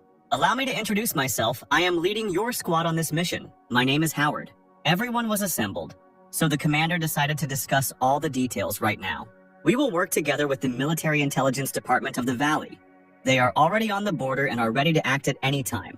Our task is to quietly penetrate the enemy territory, determine the location of the guards, and report the information. Intelligence sent them a map. The relief of the Black Raven Valley makes it inaccessible, hiding it in a dense forest. The exact location of the base could not be determined through aerial photographs. Since we do not know the exact coordinates or the level of military power of the enemy, we will have to carry out a ground invasion. The unknown girl sipped her drink and noticed that, judging by the information provided, the enemy base was strictly guarded. It was the special agent of the 13th Division of the Star Dragon, Kira, who asked if the reconnaissance squad would be sufficient for the attack. Howard exhaled and said that the squad would not agree to this. Evil Lilith asked the girl why she was asking stupid questions. Did she have any other ideas? Howard said that near the Valley of the Black Raven there is a village, the Raven Forest, in which many wanderers live. Since it is located near the base, there are scouts of the embryo. It would be possible to find out the necessary information from them. These 3 candidates would be perfect as informants. Howard pinned the faces of the 3 guys to the board. The first target is the main leader, Mark. He is an E+ level martial artist and uses a blade called the Soul of the Blade. The second target is his deputy, Cedric, and their leadership has little information about him. And the last candidate is the head of security, Cody, who is an excellent user of various types of firearms and a very well-trained special agent. The Valley has sent a special reconnaissance team and they will join us upon arrival. Wei asked if the 2 special agent teams would work together. Lilith was also interested in this question, whether the second squad would become a hindrance to them. But her question was interrupted by the train stopping abruptly, causing the girl to hit her seat. Why did they stop so abruptly? Were they under attack and should they prepare for battle? Coming to her senses, Lilith suddenly saw the reason that stopped their train. A huge black earthworm with many red eyes broke through the train window and wanted to feast on the tasty girls. Black earthworms had strong armor, a darkness attribute, and they dealt extra damage to metal elements such as trains. Stan didn't expect to encounter such difficult monsters on his way. One of the worms found its first victim, devouring a soldier who begged his allies to help him. Other soldiers nearby had already arrived and the commander gave the order to open fire. The boys looked out of the broken window and opened fire with assault rifles. A hail of bullets rained down on the giant worms, but the bullets seemed to simply bounce off their dark armor. The commander also noticed this and shouted that bullets could not penetrate them. The armor was too strong. At that moment, Lilith appeared, running to the window and asking everyone to get out of her way. The fiery girl pulled out her folding blade and jumped straight at the huge worm. She stabbed it with the blade and the worm growled, taking minor damage. Lilith shouted that they could somehow be penetrated in close combat. Let the squad urgently come up with something. Kira jumped out of the window and shouted that the worms were afraid of fire, and that they needed to be set on fire with something immediately. John got the hint. He just happened to have a couple of supplies that had set an entire helicopter on fire in the past. The man crouched, took aim with his sniper rifle and fired at the huge worm. The dark creatures immediately set themselves on fire and began to scream so loudly that the entire area shook. John continued to shoot, 1 bullet per worm, and the burning monsters returned to their holes in horror. Lilith breathed a sigh of relief. It was good that John was with them with the incendiary cartridges. Now they were saved. The train, although damaged, could still continue on its way. With difficulty, the damaged train reached the railway station by morning. The boys looked out the window and saw that the people here were dressed completely differently. Girls here wear bikinis and guys wear open tops. Morals here are clearly more relaxed. The guys were greeted by a man in a straw hat. He introduced himself as Patrick, from the intelligence department. He escorted the guests to the command center because they had to provide a report upon arrival. Suddenly, Harry and Stan looked at the soldiers who were guarding the building. They clearly had an unfriendly look. One of them held his machine gun at the ready, and the other spat when he saw the guests. They went up to the office where Patrick reported to the colonel that agents from the Star Dragon had arrived. The colonel, as if not paying attention, said to take them to rest and make sure that they did not wander around the area. Patrick followed the commander's order and showed the boys where they would sleep. Harry asked the boys if they, too, had felt that the soldiers were looking at them unfriendly, and that the colonel was completely indifferent. The blonde explained that the thing is that in the past the Star Dragon had disagreements with the Valley, and now they don't like each other. Now everything was clear. Harry said that now all that was left was to focus on the task, so now they should take a rest. Stan stood up and told the guys that he was going to go have a smoke for now. A few minutes later, the hero was standing next to his truck and smoking a cigarette. Suddenly, he received a notification from the system. The guy opened it to read. The system informed him that he had received a group assignment. It was a small military operation. As a member of the 13th Division and a participant in the operation, Stan had to pay attention to what he could do. Looking through all the points that spoke about reconnaissance in different areas, the hero was glad that he finally received the first group assignment. At the end of such a task, a reward will be given based on individual statistics. It is often very generous, so you need to show yourself well and get more rewards. Suddenly, the guy heard the sound of women's heels approaching him. In front of the hero stood a girl of African appearance in a short skirt and a short top. She asked where the guy came from. Was he from the Star Dragon? Stan didn't even move and said that he was one of the squad that came from the Star Dragon. At that very second, the girl pulled out a knife from behind her back. Like a cobra, she quickly approached him and put a knife to his throat. The passionate stranger asked why he didn't dodge, to which Stan replied that he had no need to dodge. The girl smiled. "Do you think I won't dare cut you?" Stan grinned and his neck began to become covered in metal particles. He told her that she could try to attack. Suddenly, the girl heard the click of a shutter at the level of her waist. Stan held the gun against her stomach, ready to shoot at any moment. The girl introduced herself as Vinna, a special agent of the Valley's intelligence service, and Stan also gave his name. After that, she quickly hid the knife, turned around and left, saying that she would remember the guy's name. Stan finished his smoke and also went to his room, while Howard watched all this. He was glad that their meeting had not confused him at all and had not aggravated the relationship. The guy was strong and was showing himself well. Vinna passed by the truck Patrick was sitting in. The man asked how the test went, and the girl replied that this Stan was a pretty tough nut to crack. The next day, 2 detachments set off for the assembly point. Patrick said that as soon as everyone was assembled, they could begin. They had a reliable stronghold in the Raven Valley. He also drew attention to his colleague's car, saying that it was very remarkable. Howard began to boast, saying that it was really not bad, and that the Star Dragon was full of such cars. Kira and the blonde felt ashamed for the commander, because they certainly didn't have such cars. Having discussed the further route, the guys got into the cars and set off.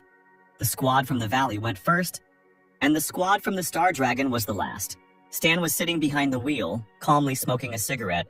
Lilith noticed that he was driving calmly today, which made her happy. Harry got out of the back seats and said that their colleagues' cars had already disappeared and they needed to be caught up with. But Stan didn't see the point in that since his colleagues would have to stop anyway to wait for them. "Kira?" mockingly asked little Lilith where they disappeared to. Catch up? Or does Stan not know how to drive? But the guy didn't seem to have any enthusiasm, and replied that he just didn't want to waste gas. The blonde asked Wei to influence the situation, since his colleagues were already starting to bully them, and Commander Wei supported him. The only one who was against it was Lilith. She still remembered the last trip. Wei didn't understand what she was afraid of. Lilith replied that she just wanted to stay alive. Well, since everyone was asking, Stan decided to speed up a little and recommended holding on tighter. The car jerked forward. Lilith screamed and said that they would still regret this. In a split second, the huge black truck overtook the entire convoy and pulled ahead. The soldier, seeing this speed, was surprised that such a big truck could go so fast. Lilith screamed at the top of her lungs like a little girl. She asked to stop because she wanted to get out. Harry huddled in his seat and begged Stan to slow down. But the driver did not listen to them and continued to overtake all the cars in the convoy.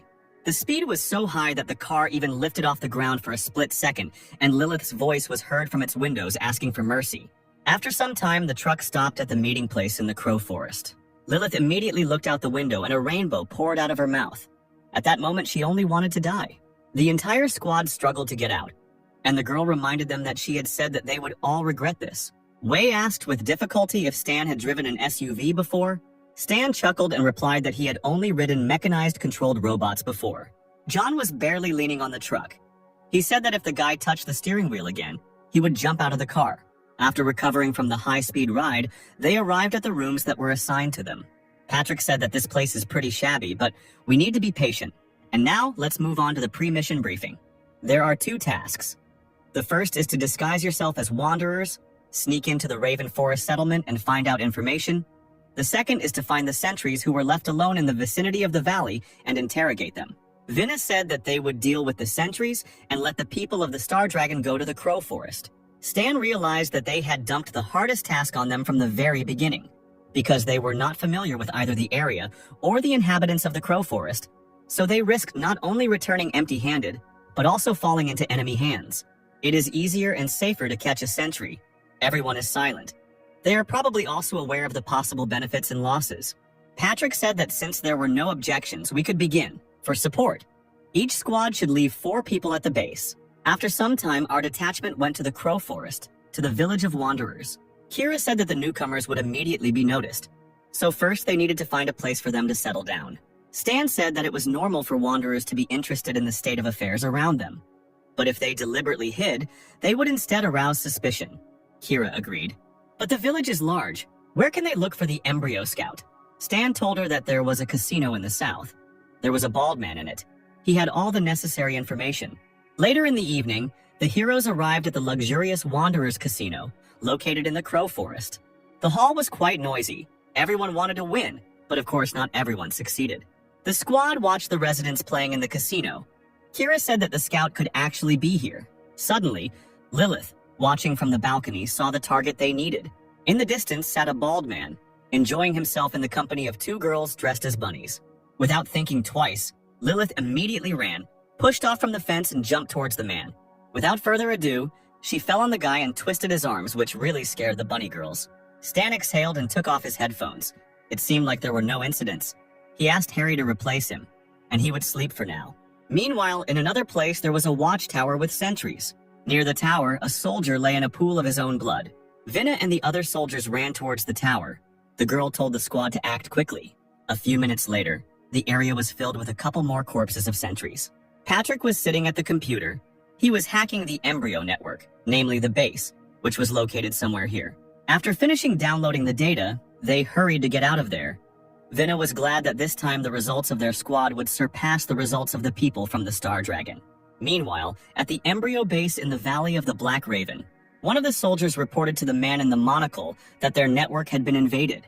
He asked what had been stolen from them, and the soldier replied that the coordinates of the base location, a base diagram, and a laboratory journal had been stolen.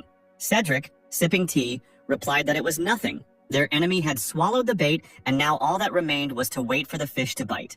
After the report and tea, he went to his colleague's room. He reported to the man who was cleaning his sword that their external decoy server had been hacked, presumably by the people from the valley who would probably invade soon. They stole false data, but the existence of the base was revealed. Cedric would recommend the chief to begin an evacuation, take all equipment and information. Embryo's lead performer Mark threw down the rag and said that if he needed to join the fight, Cedric just needed to say the word. Meanwhile, the sun began to rise over the base where our detachment was located.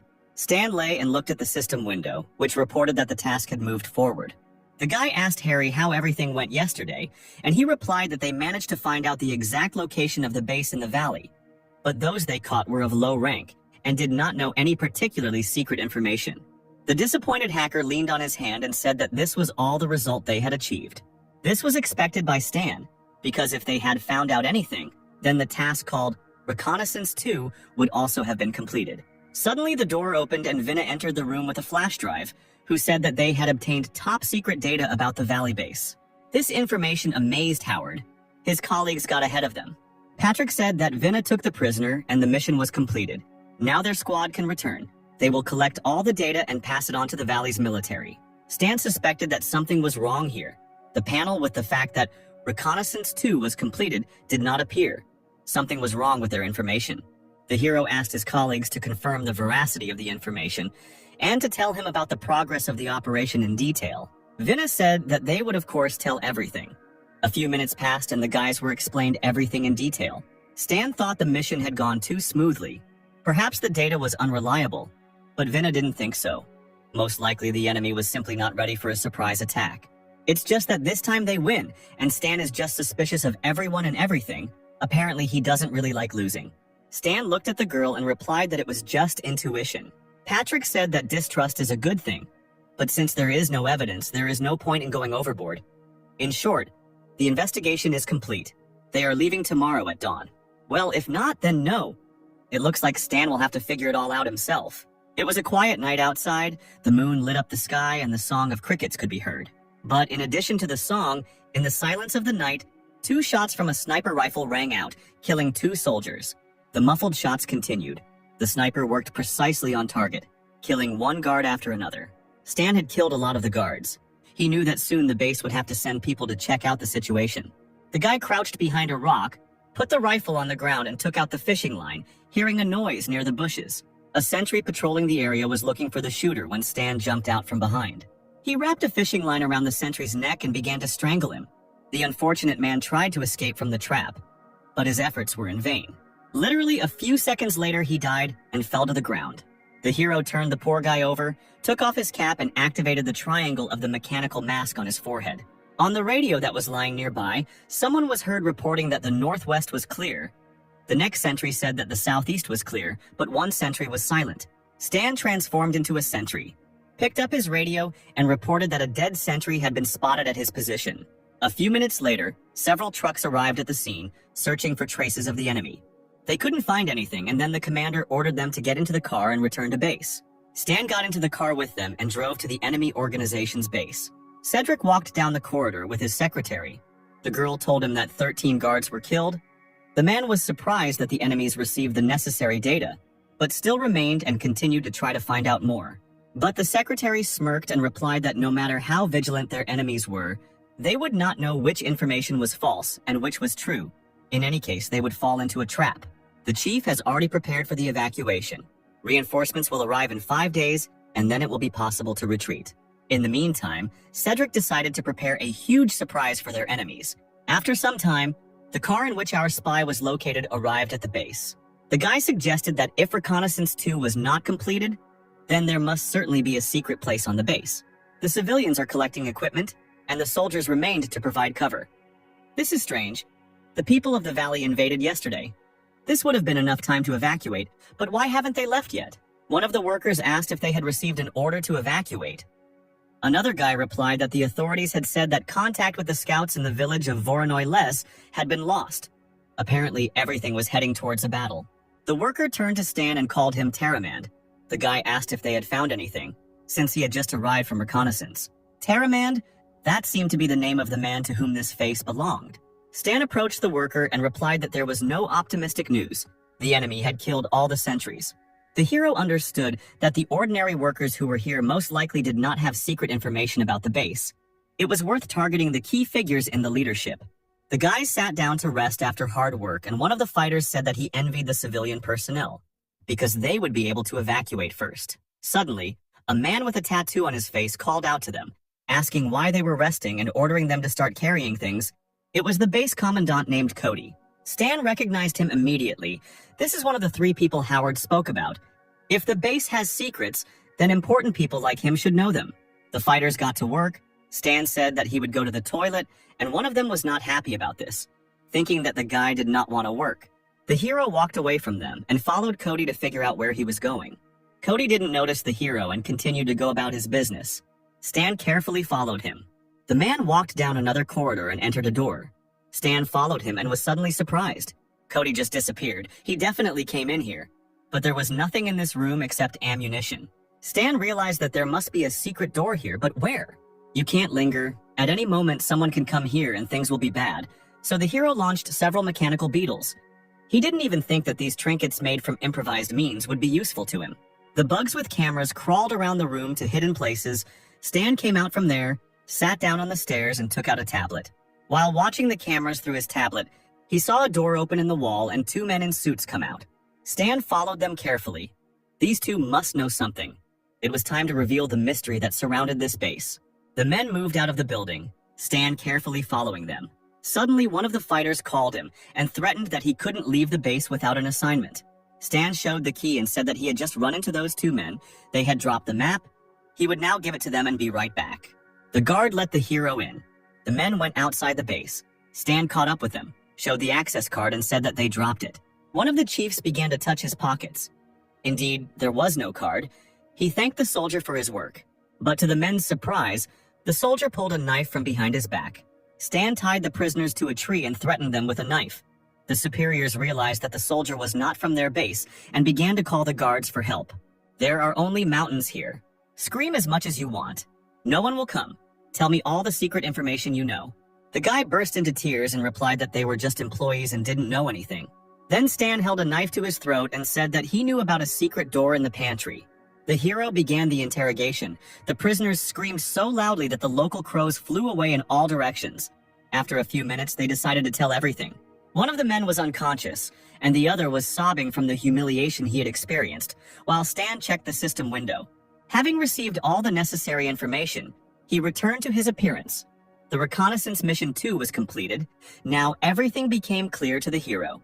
The night passed and the sun rose over the Allied base. Harry was knocking on the car body. He was trying to get Stan to open the car, but Lilith said that she didn't see him in it. The guys realized that Stan was missing. Howard asked the commander what they were going to do about it. Wei replied that they had no choice but to wait for him. Kira asked disappointedly if they had to wait for him. In response, Wei shouted that Stan had the car key. Meanwhile, a soldier from the valley approached Patrick and reported that one of the soldiers from the Star Dragon had gone missing. The squad wanted to stay and wait. Patrick asked who exactly had gone missing, since they had agreed to leave together, and they needed to return the missing person. The soldier thought for a moment and said that the agent who wears the mask has gone missing. His name is Stan. Vin found it suspicious that this guy had rejected the data he had obtained without any reason and had disappeared today. Maybe he was a spy. The Special Forces soldiers arrived at the base and headed straight to the Valley's operations center. They didn't wait for Stan to return. Arriving at the Commander-in-Chief's office, they reported that one agent from the 13th Division had disappeared for the entire night and had not returned. After we returned from the mission with the data about the Black Raven Valley, he left without saying anything. His behavior is extremely suspicious. The commander replied that he would ask the Star Dragon for information about him a little later, but for now, let them report what they had learned. Vinna said that their prisoner had already been tested on a lie detector, which meant he had not lied to them. They had stolen the data from the enemy network so they could guarantee its authenticity. The commander-in-chief shouted that in that case it was necessary to immediately attack the enemies while nothing had changed. Patrick was indignant. If we attack now the agents from the 13th Division, those remaining in the stronghold will be in danger. But he only grinned evilly and replied that in order to achieve the goal, it was quite possible to sacrifice a couple of people from the Star Dragon. They were not one of us. There was nothing to worry about them. The sun was already high in the sky where Stan was, and he realized that he was a little late. The guy grabbed two men by the rope and lifted them up. The bosses already guessed that this guy was the same escaped Zero. The hero climbed a small hill with the captives and placed the radio on the ground, tuning it. Taking out the phone, he tried to contact the base, asking them to answer if they could hear him. Wei grabbed the phone and started shouting into it, asking Stan where he had disappeared to all night. Everyone had already left, and they remained to wait for him at the stronghold. Howard intervened and took the phone from the captain. Stan reported that he had infiltrated the Valley base and obtained classified information. The base is divided into internal and external. The internal sector is its core, located deep in the mountains. Low-ranking personnel do not know about its existence. The communication route between the sectors can be closed at any time. The inner sector of the network has many escape routes that managers can use to escape unnoticed. Upon hearing the report, Howard immediately contacted the colonel by radio. The colonel cleared the connection and picked up the receiver, saying that he was listening. Howard said that one of his squad members had discovered important information that the colonel needed to know, so he needed to speak with him personally. He understood who they were talking about and decided to listen to the guy. After the report, the colonel, with a frowning face, asked the guy where he knew this information from. Stan replied that he had infiltrated the enemy base and captured 2 internal staff members, but the colonel shouted that he was lying. The hero also understood that they would not believe him, because the colonel's men were sure that he would never be able to pull off such a thing. They don't know that he can change his appearance. Copying facial features is his trump card, which should not be revealed so easily. Howard, listening to the conversation, began to panic and asked his soldier if he had evidence. The guy replied that he did. These were 2 prisoners. Then the colonel ordered them to be brought. Howard breathed a sigh of relief knowing that his subordinate had at least some evidence. But the colonel did not take into account the information received and said to order all troops to advance. Their goal was the Valley of the Black Raven. Hearing these words, Howard froze in place. He was amazed. Snatching up the phone, he shouted that he was against it. His people were still there. The colonel was deliberately putting them in danger. But the man firmly answered him that it was not Howard who made the decisions here and hung up. Stan, listening to the beeps on the phone, realized that the colonel was hungry for immediate results. This means there is little time left. We need to manage to leave the combat zone. Almost a whole day passed without news. It was already getting dark. Harry and Lilith were standing at the checkpoint near the car. Suddenly, the heroes were surprised to see a familiar guy approaching them. It was Stan, who was pretty exhausted. He was dragging a hostage in one hand and carrying the second one on his shoulder. With difficulty, the guy ordered the guys to take the boss's cards and penetrate the inner sector of the base. They needed to find out more about the embryo's plan regarding the evacuation. Harry said fearfully that he had no experience in espionage. Let someone else go. But Stan said that he was the only hacker, so no one else could handle this task. The heroes gathered their things, Stan created masks for them, and they successfully infiltrated the base in the Black Raven Valley. Harry, in the role of the boss, was nervous. John told him that the more nervous he was, the higher the chance that he would be exposed. The guys approached the base door and used the card key. The digital lock successfully read it and opened the door. The boys got inside calmly. Harry was glad that there were no adventures. After some time, 2 of the 13th squad penetrated into the very center of the base. Harry was surprised by this secret passage. It turns out the inner sector really does exist. Suddenly a siren went off. Harry was scared, but John reassured him by saying that the siren was not triggered because of them. Cedric told his secretary that he heard that the enemy had sent troops towards them. They were about to arrive. We have already sent an armed group to meet them. They will be able to hold off the enemy for long enough, and you prepare for evacuation. When Cedric and the secretary passed our fighters, Harry contacted Stan saying that the Valley Squad wanted to engage in combat with the embryo. They better get out. Wei was indignant. This was too much. You helped them get information, and they spat on your safety. Stan told the guys that they were close to the base, and they could get hurt in a fight, so they should get out of there quickly. Suddenly, the hero heard the sound of approaching cars. Harry shouted into the phone that his comrade's car had been found, but Stan had already seen the light of approaching headlights. One of the soldiers in the enemy vehicle shouted that they had spotted the enemy and ordered all the other jeeps to catch up with him. The chase began. Lilith stepped on the gas and tried to break away, but the organization's soldiers caught up with them. The fighter's machine gun fire covered the car. The girl panicked when she saw that the enemies were catching up with them. But Stan told her not to worry. Because he installed nitrogen acceleration, Lilith was shocked that he was able to install it on such a huge jeep. The guy tried to press the acceleration button, but the girl stopped him, saying that they were in the mountains and would most likely get into an accident at that speed. So we had to dodge at base speed, but the soldiers were getting closer with every kilometer. Stan then grabbed one of the suitcases and asked Wei to change into the mechanical armor. Just a few minutes later, Wei jumped out of the car in new armor. Taking out his machine gun, he began to shower the enemies with a barrage of fire. Several cars immediately stopped. We told Stan that the characteristics of the new armor were very powerful. It was worth the money. The squad leader ordered to open fire and destroy the guy in the mechanical suit first. The soldiers opened fire, but Wei easily defended himself with a shield. When the enemy's machine guns went to reload, Wei took out his machine gun and again unleashed a hail of bullets on them. The machines were destroyed, but new pursuers appeared over the horizon, and their troops had no end in sight. At this point, Stan realized it was time to try out his new development, the delayed action projectile. Dozens of bombs that looked like balls with propellers flew towards the enemy like real drones. When the timer ran out, they took off, and all the cars that were within the radius of destruction rose into the air. Stan was delighted to see his new development in action. At that moment, he received many messages from the system, which awarded him points for destroying the enemy.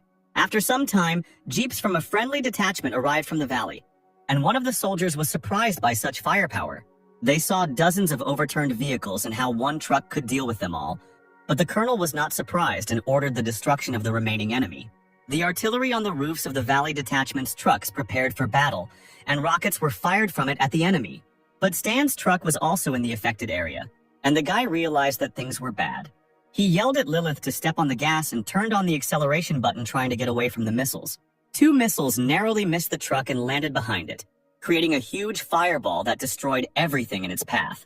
Fortunately, the truck was not damaged, but a huge crater covered in fire formed in the place where the missiles landed. The damaged truck stopped. The guys needed time to catch their breath. Stan received bruises, as did his entire squad, but they got off with minor scratches. The hero was angry that the Allied squad decided to blow them up along with the enemies.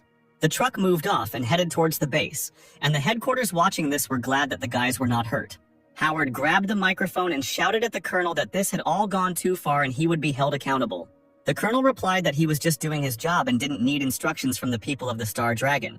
Then he ordered that the injured be taken to the medics when they arrived. After some time, Stan's squad arrived at the logistics squad's camp. They were given first aid. The hero was examined, but no serious injuries were found. The guy threw his backpack over his shoulder and was about to get up, but suddenly one of the soldiers stopped him and said that they couldn't leave. The colonel ordered that their wounds be treated. Stan replied that he did not obey the colonel's orders. Then the soldier said that Commander Howard had also ordered them to look after the detachment and give them a rest. The hero bowed his head and smiled. Apparently, old Howard was afraid that he would risk going to the front lines again. Then the hero went to the nearest radio receiver and contacted his spies via a secure channel, asking if they were still alive there. Harry replied that, unfortunately, they were still alive. Stan asked what the current situation was at the base. Meanwhile, the sounds of dozens of machine gun shots could be heard at the base. Harry reported that the outer sector was fighting off the Allies, and other personnel had retreated. The exact evacuation route had not yet been announced. So for now, all that was left was to wait for everything to become clear.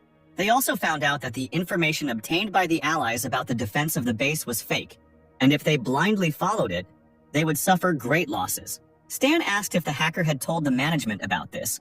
He replied that not yet. Stan was the first one to find out about it. In that case, don't tell them anything, the hero replied. But why? The hero explained that the Allies deliberately exposed them to danger. They could have died. Harry still couldn't believe it. But John supported this decision. Since they didn't hide their intentions to finish them off, then they weren't obliged to help them either. Meanwhile, the battle between the Valley troops and the Embryo organization was in full swing. Bullets were flying everywhere and shells fired by tanks were exploding. But it seemed that the Valley detachment was finally beginning to gain the upper hand. The soldiers advanced further and further, and then one of the commanders ordered to storm the base. The guys who took part in the assault were glad that the enemy's defense was very weak. They were lucky that they got the information. The assault was successful, and the enemy fighters fell one after another, dying in their own blood. There was an explosion, the commander shouted. The outer wall is blown up, we're going in. The squad ran inside when suddenly one of the soldiers saw a mine under his feet. Dozens of explosions thundered. The detachment storming the building was blown up by mines. It was an ambush. Soldiers of the organization appeared from the windows and opened fire on the enemy. Their trick was successful. The fighters of the Valley took the bait. The Allied soldiers were dying under a hail of bullets. They were exposed, and the enemy was behind cover. The commander shouted to his soldiers to continue the assault and not to be afraid. Covered in the blood of his soldiers, he shouted that he would avenge every fallen comrade. A soldier of the organization who was observing the battle informed the command that they were in trouble. The ambush had worked, but many opponents had invaded the base, and not all of their people had managed to evacuate yet. Mark, having heard the disappointing report, decided to go outside and stop the enemy. Meanwhile, the soldiers of the Valley had already entered the building and were exchanging fire with the enemy. Suddenly, Mark appeared in front of them, preparing his sword for battle. There was a smile on his face. He had long wanted to warm up. One of the soldiers recognized the man and said that he was the main executor of Embryo named Mark. The commander realized what kind of enemy they would be facing and shouted to the squad to concentrate their fire on him. But Mark seemed not to be afraid of the bullets. He was too fast and agile and easily dodged them. With his first movement, he killed one of the Valley fighters. Having broken through the enemy's defense, Mark began to chop down his opponents one after another. A few seconds later, the entire assault force was defeated. Mark looked at the corpses of the people of the Valley. For him, they were only pathetic weaklings. The performer threw the katana over his shoulder and headed towards the exit. Stepping out into the street, the formidable samurai, stained with the blood of his enemies, assessed the situation. Their base continued to be stormed by enemy units. At the same moment, 2 tanks opened fire on the enemy. Mark leapt like lightning towards the enemy and easily cut through the shells flying at him. At that moment, Cedric contacted him and said that all the sector's employees had been evacuated, and if he didn't want to fight, he should leave with them as soon as possible. Mark turned and walked towards the evacuation zone. The wounded soldier behind him reported with shaking hands into the radio that the third squad had encountered Mark. Then he said that the whole squad was killed. Patrick was surprised to hear the report, because there were 200 people in this squad. How could one man defeat them all? Observing the situation, Vinna noticed that the data on the location of the enemy's defenses diverged too much from reality. Patrick was forced to agree that their information was fake. Embryo used its own people as bait, cruel. The colonel was too radical. He should have listened to Stan, then they might have saved the people. After some time, he reported to the colonel about the losses incurred, and that the information they had received earlier was partially unreliable, and that it was worth listening to Stan. But the colonel didn't care. Because the result justified the losses, he said to order the soldiers to thoroughly check the base wall. If the internal sector exists, it should be destroyed. The surviving soldiers began to examine the premises in search of a secret passage. One of the soldiers was indignant, because they had been looking for him for 2 hours now, meter by meter. If he really existed, they would have found him by now. After some time, this information was also conveyed to the management. Having heard the report, the colonel ordered Stan to be brought to him, but there was one nuance. The thing is, the logistics squad reported that Stan had wounded 2 guards and was missing. The people from the Star Dragon who were there say they didn't see him leave. The colonel was furious, "You worthless ones, there are so many of you there." But you couldn't keep track of one person. Meanwhile, a lone military truck was driving towards its target. It was driven by Stan, who had a tablet on the seat next to him, showing the location of John and Harry. A few hours later, closer to the morning, a black Jeep was driving far from the organization's base. Cedric said that all the important employees had left the base, and now it was time for the people of the valley to sign for his gift. After these words, the villain pressed the button. At that very moment, the organization's base blew up, everything in the area exploded, and all traces were destroyed. The colonel watched this through the laptop screen and could not believe his eyes. He tried to shout into Patrick's phone, asking what had happened and if the man was alive. Patrick answered with difficulty that there was a lot of explosives in the base's internal storage. The base had just detonated. Everyone was killed. His soldiers were buried alive. Huge losses. The colonel cursed the enemy. At the very last moment, they made all their losses meaningless. These bases were also destroyed. Moreover, he was the one commanding the operation, and the colonel understood that he could not avoid accusations. With trembling hands, he picked up the phone and contacted the 13th Squad. He asked what other information they had. Wei replied that 2 of their agents had infiltrated the evacuated detachment. When they found out exactly which route they took, they would let them know. The colonel replied that he would wait for news. The damage from the operation is much greater than planned. The result needs to be more significant. This is the only way I can atone for my guilt. Intercepting the enemy is a good opportunity. Group your troops. Immediately go to the vicinity of the base and wait for orders. Meanwhile, the convoy of jeeps from the Embryo organization was moving further and further away from the base. Cedric said that the soldiers of the valley never doubted their rightness, and so fell for his trick. But Mark advised him not to lose his vigilance. At that moment, John, disguised as one of the bosses, looked out the window holding a tablet in his hands. He tuned into the frequency of the jeeps driving behind him and swiped his finger across the tablet. At that very moment, the employees' ears began to ring. Something had happened to the communication line. Suddenly, they saw the Valley Squad vehicles appear behind them. He immediately grabbed the phone to report that their convoy had been intercepted, but all he heard from it was static. The guy told his friend that he couldn't contact the command. His colleague replied that he shouldn't panic because they had a spare transmitter. However, they were unable to contact each other because at that moment their car was blown up. Cedric, seeing the overturned burning car, could not believe his eyes. Where did the people of the valley come from? Who gave us up? Mark climbed out of the car window and tried to fight off the jeeps that were catching up with them. They tried to escape, but there were more soldiers from the valley and, in addition, a missile was flying at their car. Mark managed to react in time when he saw her. He grabbed Cedric by the hand and jumped out of the car, and at that very second it exploded. Another rocket was flying towards them, but Mark managed to turn around and cut it in half. This won't do. There are too many of them, thought the performer. If all these jeeps surround us, then we're finished. We need to get out of here. Mark grabbed Cedric's hand and said that they needed to run. The evacuation plane was already on its way. The villains tried to hide. They went into the woods where it was difficult for cars to get through. However, turning around, Mark saw that they had not managed to escape from all the cars. One single car was still pursuing the fugitives. It was Stan. watching his targets through binoculars. How is this possible? How did they catch up with us?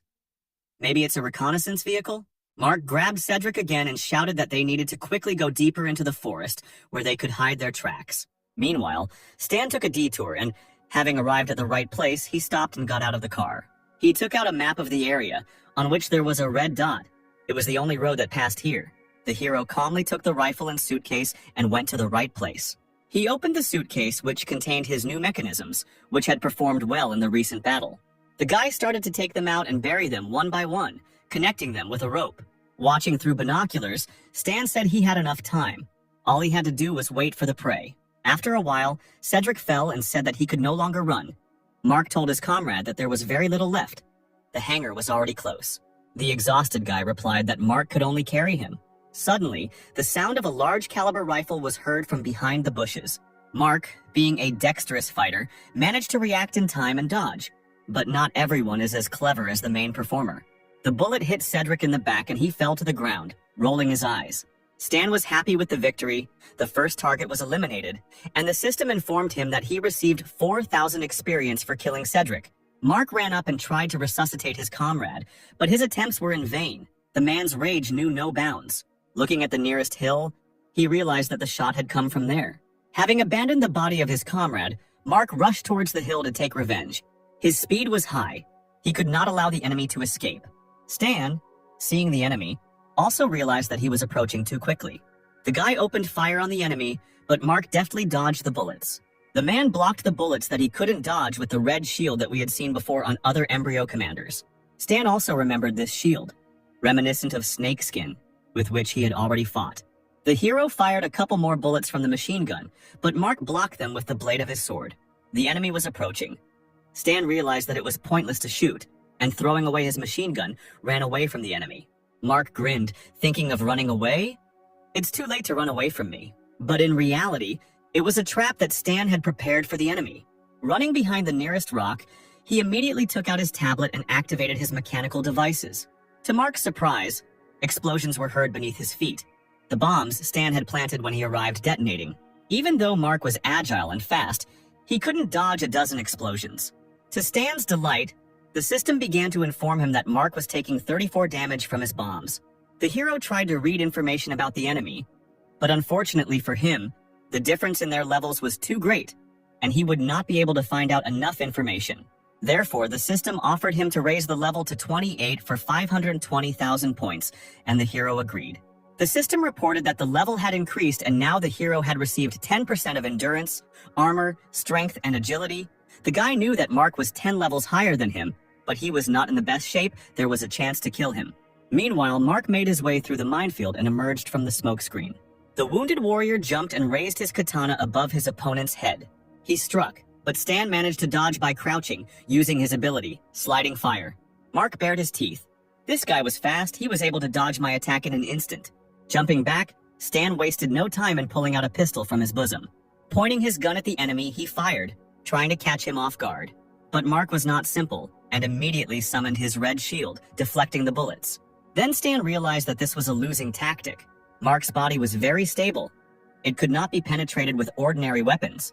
This means that we will have to change the bullets to flammable ones, because this has already worked once. Mark was surprised that the guy had the nerve to reload in front of his face. Having decided to teach the impudent boy a lesson, he jumped at lightning speed and attacked him. Mark's strike was accurate and he easily hit the enemy's body. The man thought that the fight was over. But feeling that the katana was stuck, he turned around. The katana slammed into the plate armor that protected Stan's neck. The commander was surprised at how quickly it appeared. Having successfully blocked the attack, Stan quickly jumped away from the enemy. Taking out a second pistol, he opened fire on the unprotected enemy. Mark smiled. He knew that bullets were useless against him and summoned his scarlet shield. Suddenly, bullets pierced the shield and pieces began to fly off. Mark was stunned. Stan fired 2 more times and 2 bullets hit the shield near Mark's shoulder, at which point the shield caught fire. Mark was immediately engulfed in flames. His body was burning, and he screamed at the top of his voice, calling on his spiritual energy. Do you think you can shake off the flames with your energy? Not at your level. Mark looked at his burning clothes and didn't understand why the shield couldn't protect him. Having thrown off his burning clothes, the commander thought that he was spending too much energy on defending himself. He needed to finish him off quickly. The mighty warrior charged at the enemy despite the fact that his shoulder was still burning. At this point, Stan ran out of ammo and had no choice but to dodge another attack by doing a somersault. But the katana blade managed to hit the guy's face, and the system reported that the mask was damaged. At that moment, Stan realized that he couldn't be careful in a fight with this guy. So he grabbed his folding knife and prepared to fight. The wounded Mark saw the true face of the enemy. The mask was damaged and now did not hide who was underneath it. The two swordsmen clashed, and Mark realized that it was Zero in front of him all this time. The man was confident of his victory because in close combat he had no equal. He asked Stan if he was upset that he still couldn't die. At this time, the hero analyzed the situation. Slow action shells and flammable bullets took away approximately half of Mark's health. Therefore, you need to continue to attack until a convenient opportunity for capture arises. And at one point, it does. "Do you think you can stop me with your weak little hands?" Mark shouted, and his powerful fighting spirit energy pushed the hero back. The fighter's endurance was amazing. The force with which Stan was thrown back was so great that he flew back a couple more meters and crashed into a tree. But the guy was not going to give up, and as soon as Mark tried to attack him, he immediately blocked the attack. The villain struck and hit Stan's hand. It was quite painful. If it weren't for the second-generation mechanical hand made of titanium alloy, the hero would have lost his own. Gripping his blade more tightly, the hero leapt at his opponent more furiously, but the man did not give in. However, Stan managed to notice the trembling in the enemy's legs. His block did not go as well as before. Apparently, he spent a lot of energy and weakened. The guy's attacks had an effect, and the armor will help him hold out for some more time. So Stan began to put more energy into his attacks and wear down the enemy even more. Mark became short of breath, and it was clear from his appearance that he was fighting with all his might. Stan saw the enemy's fatigue. He realized that this was his chance to win. The hero called up a system window, which contained a card of a familiar man in a hat. A summoning card for Alberto appeared in the boy's hand, which he immediately activated. Crows appeared out of nowhere, and a cross with a red eye in the center appeared in front of Mark. The rope bound the man and nailed him to the cross. Mark knew that this was Alberto's ability, but he died. How is this possible? Stan smiled. The guy used this ability because he knew that a martial artist of his level could not have more than 50 intelligence points because he only developed agility. And now his stamina is at 0, and he cannot use spiritual energy. That's why he can't get out of the illusion. The hero activated his other reboot ability, and in an instant, his mechanical hand was filled with power. The full force of the prosthesis crashed into the face of the immobilized Mark. The force of the blow was so colossal that the villain flew out of the dome of illusion. Bleeding, he tried to rise with difficulty. He looked towards Stan and was surprised. At that moment, the hero was already flying towards the villain with his sharp blade. Mark would not have had time to dodge because he had no strength left. The hero pierced the villain's body right through. Finally, the grueling battle ended. The system reported that Stan killed Mark level 38 and received 21,000 points for this. In addition, he killed an enemy 10 levels higher than him, and for this he receives an additional 58,800 points. His individual contribution to the battle was also 99%, for which he received an additional 58,212 points. Suddenly, our hero saw a radio lying near Mark, and the main villain appeared in it, asking his subordinate whether they had evacuated or not. At that moment, the villain saw Zero and immediately recognized him. He asked if the guy killed Mark and Cedric. The man was also interested in where the hero got the data about the base. The guy didn't answer anything to this and told him to guess. "Do you think you can harm our organization with such methods?" "How naive. Just in case, I've already destroyed 4 of your bases. I could crush you with my hands. We have a lot of CEOs. You won't be able to live in bliss forever." 4 bases, 4 bases, Stan repeated over and over, laughing. The head of the organization was furious, and in a fit of anger, he overturned the table along with the laptop. Then he called one of his subordinates and asked him to convey his order to everyone. Increase the cash reward for Zero's capture to 5 million. After some time, the hero collected his things and began to accept all the received rewards for a successful mission. He did almost all the tasks himself, so he gained quite a lot of experience points. Suddenly, the system reported that the statistics calculation was complete, and he did this task perfectly. This surprised the guy. After all, this time he was given a good reward for an excellent grade. There were 3 skills to choose from: Enhanced Spirit, Enhanced Body, or Fast Pace. Enhanced Body would increase health points, and Enhanced Spirit would be useful for magic or telekinesis, which he does not use. But Agility increases the range of attacks, as well as reaction speed. This is exactly what he needs, so the hero chose a Fast Pace. He also looked at what was going on with the main plot quest, and the hero saw that he had advanced by 2%. Not much, but the Valley base was an important supplier of new players for the embryo, and by destroying it, we slowed down the pace of the organization's expansion. After a while, trucks of people from the Valley appeared on the horizon. The colonel who sat in one of them thought that many people had died under his leadership. This would certainly affect the lowering of his rating, so he decided to report that the people of the Star Dragon were acting under his command. They won't know what he wrote in the report anyway, so his rating won't change, and might even increase. Suddenly, his thoughts were interrupted by the radio, which reported that 2 bodies had been discovered on the side of the road ahead. The soldiers of the Valley looked at the spectacle with their mouths open, and Stan's squad hurried to quickly see what kind of corpses were there. The colonel was also amazed to see such a picture. In front of him lay 2 commanders from the embryo base, Mark and Cedric, both with a large cut on their backs from a sword. Harry immediately realized that it was Stan's handiwork. Lilith also guessed because only he could deal with them in a one-on-one fight. It was his style. It's just not clear why he left them by the road. A feat is a feat. But the people of the Valley will take all the credit for their achievements. The colonel was already anticipating his reward. He was glad that the guy had left such a gift, which he would certainly accept. The man ordered his subordinates to take the bodies and load them into his car. The guys approached the corpses and began to lift them. But suddenly one of them was surprised and shouted for everyone to move away. After all, when they lifted Mark's body, they saw that there was an anti-personnel mine lying there. The soldiers immediately began to run away so as not to be caught in the explosion. But the mine did not work, and then the colonel ordered one of the soldiers to inspect the device. The trembling soldier began to carefully approach the mine, because an order is an order. He sat down slowly and extended a trembling hand towards the device. An interesting method of demining. Of course, he began to lift it up to check. Suddenly, he felt that the mine was too light. It should be much heavier, as if it was a fake. The guy calmly lifted her into the air and said that she was empty, which scared everyone in the area. Patrick, with his hand bandaged, laughed and asked who decided to play a joke on them.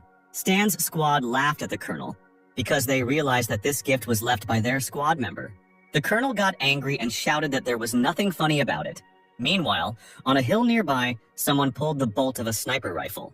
Stan raised his rifle, took good aim at his target, and pulled the trigger.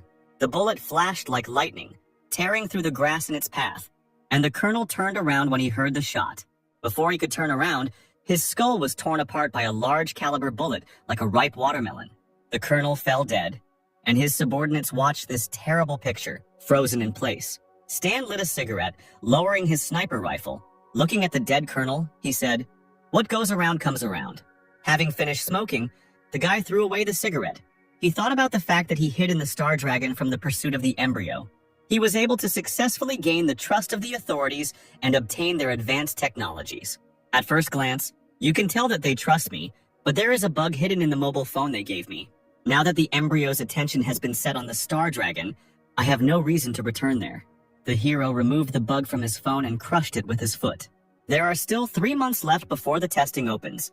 The Star Dragon quest is a goldmine. We need to quickly advance in it and accumulate more funds. The guy opened his bag and took out a glider that he had made in advance. Taking the glider, the hero thought that for a start, in principle, the available funds would be enough for him, so it was time to leave. After all, the world is huge and all roads are open. Opening his glider, the hero flew in an unknown direction. Congratulations. You have finished watching the first season.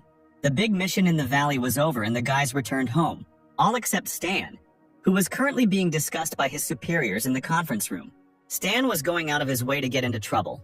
It was a good thing he didn't leave any evidence or the people of the valley wouldn't have made peace, one of the bosses said. But the other guy thought Stan had done a good job. The director coughed loudly, hinting that it was time to shut up. Then he asked if Stan's location had become known.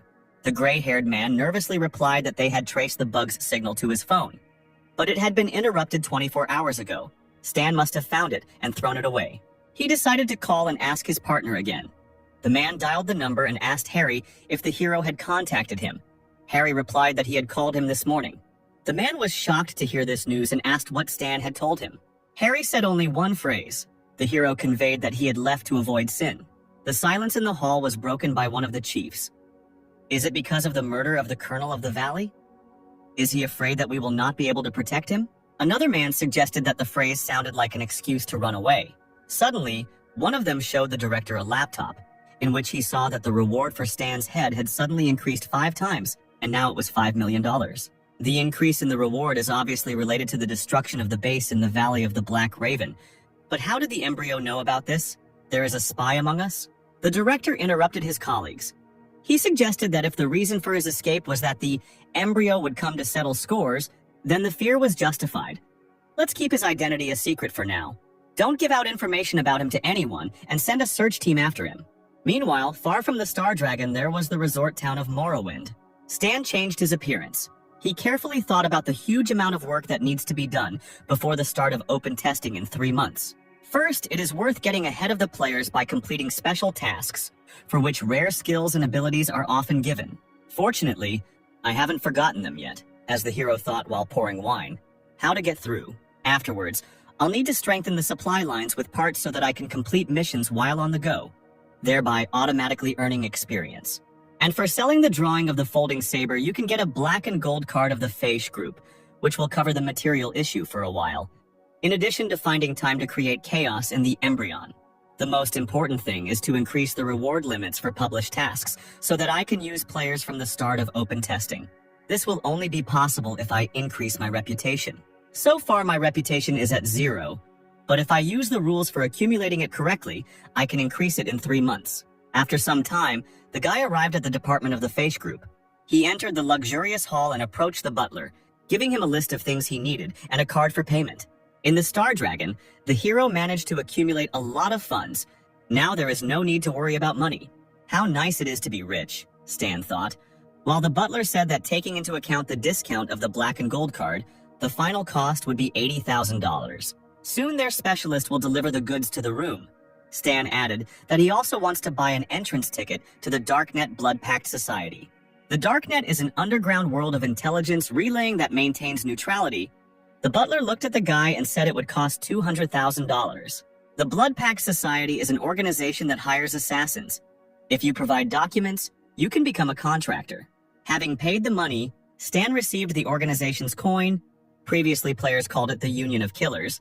Having received the coin, the system reported that the hero had unlocked a new reputation of the camp, and now he is a preparatory level killer. The easiest way to raise your reputation is to get to the top of some lists, for example, to the first places of the season's killer rating. The hero went to one of the luxurious hotels of Morrowind, the Vithalia Hotel, where they kindly opened the door for him and asked him to enter. The Vitalia Hotel has branches in major cities in 6 countries. The organization behind it is Darknet. Butler Sebastian looked at the guy in orange rags and said that they had no free seats. Stan knew that a common man would never be able to rent a room here. Looking at the butler, the hero asked if it was true that they had no seats. Holding out his coin, he asked them to check again. Sebastian first looked at the coin to make sure it was real. Then his cold gaze looked into the guy's eyes. He extended his hand graciously and asked Stan to follow him. They went up to the top floor. Sebastian said that first the guy should register. They approached a luxurious table. The butler took out a list and asked them to enter their details into it. Stan will also need to choose a code name for himself, the most difficult test for all gamers. Stan said that his name would be Observer of the Level Apostle, number 9527 of the Scarlet Empire in the star cluster of Calden. Hearing such nonsense, Sebastian kindly asked the guy to shorten his name. The hero thought for a moment and replied that then his name would be Black. Unfortunately, this option is taken. What about Mr. Black? This option also suited our hero. Okay, Mr. Black, now you are a prep level killer. Complete the task and get to the Scorpion level. Private work is also allowed, but in this case we will charge 5% of the earnings. Before you take on the task, you can read the conditions. Sebastian handed the tablet to Stan, and he was surprised by what he saw. His name was the first on the assassination order list, and was marked with a hot offer icon. The coordinates indicated that 0 was in the Western capital, in the Star Dragon. I didn't know that they were offering so much for me. Embryo is still prowling around the Western capital, wasting time and effort. Sebastian reported that Mr. Black received a task.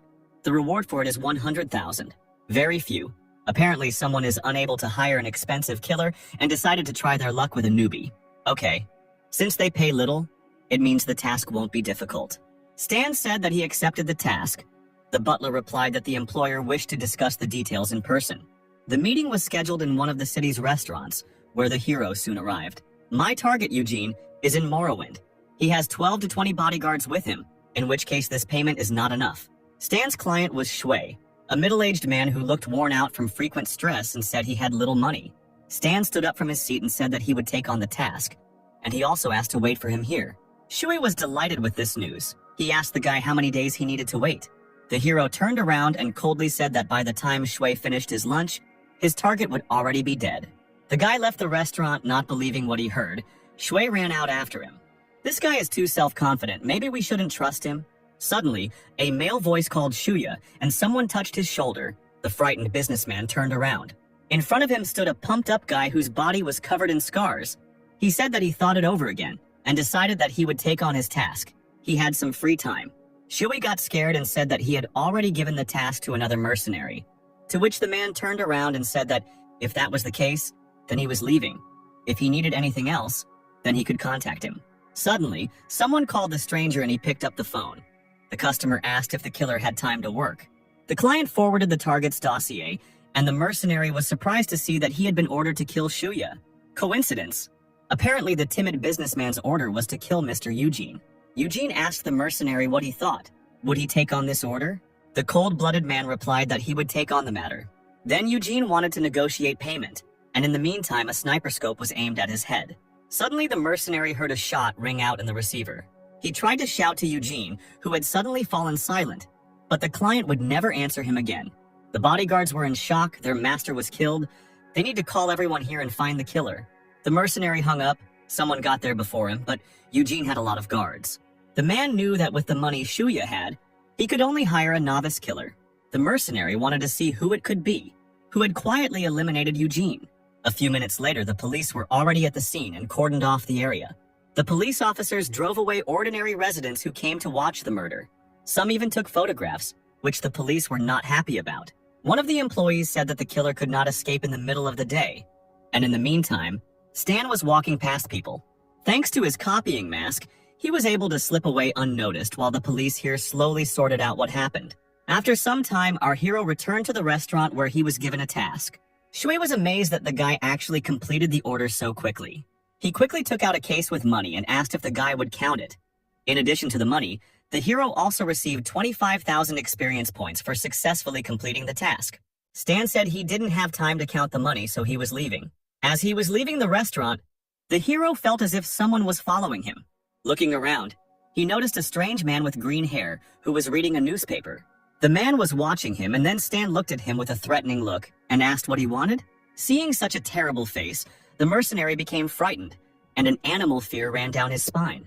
Stan moved on, and the mercenary still couldn't get over the horror he experienced. This newcomer has terrible energy. He's damn dangerous. After some time, the hero arrived at the Vitalia Hotel to report on the completion of the mission. Sebastian said that since the newbie has completed the quest, he is now a Scorpion level. You will have access to greater powers. From now on, in the Vitalia hotels around the world, you will be treated as an elite person. This is the first time I've seen someone level up so quickly. I'm looking forward to seeing your further achievements. Stan didn't seem to be listening to the man. He was worried about where he currently stood in the killer rankings. Sebastian replied that only top-class killers make it onto the list. You are still in the 1,000th place. The youth are in such a hurry to rise up. I remember that right now the top 10 spots on the list should be occupied by assassins around level 40 with mediocre abilities. Only 3 of them are relatively serious opponents since their powers are close to the upper limit of version 1.0. The rating is based on completed tasks and other achievements. The butler thought that he had somehow offended the newcomer, so he decided to encourage him. Sebastian said that, judging by how the guy had handled the first task, a bright future awaited him. But the hero was thinking about his own things. He realized that now he needed to start completing as many tasks as possible in order to move up the list. Stan asked Sebastian to show him new missions. The man assumed that he wanted to see more serious missions. He handed the guy a tablet and said that all the tasks were located here. He could choose. Beginners are encouraged to start with something simpler and gradually move forward, but you are showing promise, so you might want to look at something a little more serious. Stan quickly scrolled through the list and said that he chose this task, without letting Sebastian finish. The butler took the tablet, and despite it said that this task would be perfect, but then he looked at what task the guy took and was shocked. Stan chose the mission to find the Battle Rose. This is a group of mercenaries that must be completely destroyed. The mission was of high complexity and many mercenaries have already died while carrying it out. The butler started shouting that the guy didn't understand what simpler meant. Many experienced killers died on this mission. How could you, a newbie, take it on? I'd rather drown in your drool than be killed by the enemy, Stan replied. Help me prepare and leave the rest to me. The butler looked menacingly at the newcomer, but he couldn't help but give him the assignment. So without a word, he took the guy's coin and put it on the scanner. Then he put a stamp and, folding the sheet into a tube, said that he had warned about the difficulty, and if something happened, it was not his fault. The butler then placed the tube into a clever device that delivered the message through a tangled network of pipes. The Central Information Department received the new report and entered the mercenary's name into the network. When the information about the Battle Rose mission was updated, the butler reported that the guy was registered. The system reported that Stan called a mission to eliminate the Battle Rose. In the Sumal Desert, there are various groups, including wanderers and mercenaries. But what in this devastated land attracted so many groups? Perhaps it is somehow related to the incidents in the past. The hero must explore the desert area. The guy continued reading the description and saw that in addition to experience, it also contained an unknown reward. This was already becoming interesting. The guy realized that since there was an additional reward, it meant the task was not easy. You can't act at random. You should equip yourself properly for insurance. The hero went to the base of the Feish group. He had reached the maximum level for his main class. The promotion conditions were not easy this time. There was no need to waste experience points on creating useless blueprints. They were already difficult to obtain. In the next mission, Stan will not have any partners, so you should stock up on different cartridges for different situations. In parallel with the development of new devices, the guy studied intelligence data on the Combat Rose group, in which all the personnel are women. The base is located in the depths of the Sumal Desert. There are a lot of enemies there and they have their own mechanics, so the guy decided that he should create a directional weapon. The system asked if the hero wanted to combine abilities, basic electromagnetism, basic spatial probing, and mechanism theory. The guy chose the affirmative answer. The combination was successful and he created electromagnetic combat scanning goggles. This is not what he wanted, but still useful for a sniper. Stan launched the combination again. The system reported that the combination was successful, and the mechanic opened the electromagnetic pulse interference equipment, and this is already an interesting device that is perfect for countering enemies in the desert. The hero thought that he could also use mines. He could try to create their blueprint himself. In order to create a homemade drawing, you need to take your knowledge in the basics of creating drawings and make a new one.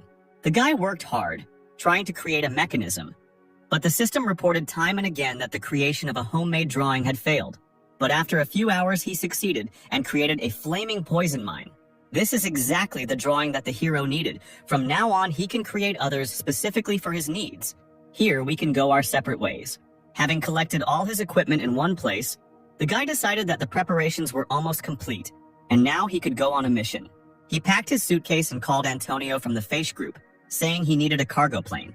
Antonio replied that they only use them for large-scale operations, even though Stan is an elite person, and the costs will have to be covered. The hero said that he knew about it. Then Antonio asked how many people should be transported and what time the plane should arrive. The guy said that he would be alone and would go now. This is a huge expense. A one-time rent will cost $50,000.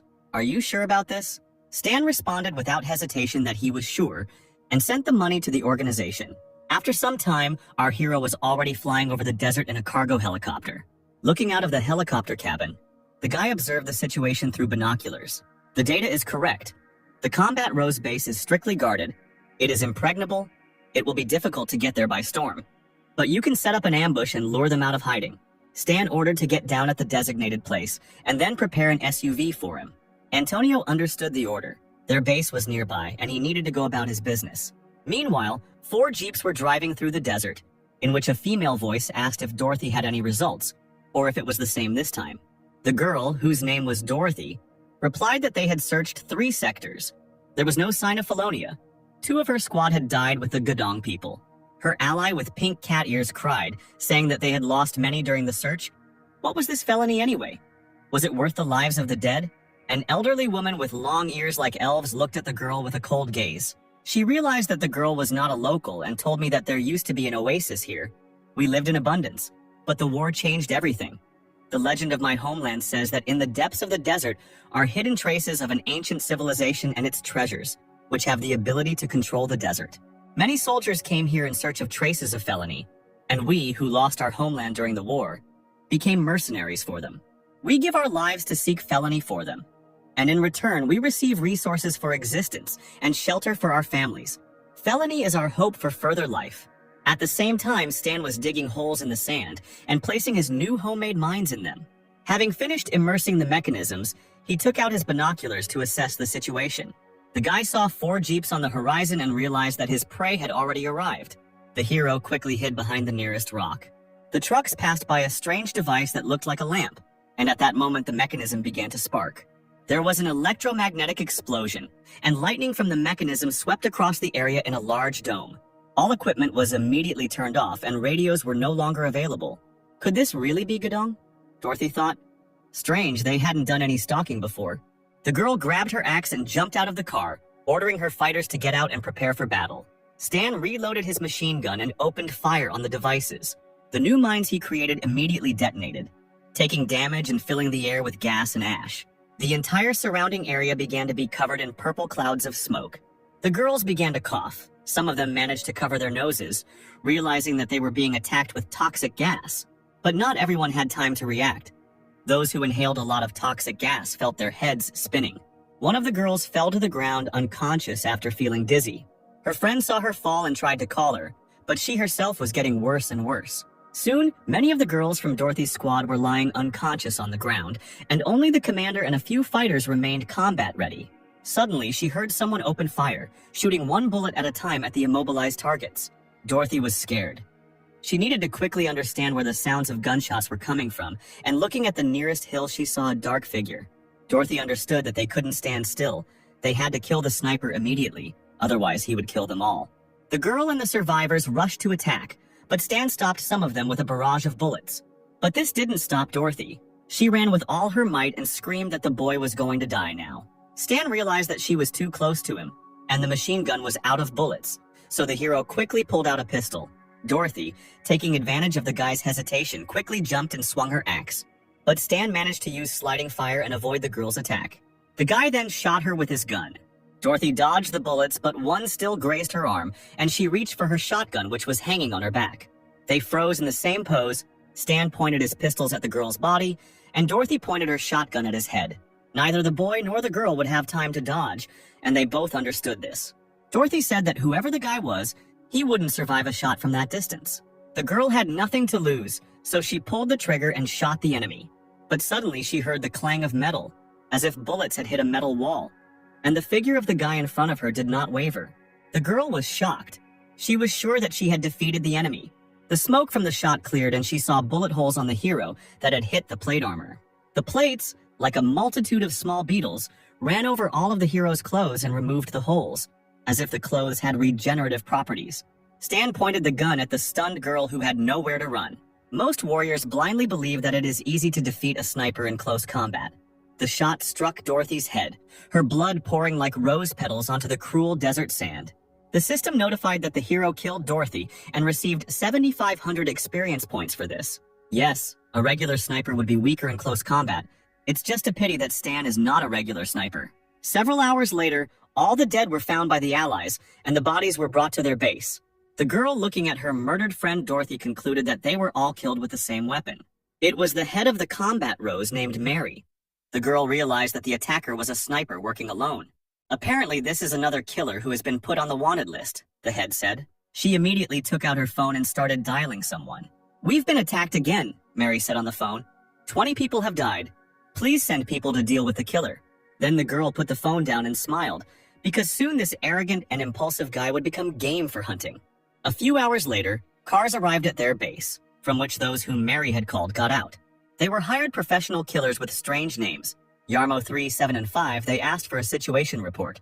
Mary bowed to greet the men and reported that their enemy was a well-aimed, well-trained sniper. He went to the southeast. In that direction, there are only 3 structures, and the closest of them is the base of the Face group. A girl with ears named Suli, who was a mechanic of the combat rose, said that there were fragments from exploded mines here. The enemy predicted their course of action and set up an ambush. The model of his mines is unknown to her, but their body is made from materials from the Face group. Yarmo 3, having heard the report, said that this group is no joke. They cannot fight on their territory, and since the goal of this organization was the fighting rose, they will become bait for the enemy. Go ahead as usual, and we'll set up an ambush as soon as he shows up and quickly kill him. Mary turned to her long-eared comrade and ordered her to do as the mercenary said. The girl agreed. Meanwhile, at the base of the group, Fish Stan was developing a plan for further action. It turns out that the Battle Rose has support from the outside, the hero said. It's no wonder why so many killers fell. The Sumal Desert military forces have their own sponsors, Antonio replied. Political groups that run underground assassin training camps. Your client, the Chazrod's family, is one of them. As Stan leafed through the intelligence, he became curious about what this Felonia was that so much effort had been put into finding it. Hearing the familiar word, Antonio replied that he didn't know, although apparently he was hiding something from Stan. The hero also understood this, because in Felonia, some important secret is hidden, which may be connected to a hidden reward for this name. If the enemy has a patron, he will send reinforcements to him. What would be the best way to act in this situation? The hero thought and put the papers on the table. After a few minutes of thinking, he told Antonio that he needed a driver so he could shoot. This is your task, the man replied. Why should I help you? Traveling is not easy. Why don't you come with me and enjoy the beautiful scenery? What other landscapes? Antonio said, and angrily pointed to the window, beyond which there was only a dead desert, where there was nothing but sand. Look deeper, Stan said. In these places you can find mirages, and in the mountains you can find water. The desert is an amazing place. I don't think we're close enough to travel together. Stan chuckled and replied that they could very well become friends right now. The cunning man stirred his coffee and, taking a sip, offered to split the reward if Stan wanted him to participate in the mission so badly. Great offer, the guy replied. I'll give you 5%. This is very little. The driver is the very first target for the enemy. 20% is still not bad. Why don't you go rob someone? Stan replied indignantly. Antonio smiled and replied that he was doing just that now. And the hero had no choice but to accept the greedy agent's offer. A few hours later, the mission began, and a signal was heard at the Battle Rose base about a detected threat. The girl informed the commanders that their target was currently in Zone C. The lead mercenary came closer to look at the radar screen. Then he smiled. After all their guests had arrived, they didn't have to wait long. Besides, he apparently wasn't too smart since he decided to repeat the ambush he used earlier. The man commanded the elf to send a small decoy squad. The girl understood the order. A few minutes later, the cars appeared on the horizon and Stan, observing the situation through binoculars, noticed them. Climbing back into the car, he ordered Antonio to drive southwest. The mercenaries, seeing that the hero's car had started moving, laughed. He had taken their bait. It was time to destroy him. Stan continued driving in the given direction with Antonio. Seeing that he was being chased, the guy climbed out of the car window and opened fire from a sniper rifle. The shot hit the pursuer's windshield directly, but did not hit the passengers. The elf shouted that he only had one car, they needed to catch up with him urgently. Stan's car entered a narrow passage, and at that very moment, enemy vehicles began to surround him from different sides. The hero looked through the binoculars and noticed it too. However, he considered the enemies funny since they decided to surround him. But suddenly he saw something flying towards him. A bullet from a sniper rifle hit him right in the head. Fortunately, he had a protective suit that softened the blow. Otherwise, his story would have ended there. Although the mechanical suit softened the blow, it was not without consequences. Stan began to bleed from his forehead. The hero realized that the enemy had set up an ambush and ordered Antonio to urgently go to the designated place. Antonio stepped on the gas, but after driving a couple of meters, he saw something unexpected. Right in front of them were enemy vehicles. They surrounded them from all sides. One of the mercenaries, who was sitting on the roof of the car and holding a machine gun, shouted that it was time for the murderers to go to hell. The shooting began. Machine gun fire and rockets flew at Stan's car. Antonio tried to dodge as best he could. It seemed that it was difficult to get out of this situation alive. The launched missile flew ahead to blow up the enemy, but the agent reacted in time and stopped the car. The stop was so abrupt that the car reared up. Stan and Antonio barely managed to stay in their seats, but thank God they were saved from the explosion. The man then stepped on the gas again, and the mercenaries saw their enemy gradually moving away from them. He did not take any action because he knew that their enemy would not leave, since there was nowhere to go. Cold sweat was running down Antonio's face. There was nowhere to go. They were surrounded on all sides. An enraged Stan looked out the window to quickly figure out what to do next. Seeing that there were only 2 cars on the south side, the guy realized that the threat there was minimal. The enemy deliberately avoids the area where the hero has set traps, but they can break through from this side. The slightest explosion will detonate the mines. If that happens, it will definitely be the end for Stan. Suddenly, the hero's thoughts were interrupted by a loud roar. At that moment, he saw a huge car with spikes on the front bumper rushing towards them. "What the hell is this?" Antonio said in surprise. "We need to get out of here immediately." Stan shouted that he had a plan. It was very risky, but they had no other choice. They needed to go south. "I hope you know what you're doing," Antonio replied, turning the steering wheel in the right direction and pressing the gas. To the enemy's surprise, the hero's car began to quickly turn around and drive away. The mercenaries on board laughed at Stan because he wouldn't escape from them anyway. At that moment, the hero suddenly looked out of the window and shot at the laughing guy. The mercenary's laughter turned to surprise as he saw a projectile flying towards him. There was an explosion, and the dark night was illuminated by a bright light and a loud, irritating sound. The mercenary's eyes began to water. It was a flashbang grenade that stunned the opponents for a while. The mercenary got angry, quickly rubbed his eyes, and opened machine gun fire at Stan's car. Antonio rode as fast as he could, while at that moment they were being fired upon from all sides by enemies. The pursuit continued, and from the large number of attacks, Stan's car began to catch fire. The hero realized that their car would quickly break down this way and told Antonio to press the accelerator. The man silently followed the order and pressed the red button on the panel. At that moment, the hero's car moved at the speed of a storm, breaking away from pursuit. It seemed that the worst was over. But suddenly, that same huge machine with spikes appeared behind them. Stan smiled and pulled out one of his prepared surprises. He threw the device at the enemy, and immediately there was an electrical explosion, the dome of which covered the area. The enemy's car stopped. The guy sitting on the roof did not understand what had just happened. The girl took out her radio and shouted into it that their cars had stalled. But then she realized that the communication devices were also out of order, all because of the electromagnetic grenade. The driver told the girl not to be afraid because the enemy only had one car and she needed to prepare for an attack. But at that moment, the elf remembered that all the electronics in Dorothy's car had burned out. Apparently, they had fallen into a trap. She ran out into the street, turned around, and suddenly saw a familiar mine on the ground. Having noticed the enemy's device in time, the girl became frightened. She shouted to her subordinates that they needed to run away immediately and be careful. But at that moment, a single shot rang out, the bullet flying straight into the detonating device. The elf heard the shot and, realizing in a split second that things were going badly, tried to hide. The shot detonated the device and set all the mines on fire in a chain reaction. There was a deafening explosion, but the girl managed to jump into the sand and bury herself in it. Stan watched this spectacle from the highlands. The explosion was so powerful as if an atomic bomb had exploded.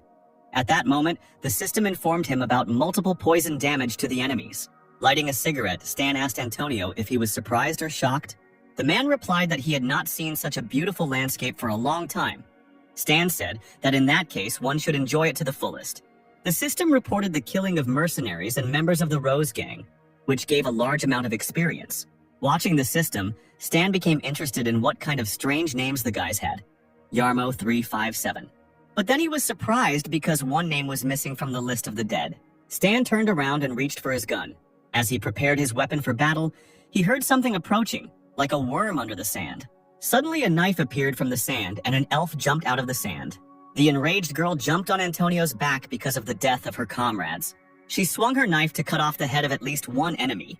However, although the attack was sudden, Antonio was not so simple and immediately grabbed the girl by the hand. The elf was surprised because she was sure that the enemy would be defeated. Her knife fell from her hands, and Antonio swung it away from himself. The girl was flying, and at that moment she saw Stan aiming at her. Two well-aimed shots hit the elf in the chest. Unfortunately, she couldn't dodge in flight. The lifeless body fell onto the bloody sand, and the system reported that Stan received 9,400 experience for the kill. The guy grinned, and here was the same fish that had gotten away. The hero stood next to his car, surrounded by burning enemy equipment, in which the mission targets were burning out. The guy was fixing his transport. Antonio asked the hero what they would do next. "We will pursue the defeated enemy to the base of the battle rose. Now they have huge losses. Surely the enemy forces will want to take advantage of the chance to attack. All we have to do is wait for the task to complete itself." Hearing such an answer, Antonio was surprised and asked the hero how long ago he had planned this. Was it possible to predict everything? Stan replied, "They thought there was only one trap, but I prefer to be on the safe side." Antonio chuckled and told the boy that he had fought brilliantly and had come out unscathed. But it was time for him to go. Antonio left in an unknown direction, and Stan went in search of the remaining fighters. Suddenly, in the distance, the guy saw flashes of light on the horizon. Having driven a little closer, the hero saw that other fighters had already attacked his target's base. The soldiers stormed the base. They wanted to remove the hated Rose fighters from the desert once and for all. The girls resisted and were not going to surrender to the enemy so easily. However, the enemy outnumbered them, and no matter how hard the girls fought back, they gave up their positions. Suli informed the commander that they were short of hands, many defensive structures were without managers, and the enemy would soon invade. It was unpleasant for Mary to admit, but now they really were weak, and that was why they had become a target for everyone and everyone. While the others were holding them back, they needed to hide. She gave the order to take 5 people. They leave through a secret passage. The girl turned around and looked out the window where their equipment was burning. Unfortunately, it was time to leave the base. Stan stopped next to the destroyed gate. He got out of the car and decided to look around. The notification about the mission completion has not arrived yet. The main team must have managed to escape. It was time to do some reconnaissance. Stan took out the constructed drone and sent it forward. A few minutes later, the drone noticed the truck leaving the base. The guy found his target and went in pursuit. The car with the girls on board was moving towards the helicopter. Mary said that they would soon reach the neutral zone. But suddenly something exploded under their wheels, not allowing the girl to finish speaking. The enraged commander looked out of the window. She realized that they had apparently been caught. Suddenly she saw something that surprised her. Their truck with spikes was chasing them. The girl got angry and hit the dashboard. That killer had gone too far and now he was driving their car. The remnants of the once powerful squad tried to escape while Stan fired at their car from all sides. Within just a few minutes, Mary realized she needed to make a stop. They must try to hide in different directions because they cannot withstand the striking power of the killer. At this time, the boy who was walking with his grandmother saw that someone was fighting next to them. Grandma told him to keep his head down because weapons don't have eyes. They need to focus only on finding Felonia. Still trying to escape, Stan said and continued firing at the enemy. Suddenly, the guy found himself in a strange place where sand began to flow. Then the sand collapsed and created a funnel that sucked him into itself. The grandmother, along with other pilgrims, saw how the place lit up and emitted a magical aura. The pilgrims' eyes were wide with surprise. It seemed they had come to the treasured place. Suddenly, a system window appeared in front of Stan, which informed him that he had found the hidden place, Felonia Z08, and had completed the task of the battle rose. The guy grinned. He realized that he must have accidentally detonated it in the right place. The task with the battle rose was also completed. This is truly a success. But he didn't stop to check the find, but continued the chase. The car with the girls gradually began to increase its speed, and Stan realized that his armored spike would not catch up with them. So he decided to use a secret weapon that he had recently installed on the armored personnel carrier. He pressed a button, and at that very second an electric field surrounded the car. Suli immediately understood what that electric sound was. Their killer was crazy. He wanted to stop them and destroy them by ramming. But Stan didn't ram them. After the enemy's car stopped, he got out of the car and ordered the girls to do the same. Mary ran out of patience. Enough running away, she jumped, and an intangible field appeared under her feet, from which she pushed off. The girl was confident that she would defeat this sniper in close combat, so she decided to get closer to him. Stan took advantage of the fact that the girl was in a position where it was difficult to dodge and fired several shots at her. However, Mary pressed a few buttons on her arm guards and created an impenetrable shield. The bullet Stan fired hit the shield and crumpled without causing any damage. The guy realized that the girl's ability was a force field. It was difficult to deal with because it could block projectiles.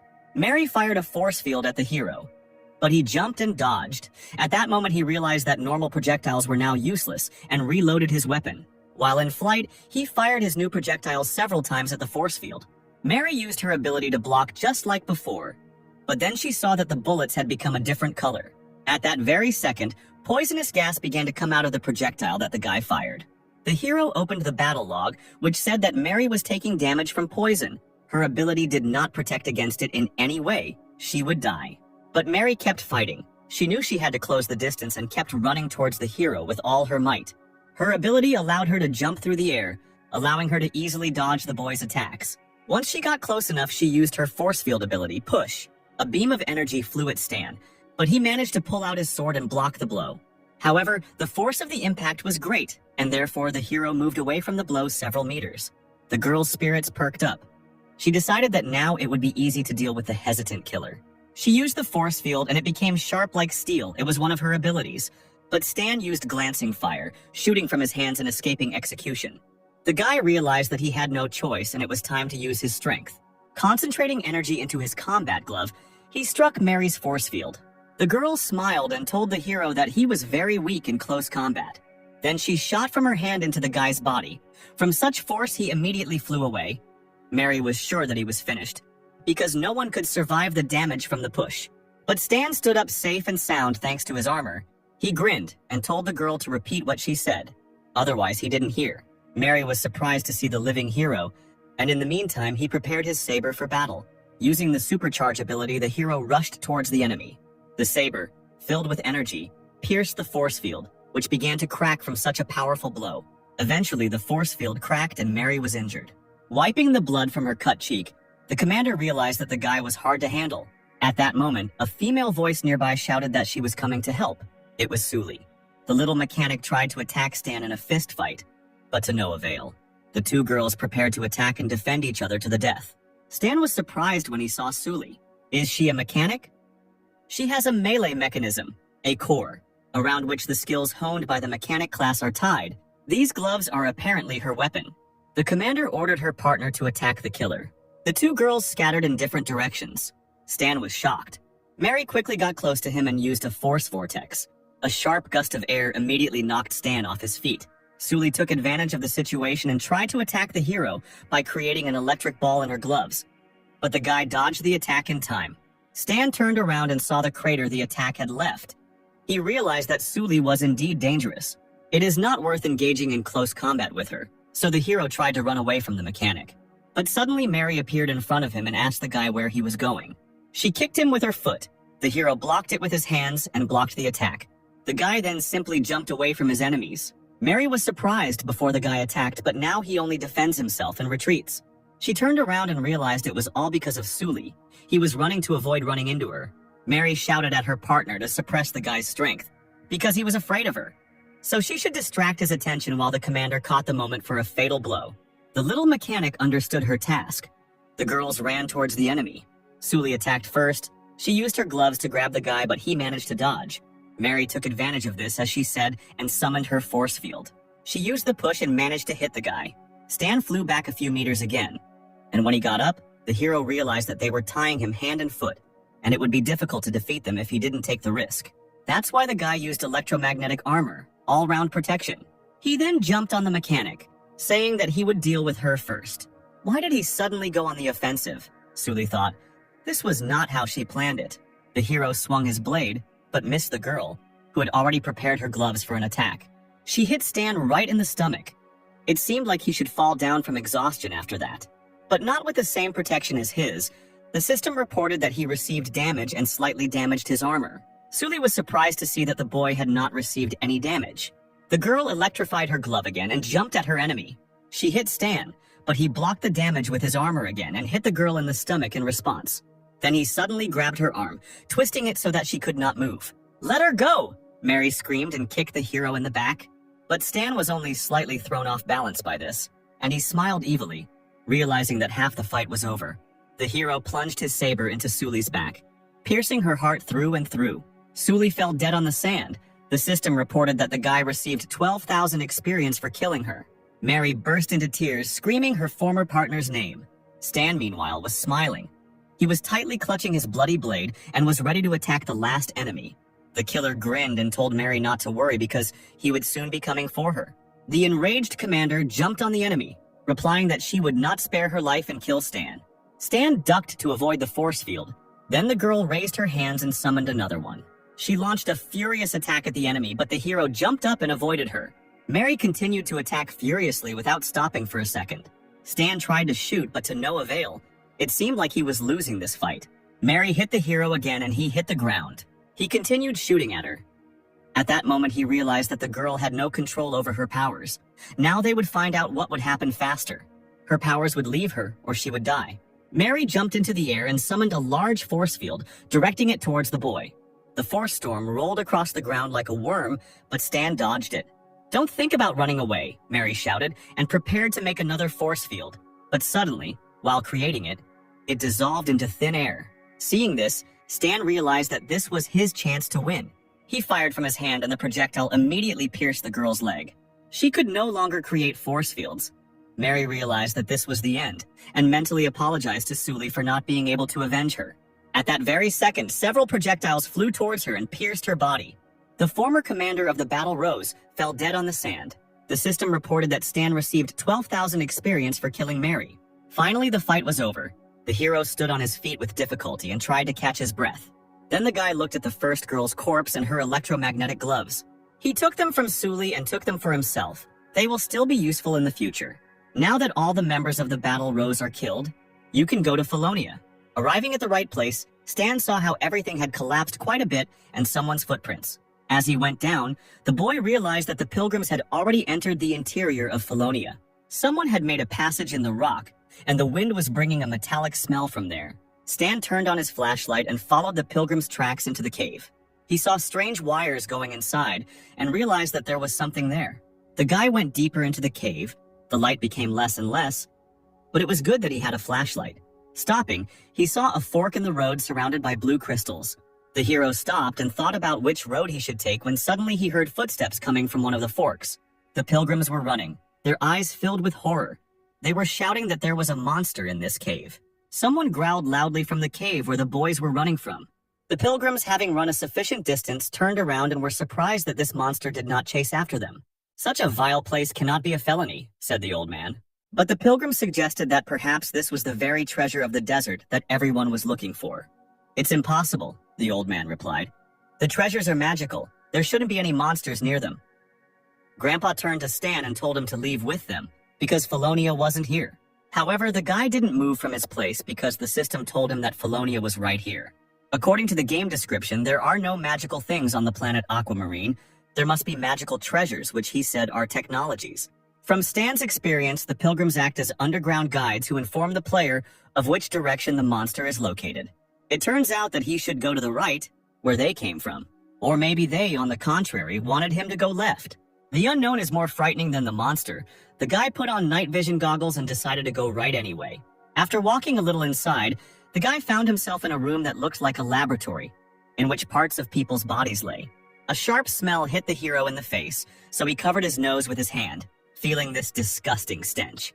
Lowering his head, Stan noticed a huge paw print from the monster. At that very second, the bloodthirsty monster noticed its prey. Hearing the growl, Stan immediately turned around.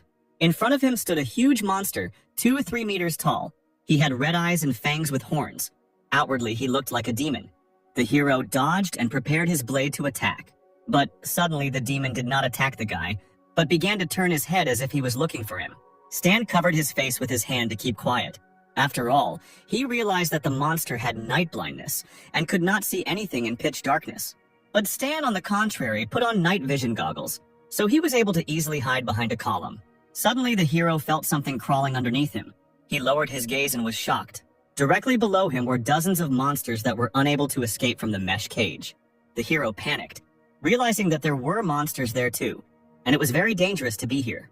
So Stan ran forward. There were monsters under the floor, and he was getting deeper and deeper into the lab. Running into one of the rooms, he saw another shock. In front of him was the corpse of a long-dead man who had already turned into a skeleton. It seemed as if he had fallen asleep on the table, and next to this corpse was a diary. The hero opened the diary. It was written that the professor modified the Felonium serum for the 67th time and introduced it into a laboratory rat, and if everything goes well, then it will be possible to conduct an experiment on people. But the rat then died. However, the professor insisted on conducting tests on people, with which the officials agreed. The next page said that the base had issued a new set of rules. All researchers must hand over their electronic devices and not connect to external networks. The man assumed that they would be overpowered. However, the man who was injected with the serum behaved calmly. On the last page, it was written that the doctor hates this place because there is no life here.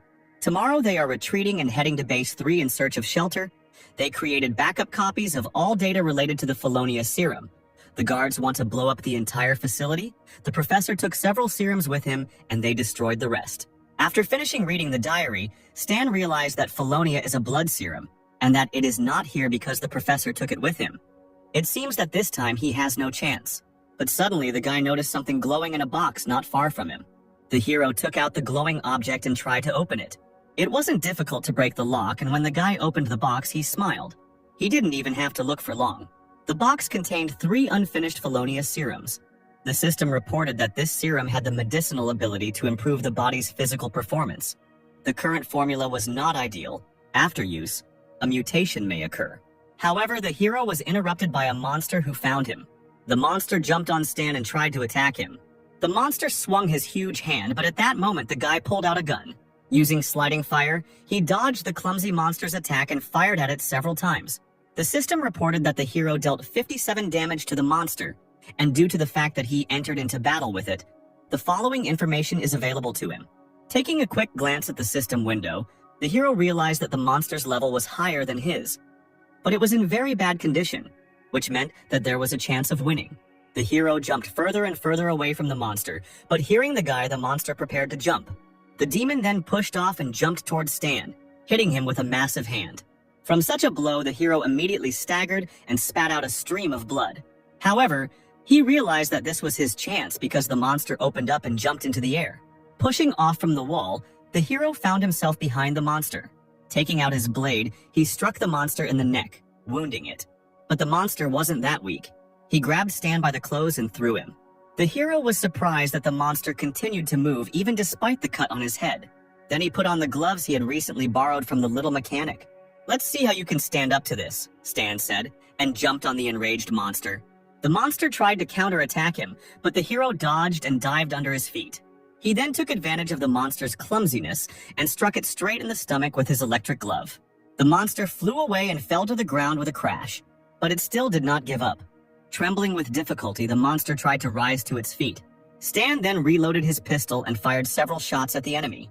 He fired the entire clip at the monster and then it fell, since it was already greatly weakened by the blow to the stomach. Stan tried to catch his breath. The system reported that he received 32,000 experience, and for killing a monster 10 levels higher than him, he additionally received another 50,000 experience. The hero was exhausted. So many battles during the day had taken their toll. He could hardly stand on his feet. Suddenly, he saw a new threat. A claw appeared from under the floor and knocked out the bars. Then, huge insects that looked like beetles began to crawl out from there. Stan realized that he definitely wouldn't be able to fight them and decided to run away. A few hours later, people from one of the organizations arrived at the legendary Felonia. The commander asked for a report on the situation inside, and the man said on the radio that there were footprints and blood everywhere. The guy who was exploring the cave asked the commander to send some reinforcements there. It was quite creepy here. Not a single soul. No one understood where the staff could have gone. Suddenly, the fighters saw those same huge beetle monsters in front of them. The soldiers immediately opened fire on the terrible threat. However, the beetle's shell was too strong and the bullets were no match for it.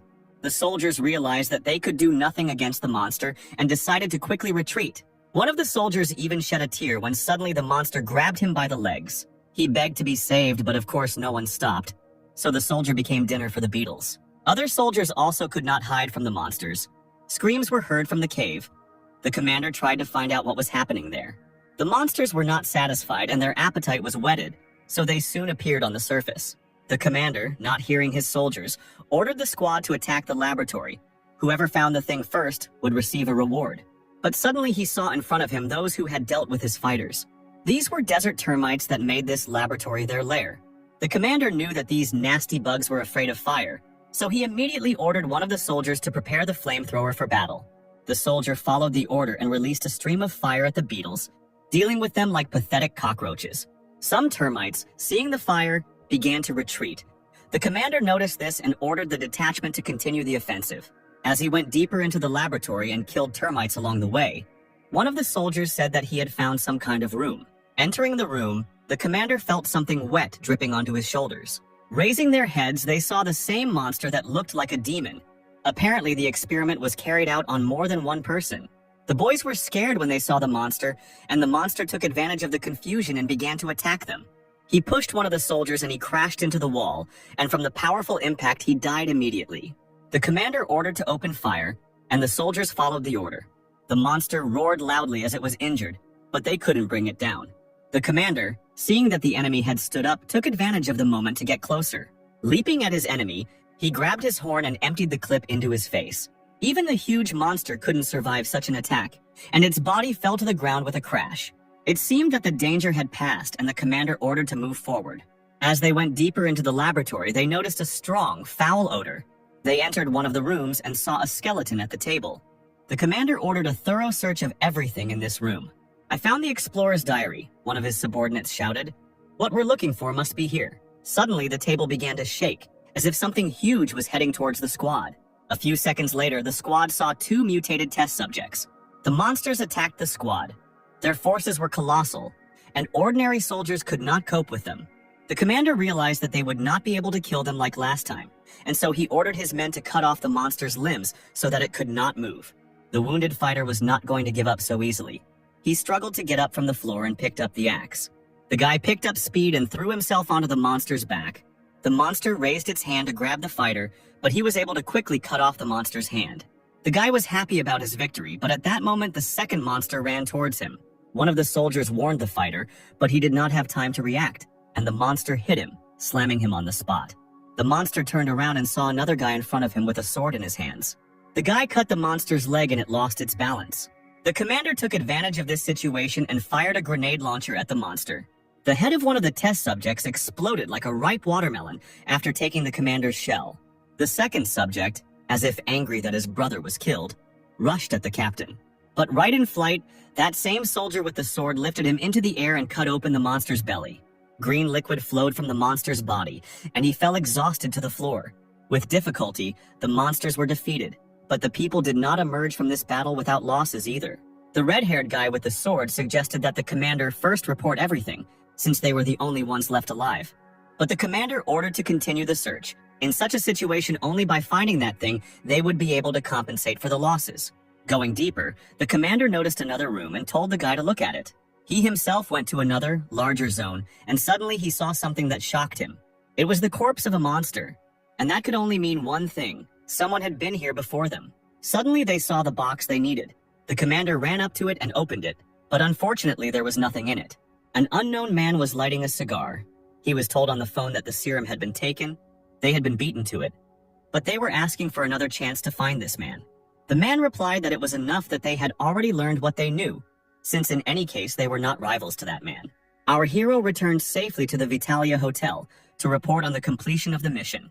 Sebastian was amazed that he came, because the task was given 15 days, and the guy completed it in 6. The hero grinned and replied that he had chosen the easier task, as the butler had advised him. "You are very strong. I admire you," said Sebastian. He placed Mr. Black's sign on the reader, and after a few minutes reported that the data had been entered. At this point, the system informed Stan that he had completed the bounty hunter's mission. His reputation in the Blood Oath Society had increased by 550, and he was now neutral and had the rank of Scorpion-level assassin. He also completed the requirement for the hidden task, Find Felonia, and for this he is given 25,000 additional experience and a special reward, a serum of mixed genes of the middle category. Felonia's blood serum is a biochemical substance that can enhance characteristics, but its use does not exclude the risk of reverse action and the appearance of mutation. However, mixed gene serum may reduce the risks. Is it worth the risk with blood serum? After all, if the experiment doesn't go according to plan, Stan will turn into the monster he met in the lab.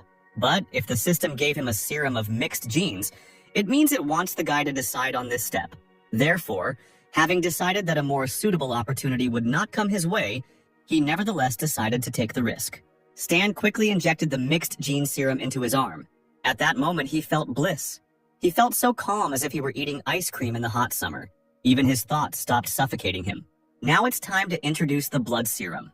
As soon as Stan inserted it into his body, he immediately felt his muscles contract and instantly increase in volume. The pain was unbearable. The hero immediately screamed. It seemed to him that his veins were about to burst. The system reported that the guy had administered Felonia's serum. The mutation process was 12% complete. The chance of failure was reduced by the gene-mixing serum. Stan even tore the sheet from the pain, but he had to wait for the mutation to complete.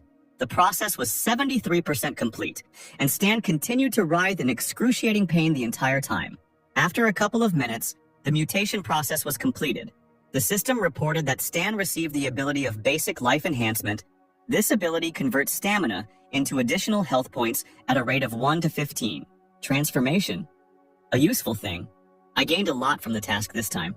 After a little rest, the hero went to take a shower.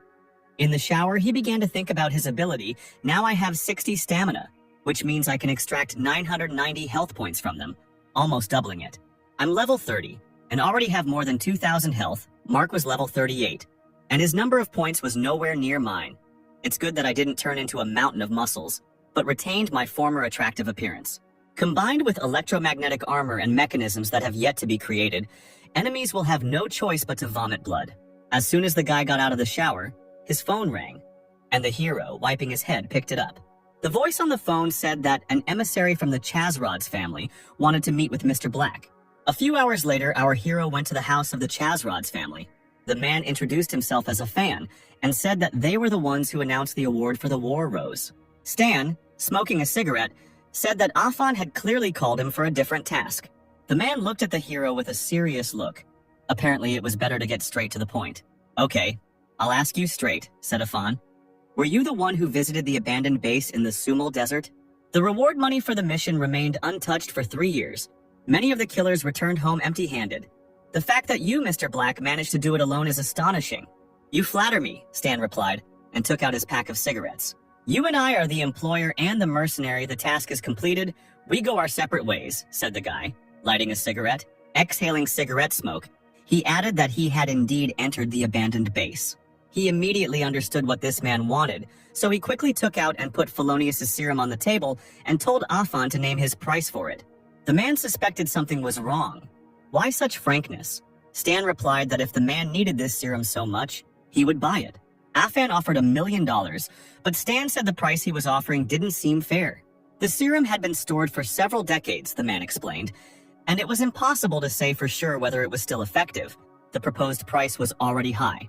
The hero did not let the emissary finish speaking and said that he agreed to the deal. Afan couldn't believe his ears. Why did the guy agree so quickly? Stan, finishing his cigarette, explained that it was a gift to a friend. Afan smiled approvingly and said that the payment would soon be deposited into the mercenary's account. And also both the Chazrod's family and I personally express our gratitude to you, said Afan, and shook the hero's hand. At that moment, the guy opened a new side of reputation. His authority in front of the Chazrod's family increased by 1,800 points. The emissary said that he would walk the hero to the car while they were walking. Stan decided to ask what felony was. In the homeland of the research program, which began due to the continuous conflicts that have been going on for ages in the Sumal Desert, there were many bases for conducting scientific and technical research. The serum you brought is one of the products of their developments. Stan laughed. He said that he thought that the magical ruins actually existed, and it was just a serum. There is no magic in this world, Afan replied. Here's my phone number. If you need help, call me. I would like to increase my reputation in the Blood Oath Society. Is there a suitable task? Afan took the tablet from the car and replied that Stan had asked just in time. He handed him the tablet and asked to take a look. Taking the tablet in his hands, Stan saw a system window that said it was top secret and unauthorized access was prohibited. Assassins from the Blood Oath Society, darkness level and above, are invited to participate in the mission to defend the River Valley Manor, which is located in the Eastern Star Dragon. Afan said that with Stan's current level it can't be done, but he could quietly open access. If he does it, he will get a dark level. The hero accepted the offer and returned to his room to think about the future task. 300 people accepted the task. Its difficulty is clearly not low. You will need to avoid fights, and the equipment needs to be upgraded. I just need to make one more drawing to upgrade my class, Stan said, and started combining abilities to create a drawing. He wasted his experience and every time he got useless garbage, but the guy kept trying to create something worthwhile.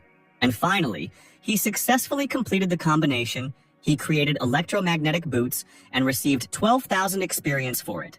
At that moment, he felt a surge of strength. The system reported that the hero had advanced in class and received a new class, a trainee mechanic. He had learned thorough repair and medium improvement. His level rose from 30 to 34. He decided to continue pumping attribute points into intelligence and pour the remaining points into leveling up.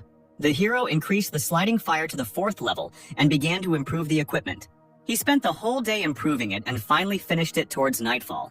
The hero created a 2nd-generation rover, a combat robot with 2 machine guns on board, an enemy identification system, and high durability. He also created electromagnetic boots and decided to call them shoes. The sole of these boots creates an electromagnetic field that reduces friction. They are suitable for wearing on different types of terrain. After preparing for the mission, Stan called Antonio and asked him to help him prepare the attack helicopter. The guy didn't even think that he would return to the Star Dragon so soon. Having reached the town of White Seagull by helicopter and then by car, he reached the estate where there was a sign saying no entry for outsiders. After getting out of the car, the guy went inside the estate and saw a beautiful landscape. After walking a little further, he heard a shot that was aimed at the ground right in front of his feet. Stan immediately realized that it was a sniper who fired a warning shot. He remembered that he first needed to show his ID, and then he would be able to pass. The guy took the assassin's badge out of his pocket and showed it to the sniper. Then he hid the badge and took a step forward. Since the sniper was no longer shooting, it meant he could pass. After walking a short distance, the hero found himself at a fortified military base. The commander immediately noticed the new fighter. He pointed to another guy and said that this man named Alan was in charge of the recruits. Alan raised his hand and greeted the guy. It was a man with scars on his face. The squad leader asked the hero what he specializes in, and Stan replied that he was a sniper. "Great. We just need someone to shoot from a long distance," Alan said. "I'm not quite sure yet what exactly to do." "Who are we protecting and for how long?" Stan asked. "There hasn't been an order from above yet," Alan replied.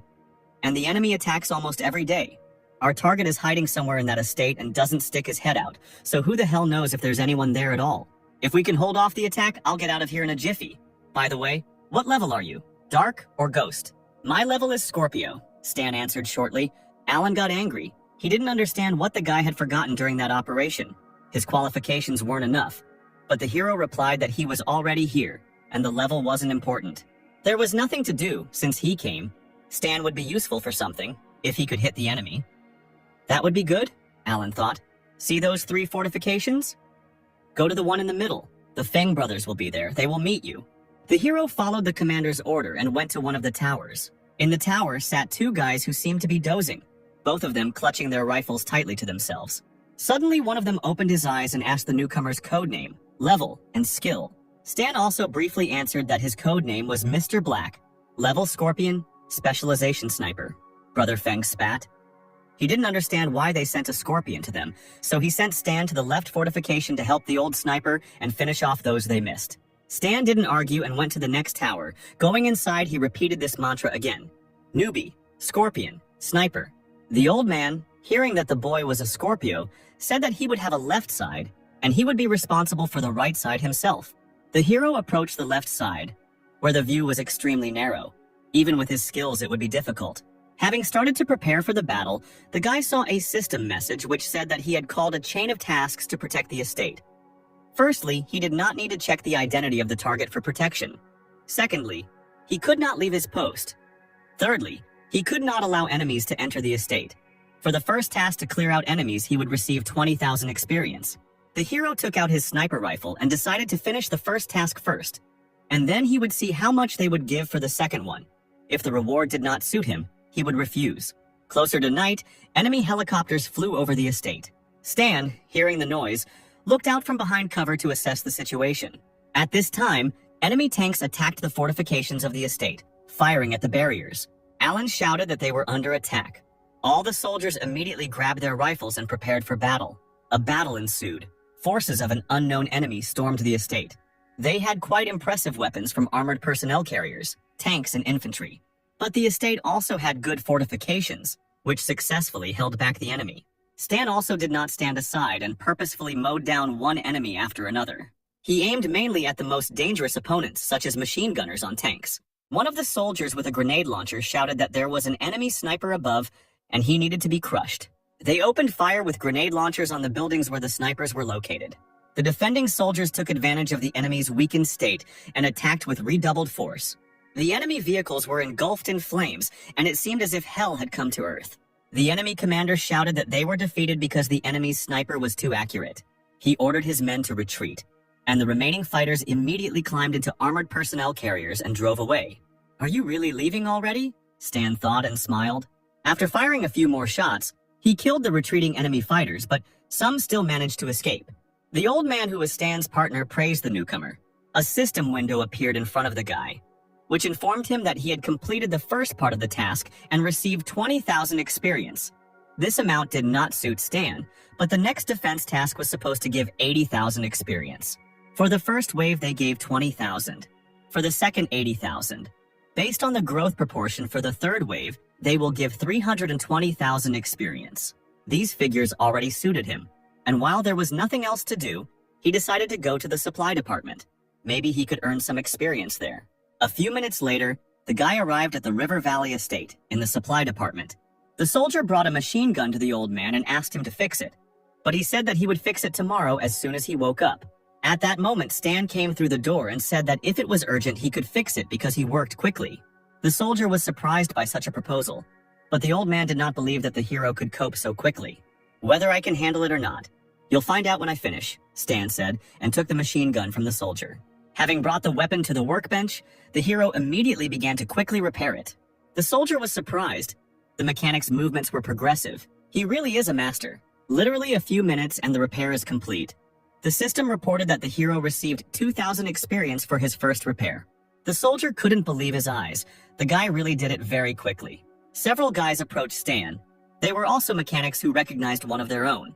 They had a lot of things that needed repair, but unfortunately they lacked specialization, so they didn't have time to fix everything. Stan took the hint and said he would be happy to help with the repairs. The hero began to repair all the soldiers' weapons. His specialization was enough to repair them one by one in a matter of seconds. The mechanic was shocked by what he saw.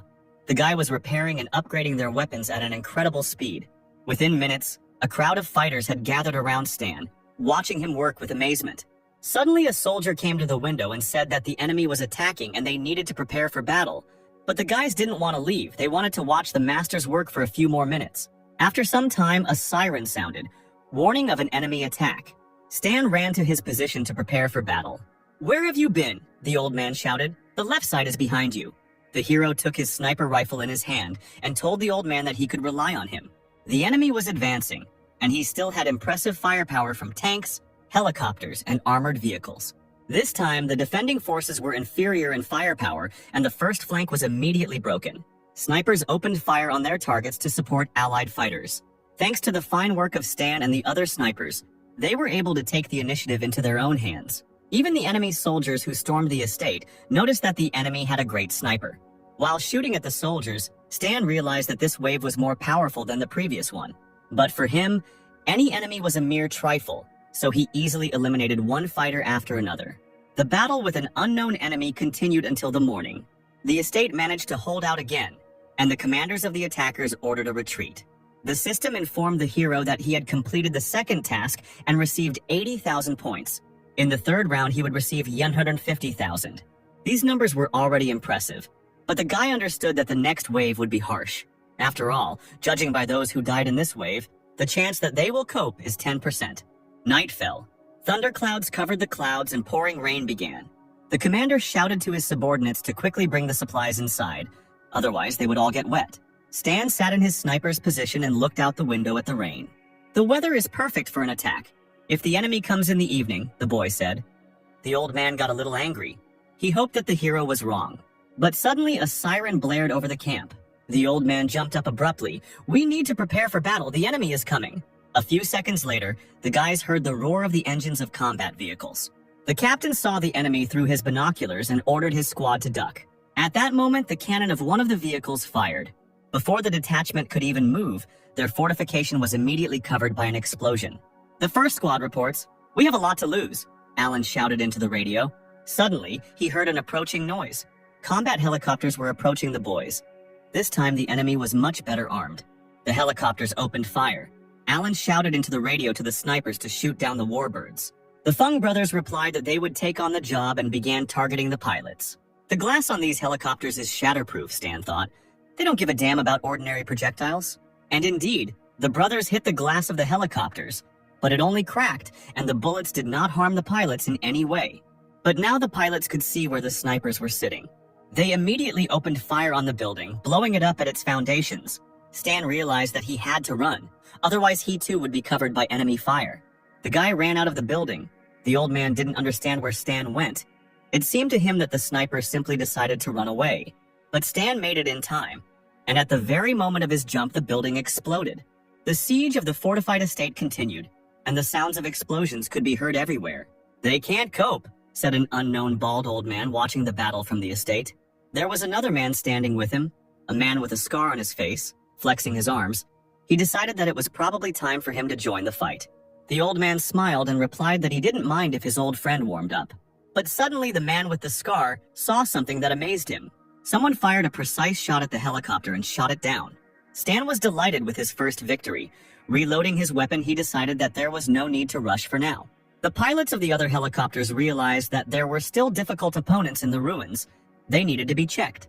Under one of them lay an old sniper, pinned down by a slab, but he was still alive. Suddenly he raised his head and became scared.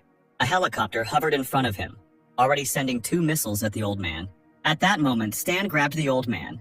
He managed to snatch it from the clutches of death by jumping away from the site of the explosion. The old man, who had experienced shock, began to cry. He realized that they were all finished. The helicopters were too powerful. "Come to your senses," Stan shouted. "Find a place to shoot from." The guy himself activated the step and decided that he would deal with these helicopters. The birds of the sky continued to destroy the defensive line. The surviving brothers realized that the helicopter was looking for them. The enemy had passed the second line of defense. The combat vehicles and tanks continued to advance, and it seemed that this was truly the end. The air sparkled under the hero's feet. Like lightning, Stan ran to an advantageous position to strike the enemy. Having sat down in a comfortable position, he took aim at the first target. One shot and the whole area heard the explosion of the annoying helicopter. The soldiers perked up. Alan was glad that they had an amazing sniper. Now was the time to attack the enemy.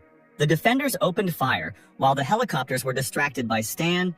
Alan and his squad were able to hit several enemies. Meanwhile, the hero settled into a new position. A second shot with an incendiary cartridge, and the second helicopter immediately caught fire. Suddenly, the system reported that Stan is a sniper on the move. Now he loses less accuracy when shooting on the move and gets an increased rate of fire using sniper rifles. It was a new skill, and the guy decided that he needed to pump it up even more, just for the current situation. Stan was fired upon, but he deftly dodged and fired again as he fell. The last helicopter was shot down and, what's more, it fell on a tank. With one shot, the hero destroyed 2 targets. Now the enemy's advantage is over. Alan, seeing that there were no more helicopters, shouted to the squad that it was time to begin the assault. The inspired warriors opened fire on the enemy. A hail of bullets fell on the attackers. Now without air support, they were powerless. The driver of the combat vehicle became angry and hit the steering wheel in rage. The radio announced that it was time to retreat, and the third wave of the enemy turned around. "We got away with it. They almost broke through the line of defense." "We were lucky with the sniper," Alan said. "It's just not clear why the Scorpion is so experienced." Thanks to a newbie who just joined us, we completed the dark level task. A system window appeared in front of Stan, which informed him that the 3rd round was completed. The conditions of the task had changed, and a 4th round had appeared. Defend against 5 attacks. The reward will be 40,000 experience points per wave. The accumulated experience will not be lost if the mission fails. The hero realized that there will be a special reward for this task, but it will be difficult. At that moment, he was distracted by Alan, who reported on the radio that the one they were protecting had left the building. All the surviving fighters, including Stan, gathered at the entrance to the estate. "Thank you for your excellent work," said the old man. "I will name those with whom I would like to speak personally." Stan was surprised to see the second person come out.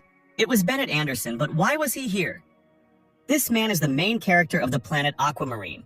The main storyline is built around him. This character is also an instructor of secret abilities. The old man named certain soldiers, and one of them was Mr. Black. Before entering the building, Stan took out his phone and called a fan. The aristocrat was surprised that the guy was calling.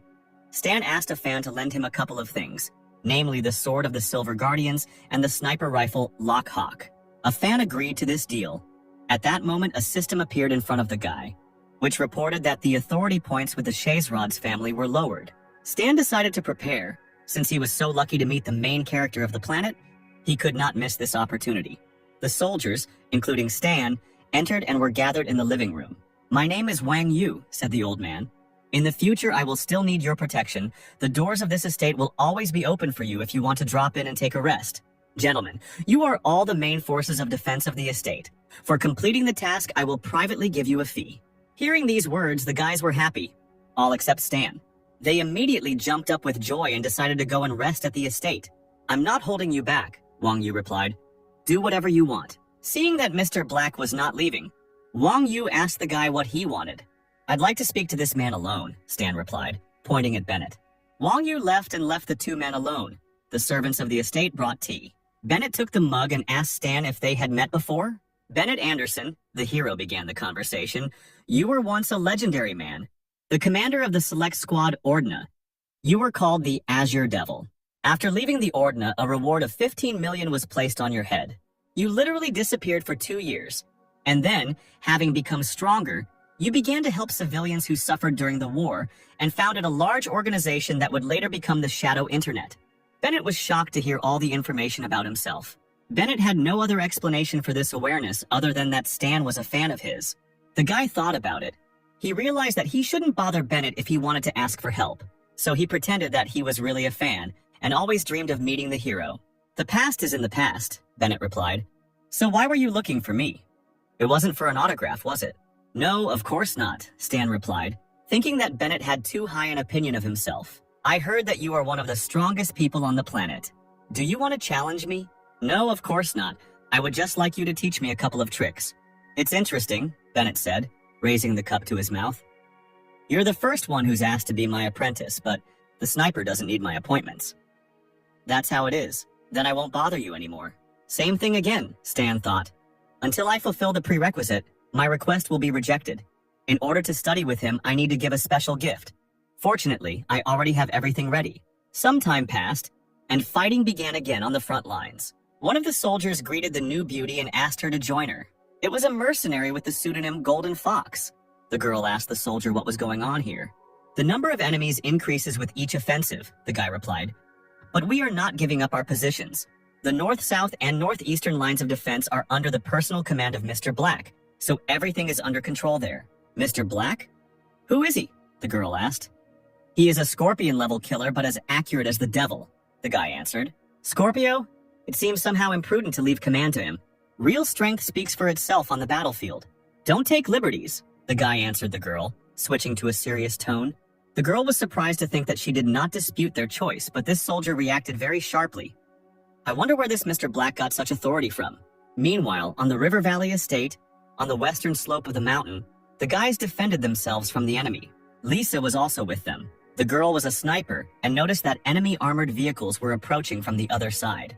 She raised her sniper rifle, but suddenly noticed that a bullet had pierced the enemy soldier's head. The girl was simply in shock. She was surprised that Mr. Black had killed the enemy so quickly. He was the strongest sniper she could remember.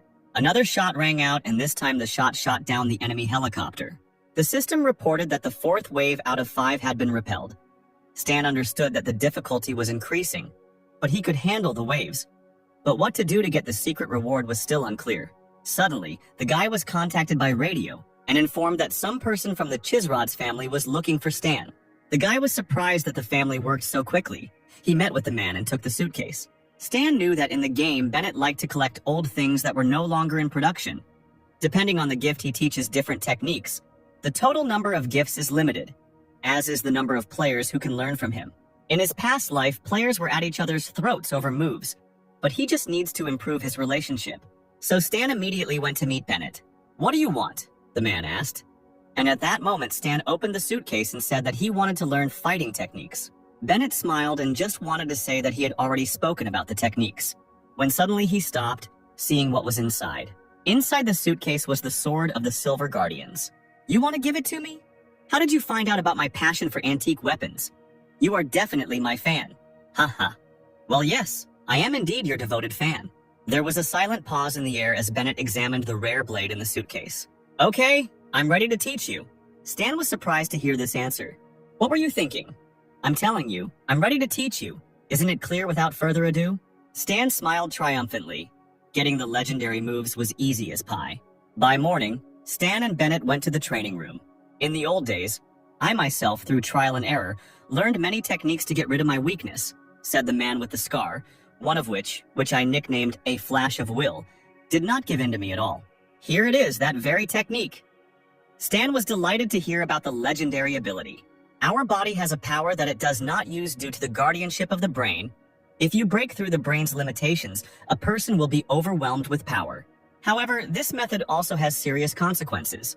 After searching for a long time, Bennett found a way to remove the restrictions in combat without harm to health. A system appeared in front of the hero, which informed him that Bennett had taught him the flash of will technique.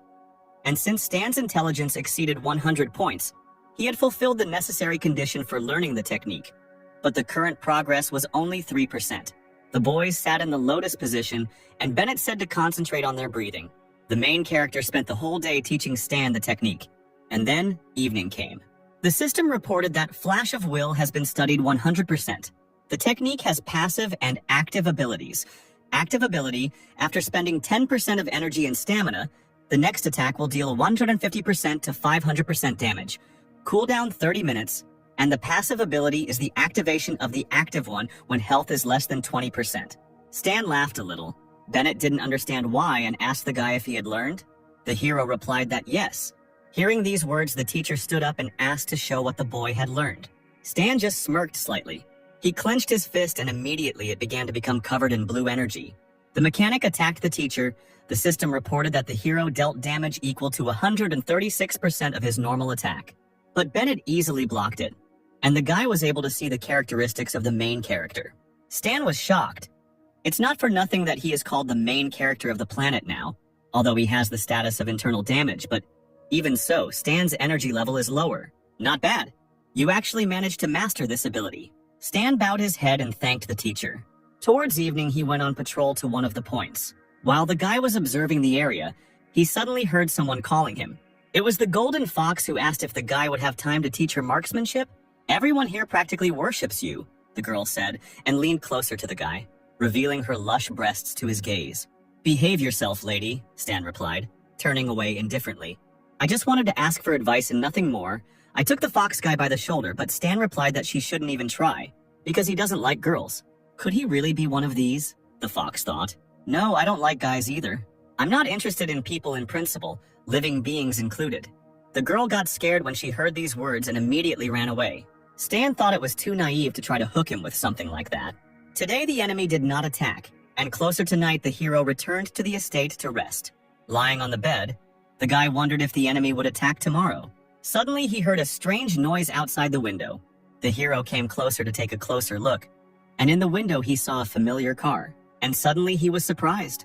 Kira was getting out of the car. What is a man from the 13th unit doing here? Outside, the leadership of the 13th Division greeted Wang Yu. More than 10 years have passed, the old man said. You are one of the trump cards of the 13th Division, and I am the head of the dark internet. If not for this situation, fate would hardly have brought us together again. There have been military actions in the Star Dragon territory for more than 10 years, which has a negative impact on it. What are you doing in the end? Our leadership is all for maintaining neutrality, Wang Yu replied. But there are some miserly careerists who are ready to exchange it, and we, the conservatives, are an obstacle for them, which they have decided to eliminate. I have sent people to take action against them. Many have already died. In the next 2 days, we expect a counterattack. Kira, who was standing silently, suddenly turned her attention to the second floor. She noticed a dark silhouette in the window. Someone was peeping. Damn, Kira might recognize me. I need to be careful. Suddenly, the girl was distracted by her superior, who told her to take a couple of people under her command and monitor the situation in the battle. Then she needed to report everything. Closer to the morning, the battle began, and combat helicopters attacked the area again. This time, in addition to equipment, there were also special fighters with superpowers. Experienced mercenaries skillfully killed ordinary soldiers. Damn, these enemies are too strong, one of the soldiers shouted. Suddenly, a shot from a sniper rifle rang out. At that very second, the head of one of the fighters was blown to pieces. They're not that strong, Stan said with a grin. After some time, the last fifth wave was successfully repelled. The system reported that Stan had successfully completed the mission and received 200,000 experience points. However, the hidden condition was not met. The hidden condition was to prevent the 13th unit from appearing if the hero had finished each battle quickly without causing any disturbances. Then perhaps the unit would not have arrived. At this moment, Wang Yu called the hero over the radio. While the hero was walking towards the estate, he was thinking about the task. Initially, he had only 4 segments, but the failure of the hidden condition activated another one. What will it be? I will need some guards to go to the White Seagull to meet with the 13th Division, Wang Yu said to the assembled fighters. Moonlight, Volcano, Hunter, Golden Fox, and Mr. Black. I ask the 5 of you to guard me. The reward will be increased, and if you refuse, I will not insist. No problem, one of the mercenaries with a big mustache answered. Stan also agreed because if he refused, the mission would fail. there was no choice. A system window appeared in front of the hero, which reported the details of the task. It was necessary to cope with the impending danger. The condition of failure would be the death of the hero. At that moment, Stan realized that a rather difficult enemy awaited them. The mercenaries, along with the head of the dark web, boarded the bus and went to the Star Dragon. Stan, sitting on the bus, watched the others carefully. Suddenly, he looked sharply at the Golden Fox, who immediately became frightened by the dangerous guy's gaze. Are you kidding? Stan thought. How can there be so many shadows? The team soon arrived at the 13th Division in the city of White Seagull. I will be safe here, Wang Yu said. You can take a walk around the city. We will meet at this same place tomorrow. Usagi asked if the guys had any plans. One of the guys said that he wanted to have fun at the club and invited the Golden Fox to go with him. No, I won't go. I'm only interested in handsome guys. Then the mustachioed man decided to ask Mr. Black and another young mercenary, but they also refused. The young mercenary said that he would go patrol the area. Meanwhile, in a hut far from the city, an unknown man was lighting a cigarette. He saw a notification on his computer saying that his next target was Wang Yu, who was guarded by 214 mercenaries and 14 contract killers, all dark level, and 1 scorpion mercenary. The reward for the task was $2,000. The man just laughed when he saw such a funny number, and at that moment his phone rang.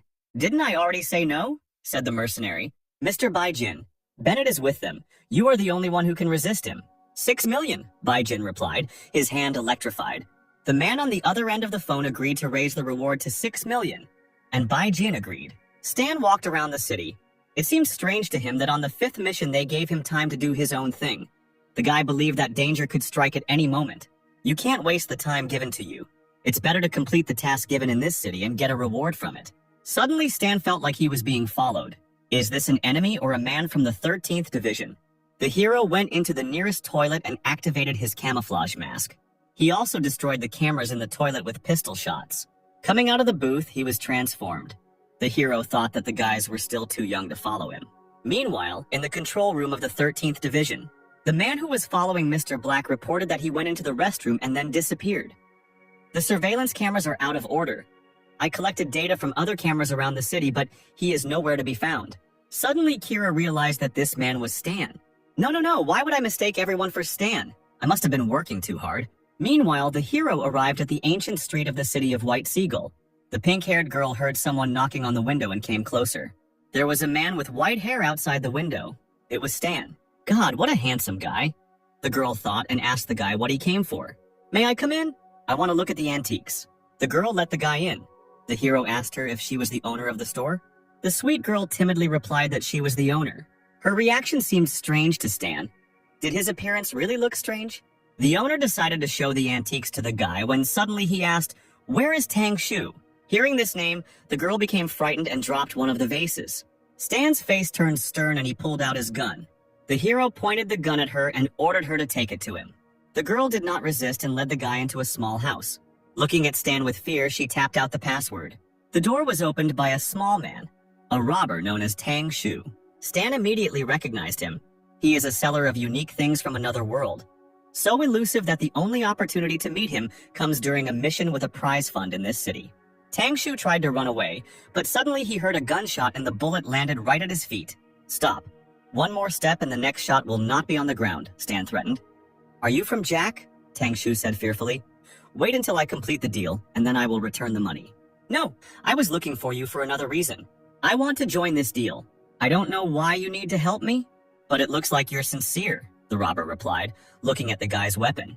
A system window appeared in front of Stan and informed him that he had accepted the task of capturing the relic of Li Xin, which had been forcibly taken away from the city museum, and that he needed to return 10 relics. So I'm relying on you now, said the sweet girl. The museum used to ask my father for permission to display 10 antiques. But when my father died, I took them back, but they got angry and stole them. Don't worry, I'll figure it out and give you your things back, Stan replied, smiling. The hero stood up and asked Tang Shu when they would move out. The robber replied that they would move out as soon as the guy finished preparing. He was also curious about what Stan wanted as a reward. No problem, the hero replied. Let's get started right now, I don't have much time. In a past life, the guild set a prize fund, which eventually increased to colossal sizes. The revenue was huge, but since Stan was the first, the entire reward would go into his pocket. After some time, the heroes arrived at the city museum. The building has 3 floors. Here's the plan, said the robber, drawing in a notebook. At the beginning, Before he could finish speaking, Stan was already running. No, wait! Tang Shu shouted in shock. But Stan wasn't used to waiting. He jumped straight into the museum window at full speed. What are you doing? We wanted to sneak in. You're too boring, said the guy. Come in quickly. The siren rang and the guards took up their batons when they saw the thieves. Stan, without wasting any time, quickly smashed the display cases and collected all the valuables. The boys quickly started running away. But suddenly Stan stopped. A group of guards were already running towards them, ready to receive the guests. Stan turned to Tang Shu and said that it was time for him to prove himself. Hey, do I look like a warrior? Stan decided to help him believe in himself a little. Here's a boost of confidence for you, the hero said, kicking Tang Shu in the ass. Hit him! The guards shouted when they saw the guy flying towards them. The crooked-toothed robber burst into tears when he saw the clubs above his face. Tang Shu was unable to dodge the first blow. Realizing that he was not a warrior after all, Tang Shu crawled on his knees to Stan and said that he couldn't handle it. Then the hero offered to show him one spell that doubles combat power. Sniffling, the robber decided to look at him. Now repeat after me. With a light movement of his foot, Stan sent the robber straight into the guards' clutches for the second time. The guards began to beat Tang Shu. But the spell worked, and the robber rose from his knees and grabbed the guard by the baton. He snatched the weapon from their hands and put one of them down. But his confidence did not last long, and the guards began beating the robber again. Well, I can't, bro. I beg you. You have a gun. Finish them off. No need to beg me, Stan replied, hitting Tang Shu on the ass for the 3rd time. I can only support you morally and motivate you again if you want. This situation irritated the robber more and more. He stood up and picked up one of the valuable vases. He then hit the guard in the face with the vase. Hey, what are you doing? This is a cultural monument, the guard shouted, worried about the vase. Shut up, Tang Shu shouted and threw the vase at the guy. The relic shattered into small pieces from such a powerful blow. Soon the robbers came out onto the street. Tang Shu was greedily gulping air. Suddenly he heard the sounds of a police siren. The robbery was not over yet. Tang Shu was scared. Time to run, Stan said to his partner and activated the speed boost. But suddenly more police cars stopped in front of the heroes. Don't move, the policeman shouted, pointing his gun at the boys. Stan grabbed Tang Shu abruptly and held a knife to his throat. He ordered the officers to drop their weapons or he would kill the hostage. What? The law enforcement officers looked at him in surprise. He's your accomplice. Who are you trying to fool? Oh damn, it didn't work, Stan said disappointedly, letting go of his partner. What did you expect? That it would work? The robber shouted. Well, it was worth a try, Stan replied. It wouldn't have made things worse. Tang Shu wanted to ask what they would do now, but Stan got ahead of him, sharply grabbing his partner's hand. His sneakers became electrified. Stan said that they had already done their job. All that was left was to hide. With these words, the hero rushed past the police using his special boots. Meanwhile, we are transported to a bar where other mercenaries have gone to relax. 2 of them got very drunk. The guy said that he wanted to get some sleep because tomorrow he was going to the 13th unit. Suddenly, light footsteps were heard behind them. The mercenary raised his head and asked his comrade if he thought someone was following them. Usadi replied that he didn't think so. His partner had simply had too much to drink. A few hours later, in the 13th division of the city, White Seagull, 3 of your guards were killed, Kira said. The wounds were identical. They were inflicted quickly with a sharp weapon, piercing either the heart or the throat. The evidence suggests they did not resist. The killer was incredibly strong. Is there any footage from the cameras? Kevin asked. There were no cameras in that area, Kira answered. So that's where they were attacked. Wang Yu's fist clenched. He realized who it was. The ability to hide and extraordinary speed can only be possessed by a hidden demon. He's a killer with an extraordinary talent for becoming invisible, Kevin thought. The demon might want to eliminate all of your guards first, Bennett noted. He asked Kevin to order the guards watching to inform them of an immediate gathering.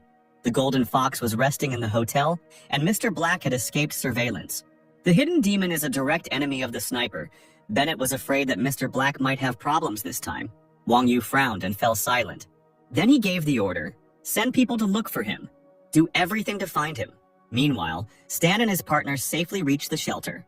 The guy was happy about completing the task, for which he received 102,000 experience. In the corner of the house lay a frightened Tang Shu, who told the guy that he never wanted to see him again under any circumstances. The hero returned to the city and thought about the mission.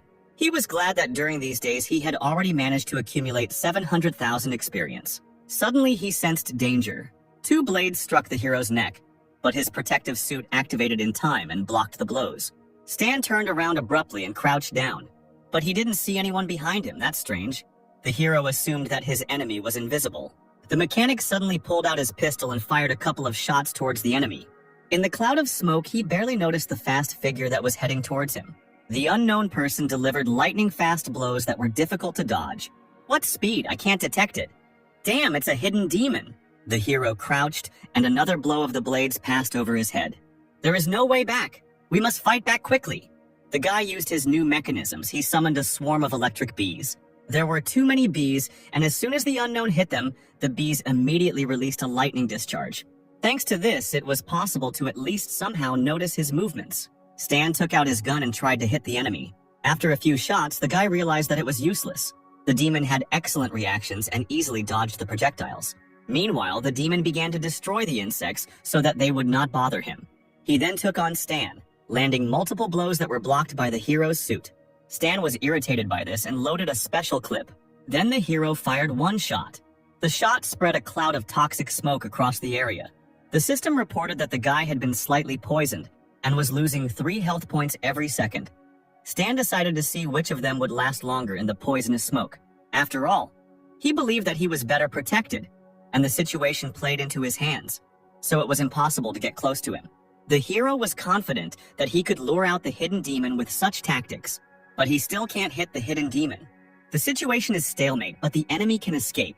This cannot be allowed. The hero decided that if he pretended that the poisonous fog had really hurt him, the demon would rush after him. So he made a dash and jumped out of the poisonous cloud of smoke. Running forward, Stan turned around to see if his enemy was catching up with him. The demon did not lag behind. He chased after the prey. Pushing off the building, the demon jumped onto Stan's back and inflicted some more damage. The system reported that the demon was level 44, and Stan received 37 and 39 damage. The blows are strong and fast. If it weren't for the electromagnetic armor, I would have spent a ton of health in 10 seconds. First, I need to gain speed to dodge attacks. He'll never be able to keep up with my mechanism. While the hero was running, he suddenly took out his phone and asked Antonio to deliver his robot. Everything was going according to plan. The demon continued to chase, just a little more, and he would be finished. After a few kilometers, the guy ran to the car. But the oppressive aura of the enemy disappeared. Apparently, the hidden demon became wary and left. A few minutes later, the hero reached the point where Antonio was already waiting for him. The guy asked where Stan's enemy was. The hero replied that he had left, and that he needed to return to the plane, fix his gear, and try out something new. "Am I your driver or something?" Antonio shouted. Meanwhile, the news reached the 13th Division. Bennett was surprised that the demon not only did not kill the sniper, but also escaped from him. The guy asked where Black was now. Kira replied that something connected him with Fan's group. He was now on their transport plane. "Probably fixing the equipment," Wang Yu suggested. "Don't call him, Kevin. Can I ask you to send someone to tell Mr. Black to come to the River Valley estate tomorrow morning?" "Yes, of course. I will send people." Stan was actually sitting there fixing his gear the whole time. He thought that now, the power of small arms was clearly insufficient in a battle against an enemy with a level higher than 40. Electromagnetic weapons would work, but you need to increase your electromagnetism generation skill. You can try to create mediocre drawings and get by with prototypes for the time being. The hero decided to first upgrade his existing skills. The system reported that the hero received a new drawing of the energy battery. "It's a Rubik's Cube. Perfect. Just the portable battery I needed." Then the hero pumped up the basic theory of energy, the basic theory of weapons, and the theory of electromagnetism to the maximum. Now the preparation is complete. Antonio entered the room and reported that people from the 13th had come and said that his employer had changed the meeting time. In the morning, Stan needed to get to the River Valley estate. The hero thanked the man. This arrangement suited him. This evening, the guy decided, he needed to get down to work and finish upgrading the weapon. The system window repeated the word failure many times as the guy tried to upgrade the weapon. "Apparently, I'll have to sit not only in the evening but also at night." Meanwhile, a heated discussion was taking place in the building of the 13th Division. "Senna captured all the traitors," Wang Yu said. This time the operation was successful. Not only were the rebels disposed of, but the organization also began to implement its plan. "I have a feeling that the war will start earlier," Bennett replied. "We need to prepare in advance. The help of the dark web alone will not be enough. We need to cooperate with other forces and organizations." A good plan, Wang Yu replied. I think the Six Nations will help us, but I'm afraid that the side interested in self-interest will look at our resources. This plan should save many lives, Bennett said. If anyone dares to interfere, I will deal with them personally. Suddenly, they heard electrical flashes in the sky. Wang Yu and Bennett ran to the window. They had met them before. Lightning struck the ground and destroyed everything in its path. And along with it, a stranger with burning hair descended to the ground. This stranger was Bai Jin. The lightning god gathered his power and his chest began to glow. Then the lightning passed into his hands, and he fired a discharge into the barrier grill. Now nothing prevented him from penetrating the enemy base. The soldiers were surprised by such impudence. This guy is not even afraid. They immediately opened fire on the enemy. But Bai Jin was immune to bullets because he could create an impenetrable shield out of lightning. Now it's time for him to show his strength. One bolt of lightning and the soldiers' fortification exploded, scattering everyone in different directions. Mr. Black is not here. We can't handle a man who is many times superior to us in level. Don't stand there like a pillar, shoot! The commander of the second line of defense shouted. Shots were fired at the killer from all the windows of the estate. I'm beyond your capabilities, Bai Jin answered calmly, covering himself with lightning. Bullets that hit him instantly melted. The soldiers couldn't believe their eyes.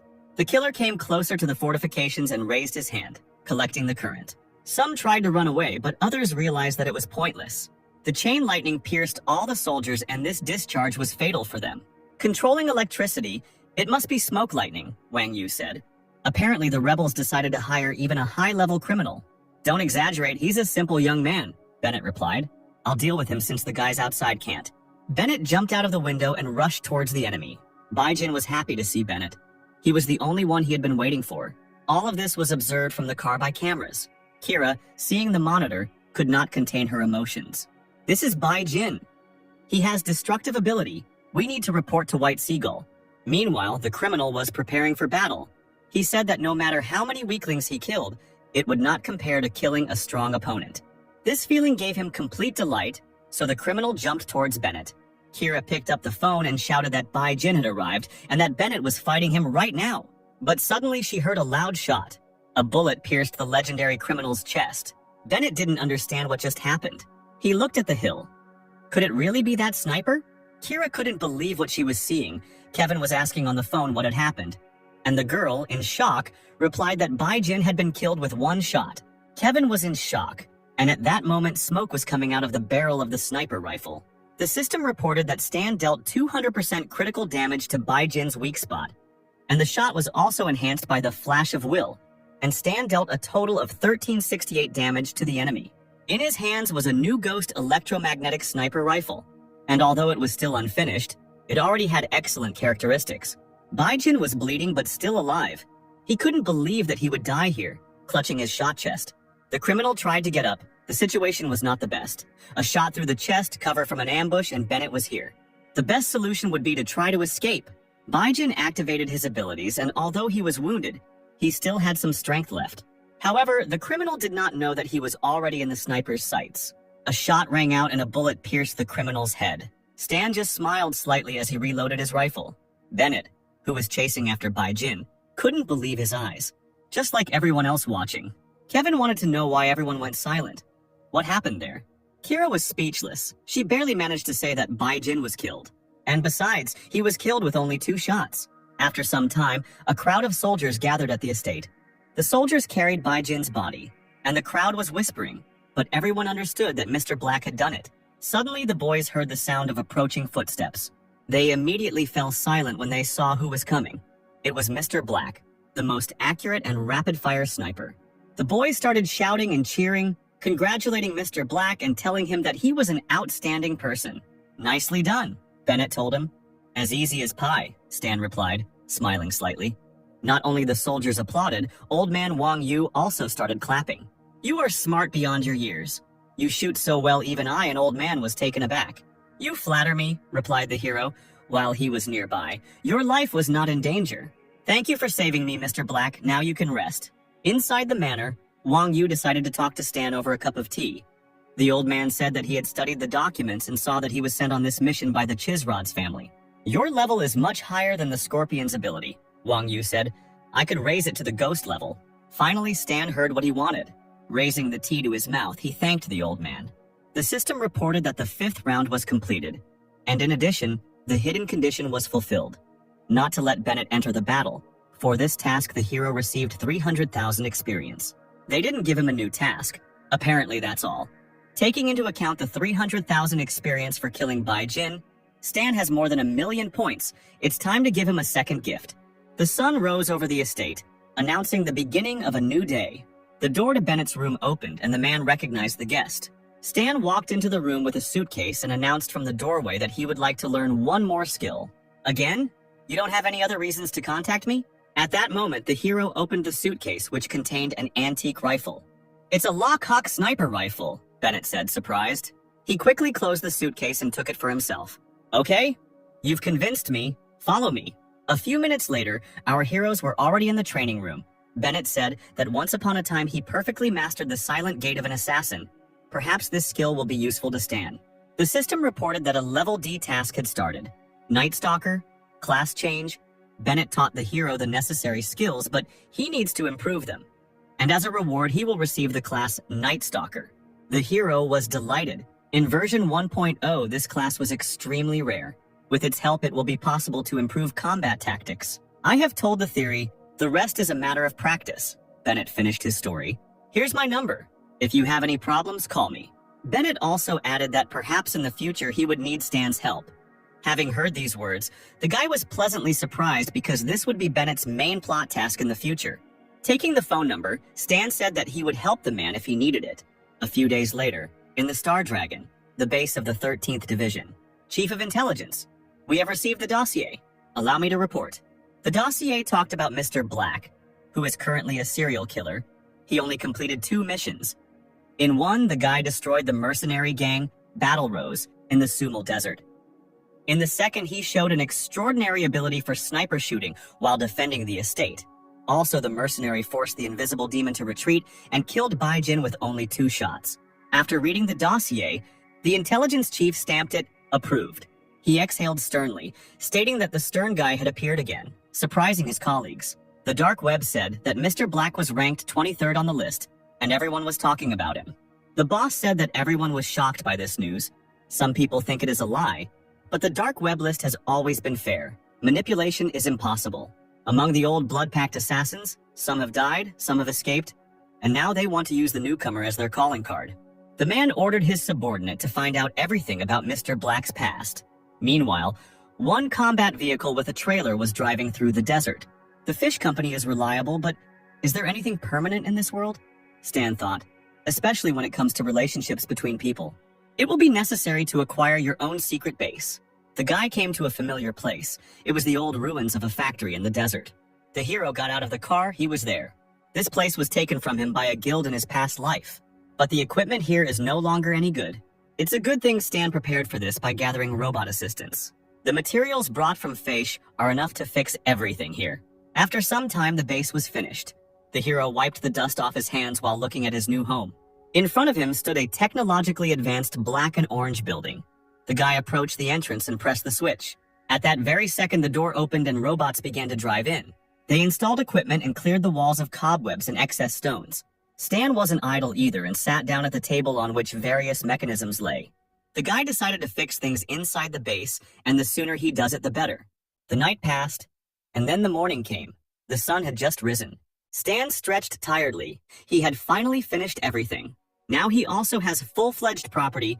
The base is completely ready for operation. I have already reached the dark level, Stan thought. I have the task, the data too. I have worked out the plan of action. All that remains is to stick to it and finish off my goal. A few hours later, in the department of the 13th Division, suddenly, Carl's phone rang. The man picked up the phone and asked who it was. Guess.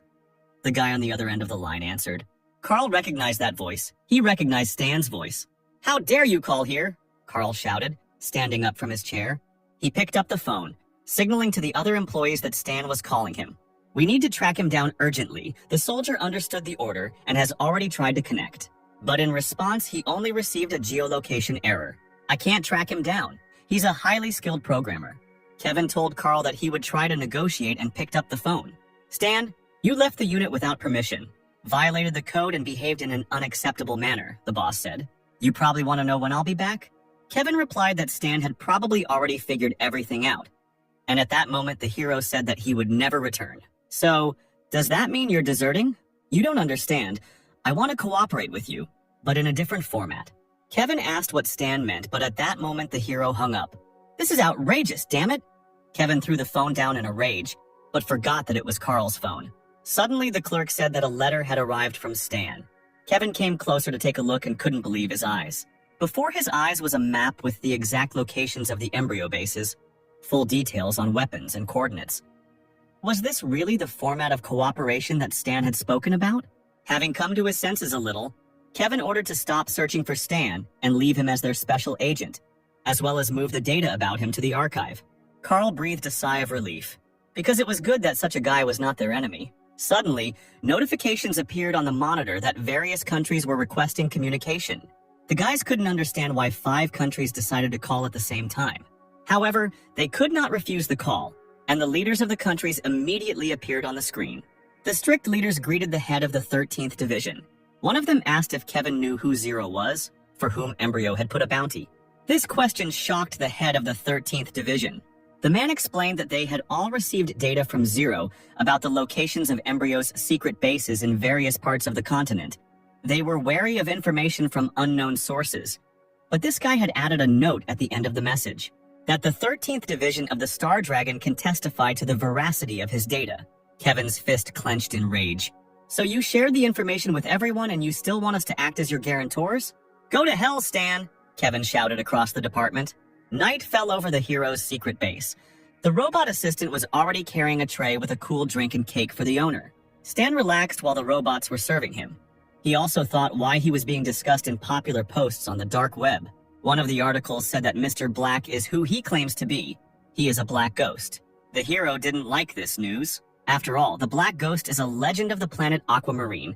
The legend says that he appears from the darkness of the night. Each time in a new guise, no one knows when he will come. No one knows when he will leave. If you saw him turn away, it means death has already left its mark on you in the form of a fresh bullet hole. He pays with a bullet and takes life. The new nickname sounds strange, the hero thought. A black ghost. Why not a white sheep? Meanwhile, in the Hexia region, at the gathering place of the Wanderers, a dog was sleeping peacefully. Suddenly, she heard a noise. The dog immediately jumped to his paws and began to whine. Dozens of military planes flew over the dog's head. In the same region, at the 22nd Embryo Base, patrolmen were on the lookout for enemies. One of the soldiers froze in place when he saw what was coming towards them. He shouted to his comrade to sound the alarm because a Hexia fighter was flying towards them. But before they could do anything, planes flew over them and dropped missiles on the enemy. And along with the fighters, military equipment also appeared. All this was observed by Wang Yu and Bennett, who were sitting in the restaurant. They heard the roar of the explosions in the distance. The war had begun again, the old man said. This time, 6 nations had united to destroy the secret embryo base. The sudden turmoil forced people to flee. The little girl was crying and asking her mother how much longer they had to go. She wanted to go home. We can't go back, Mom answered, because Dad and brother were taken away to fight. Nobody wanted war, but here it is again in this world. Why are the 6 nations acting decisively this time? Bennett asked, having failed to track down the embryo in the past. The Star Dragon has information from Zero. Apparently it's time to develop a cover plan, but we still haven't had time to prepare so much. Bennett drank another glass of wine. He looked down and thought, okay, we'll never be able to fully prepare, the hero replied. Contact our allies and independent fighters. We need to gather all our forces together. At the same time, at the main base of the embryo, powerful blows crumpled the metal, and the roar from the impact echoed throughout the room. The leader of the embryo organization cursed Zero. He didn't understand how much he knew, and most importantly, where did he know all this from? Unless it's a matter of awakened foresight. Then it's clear how you got the information. Escaped from the lab and hid from surveillance.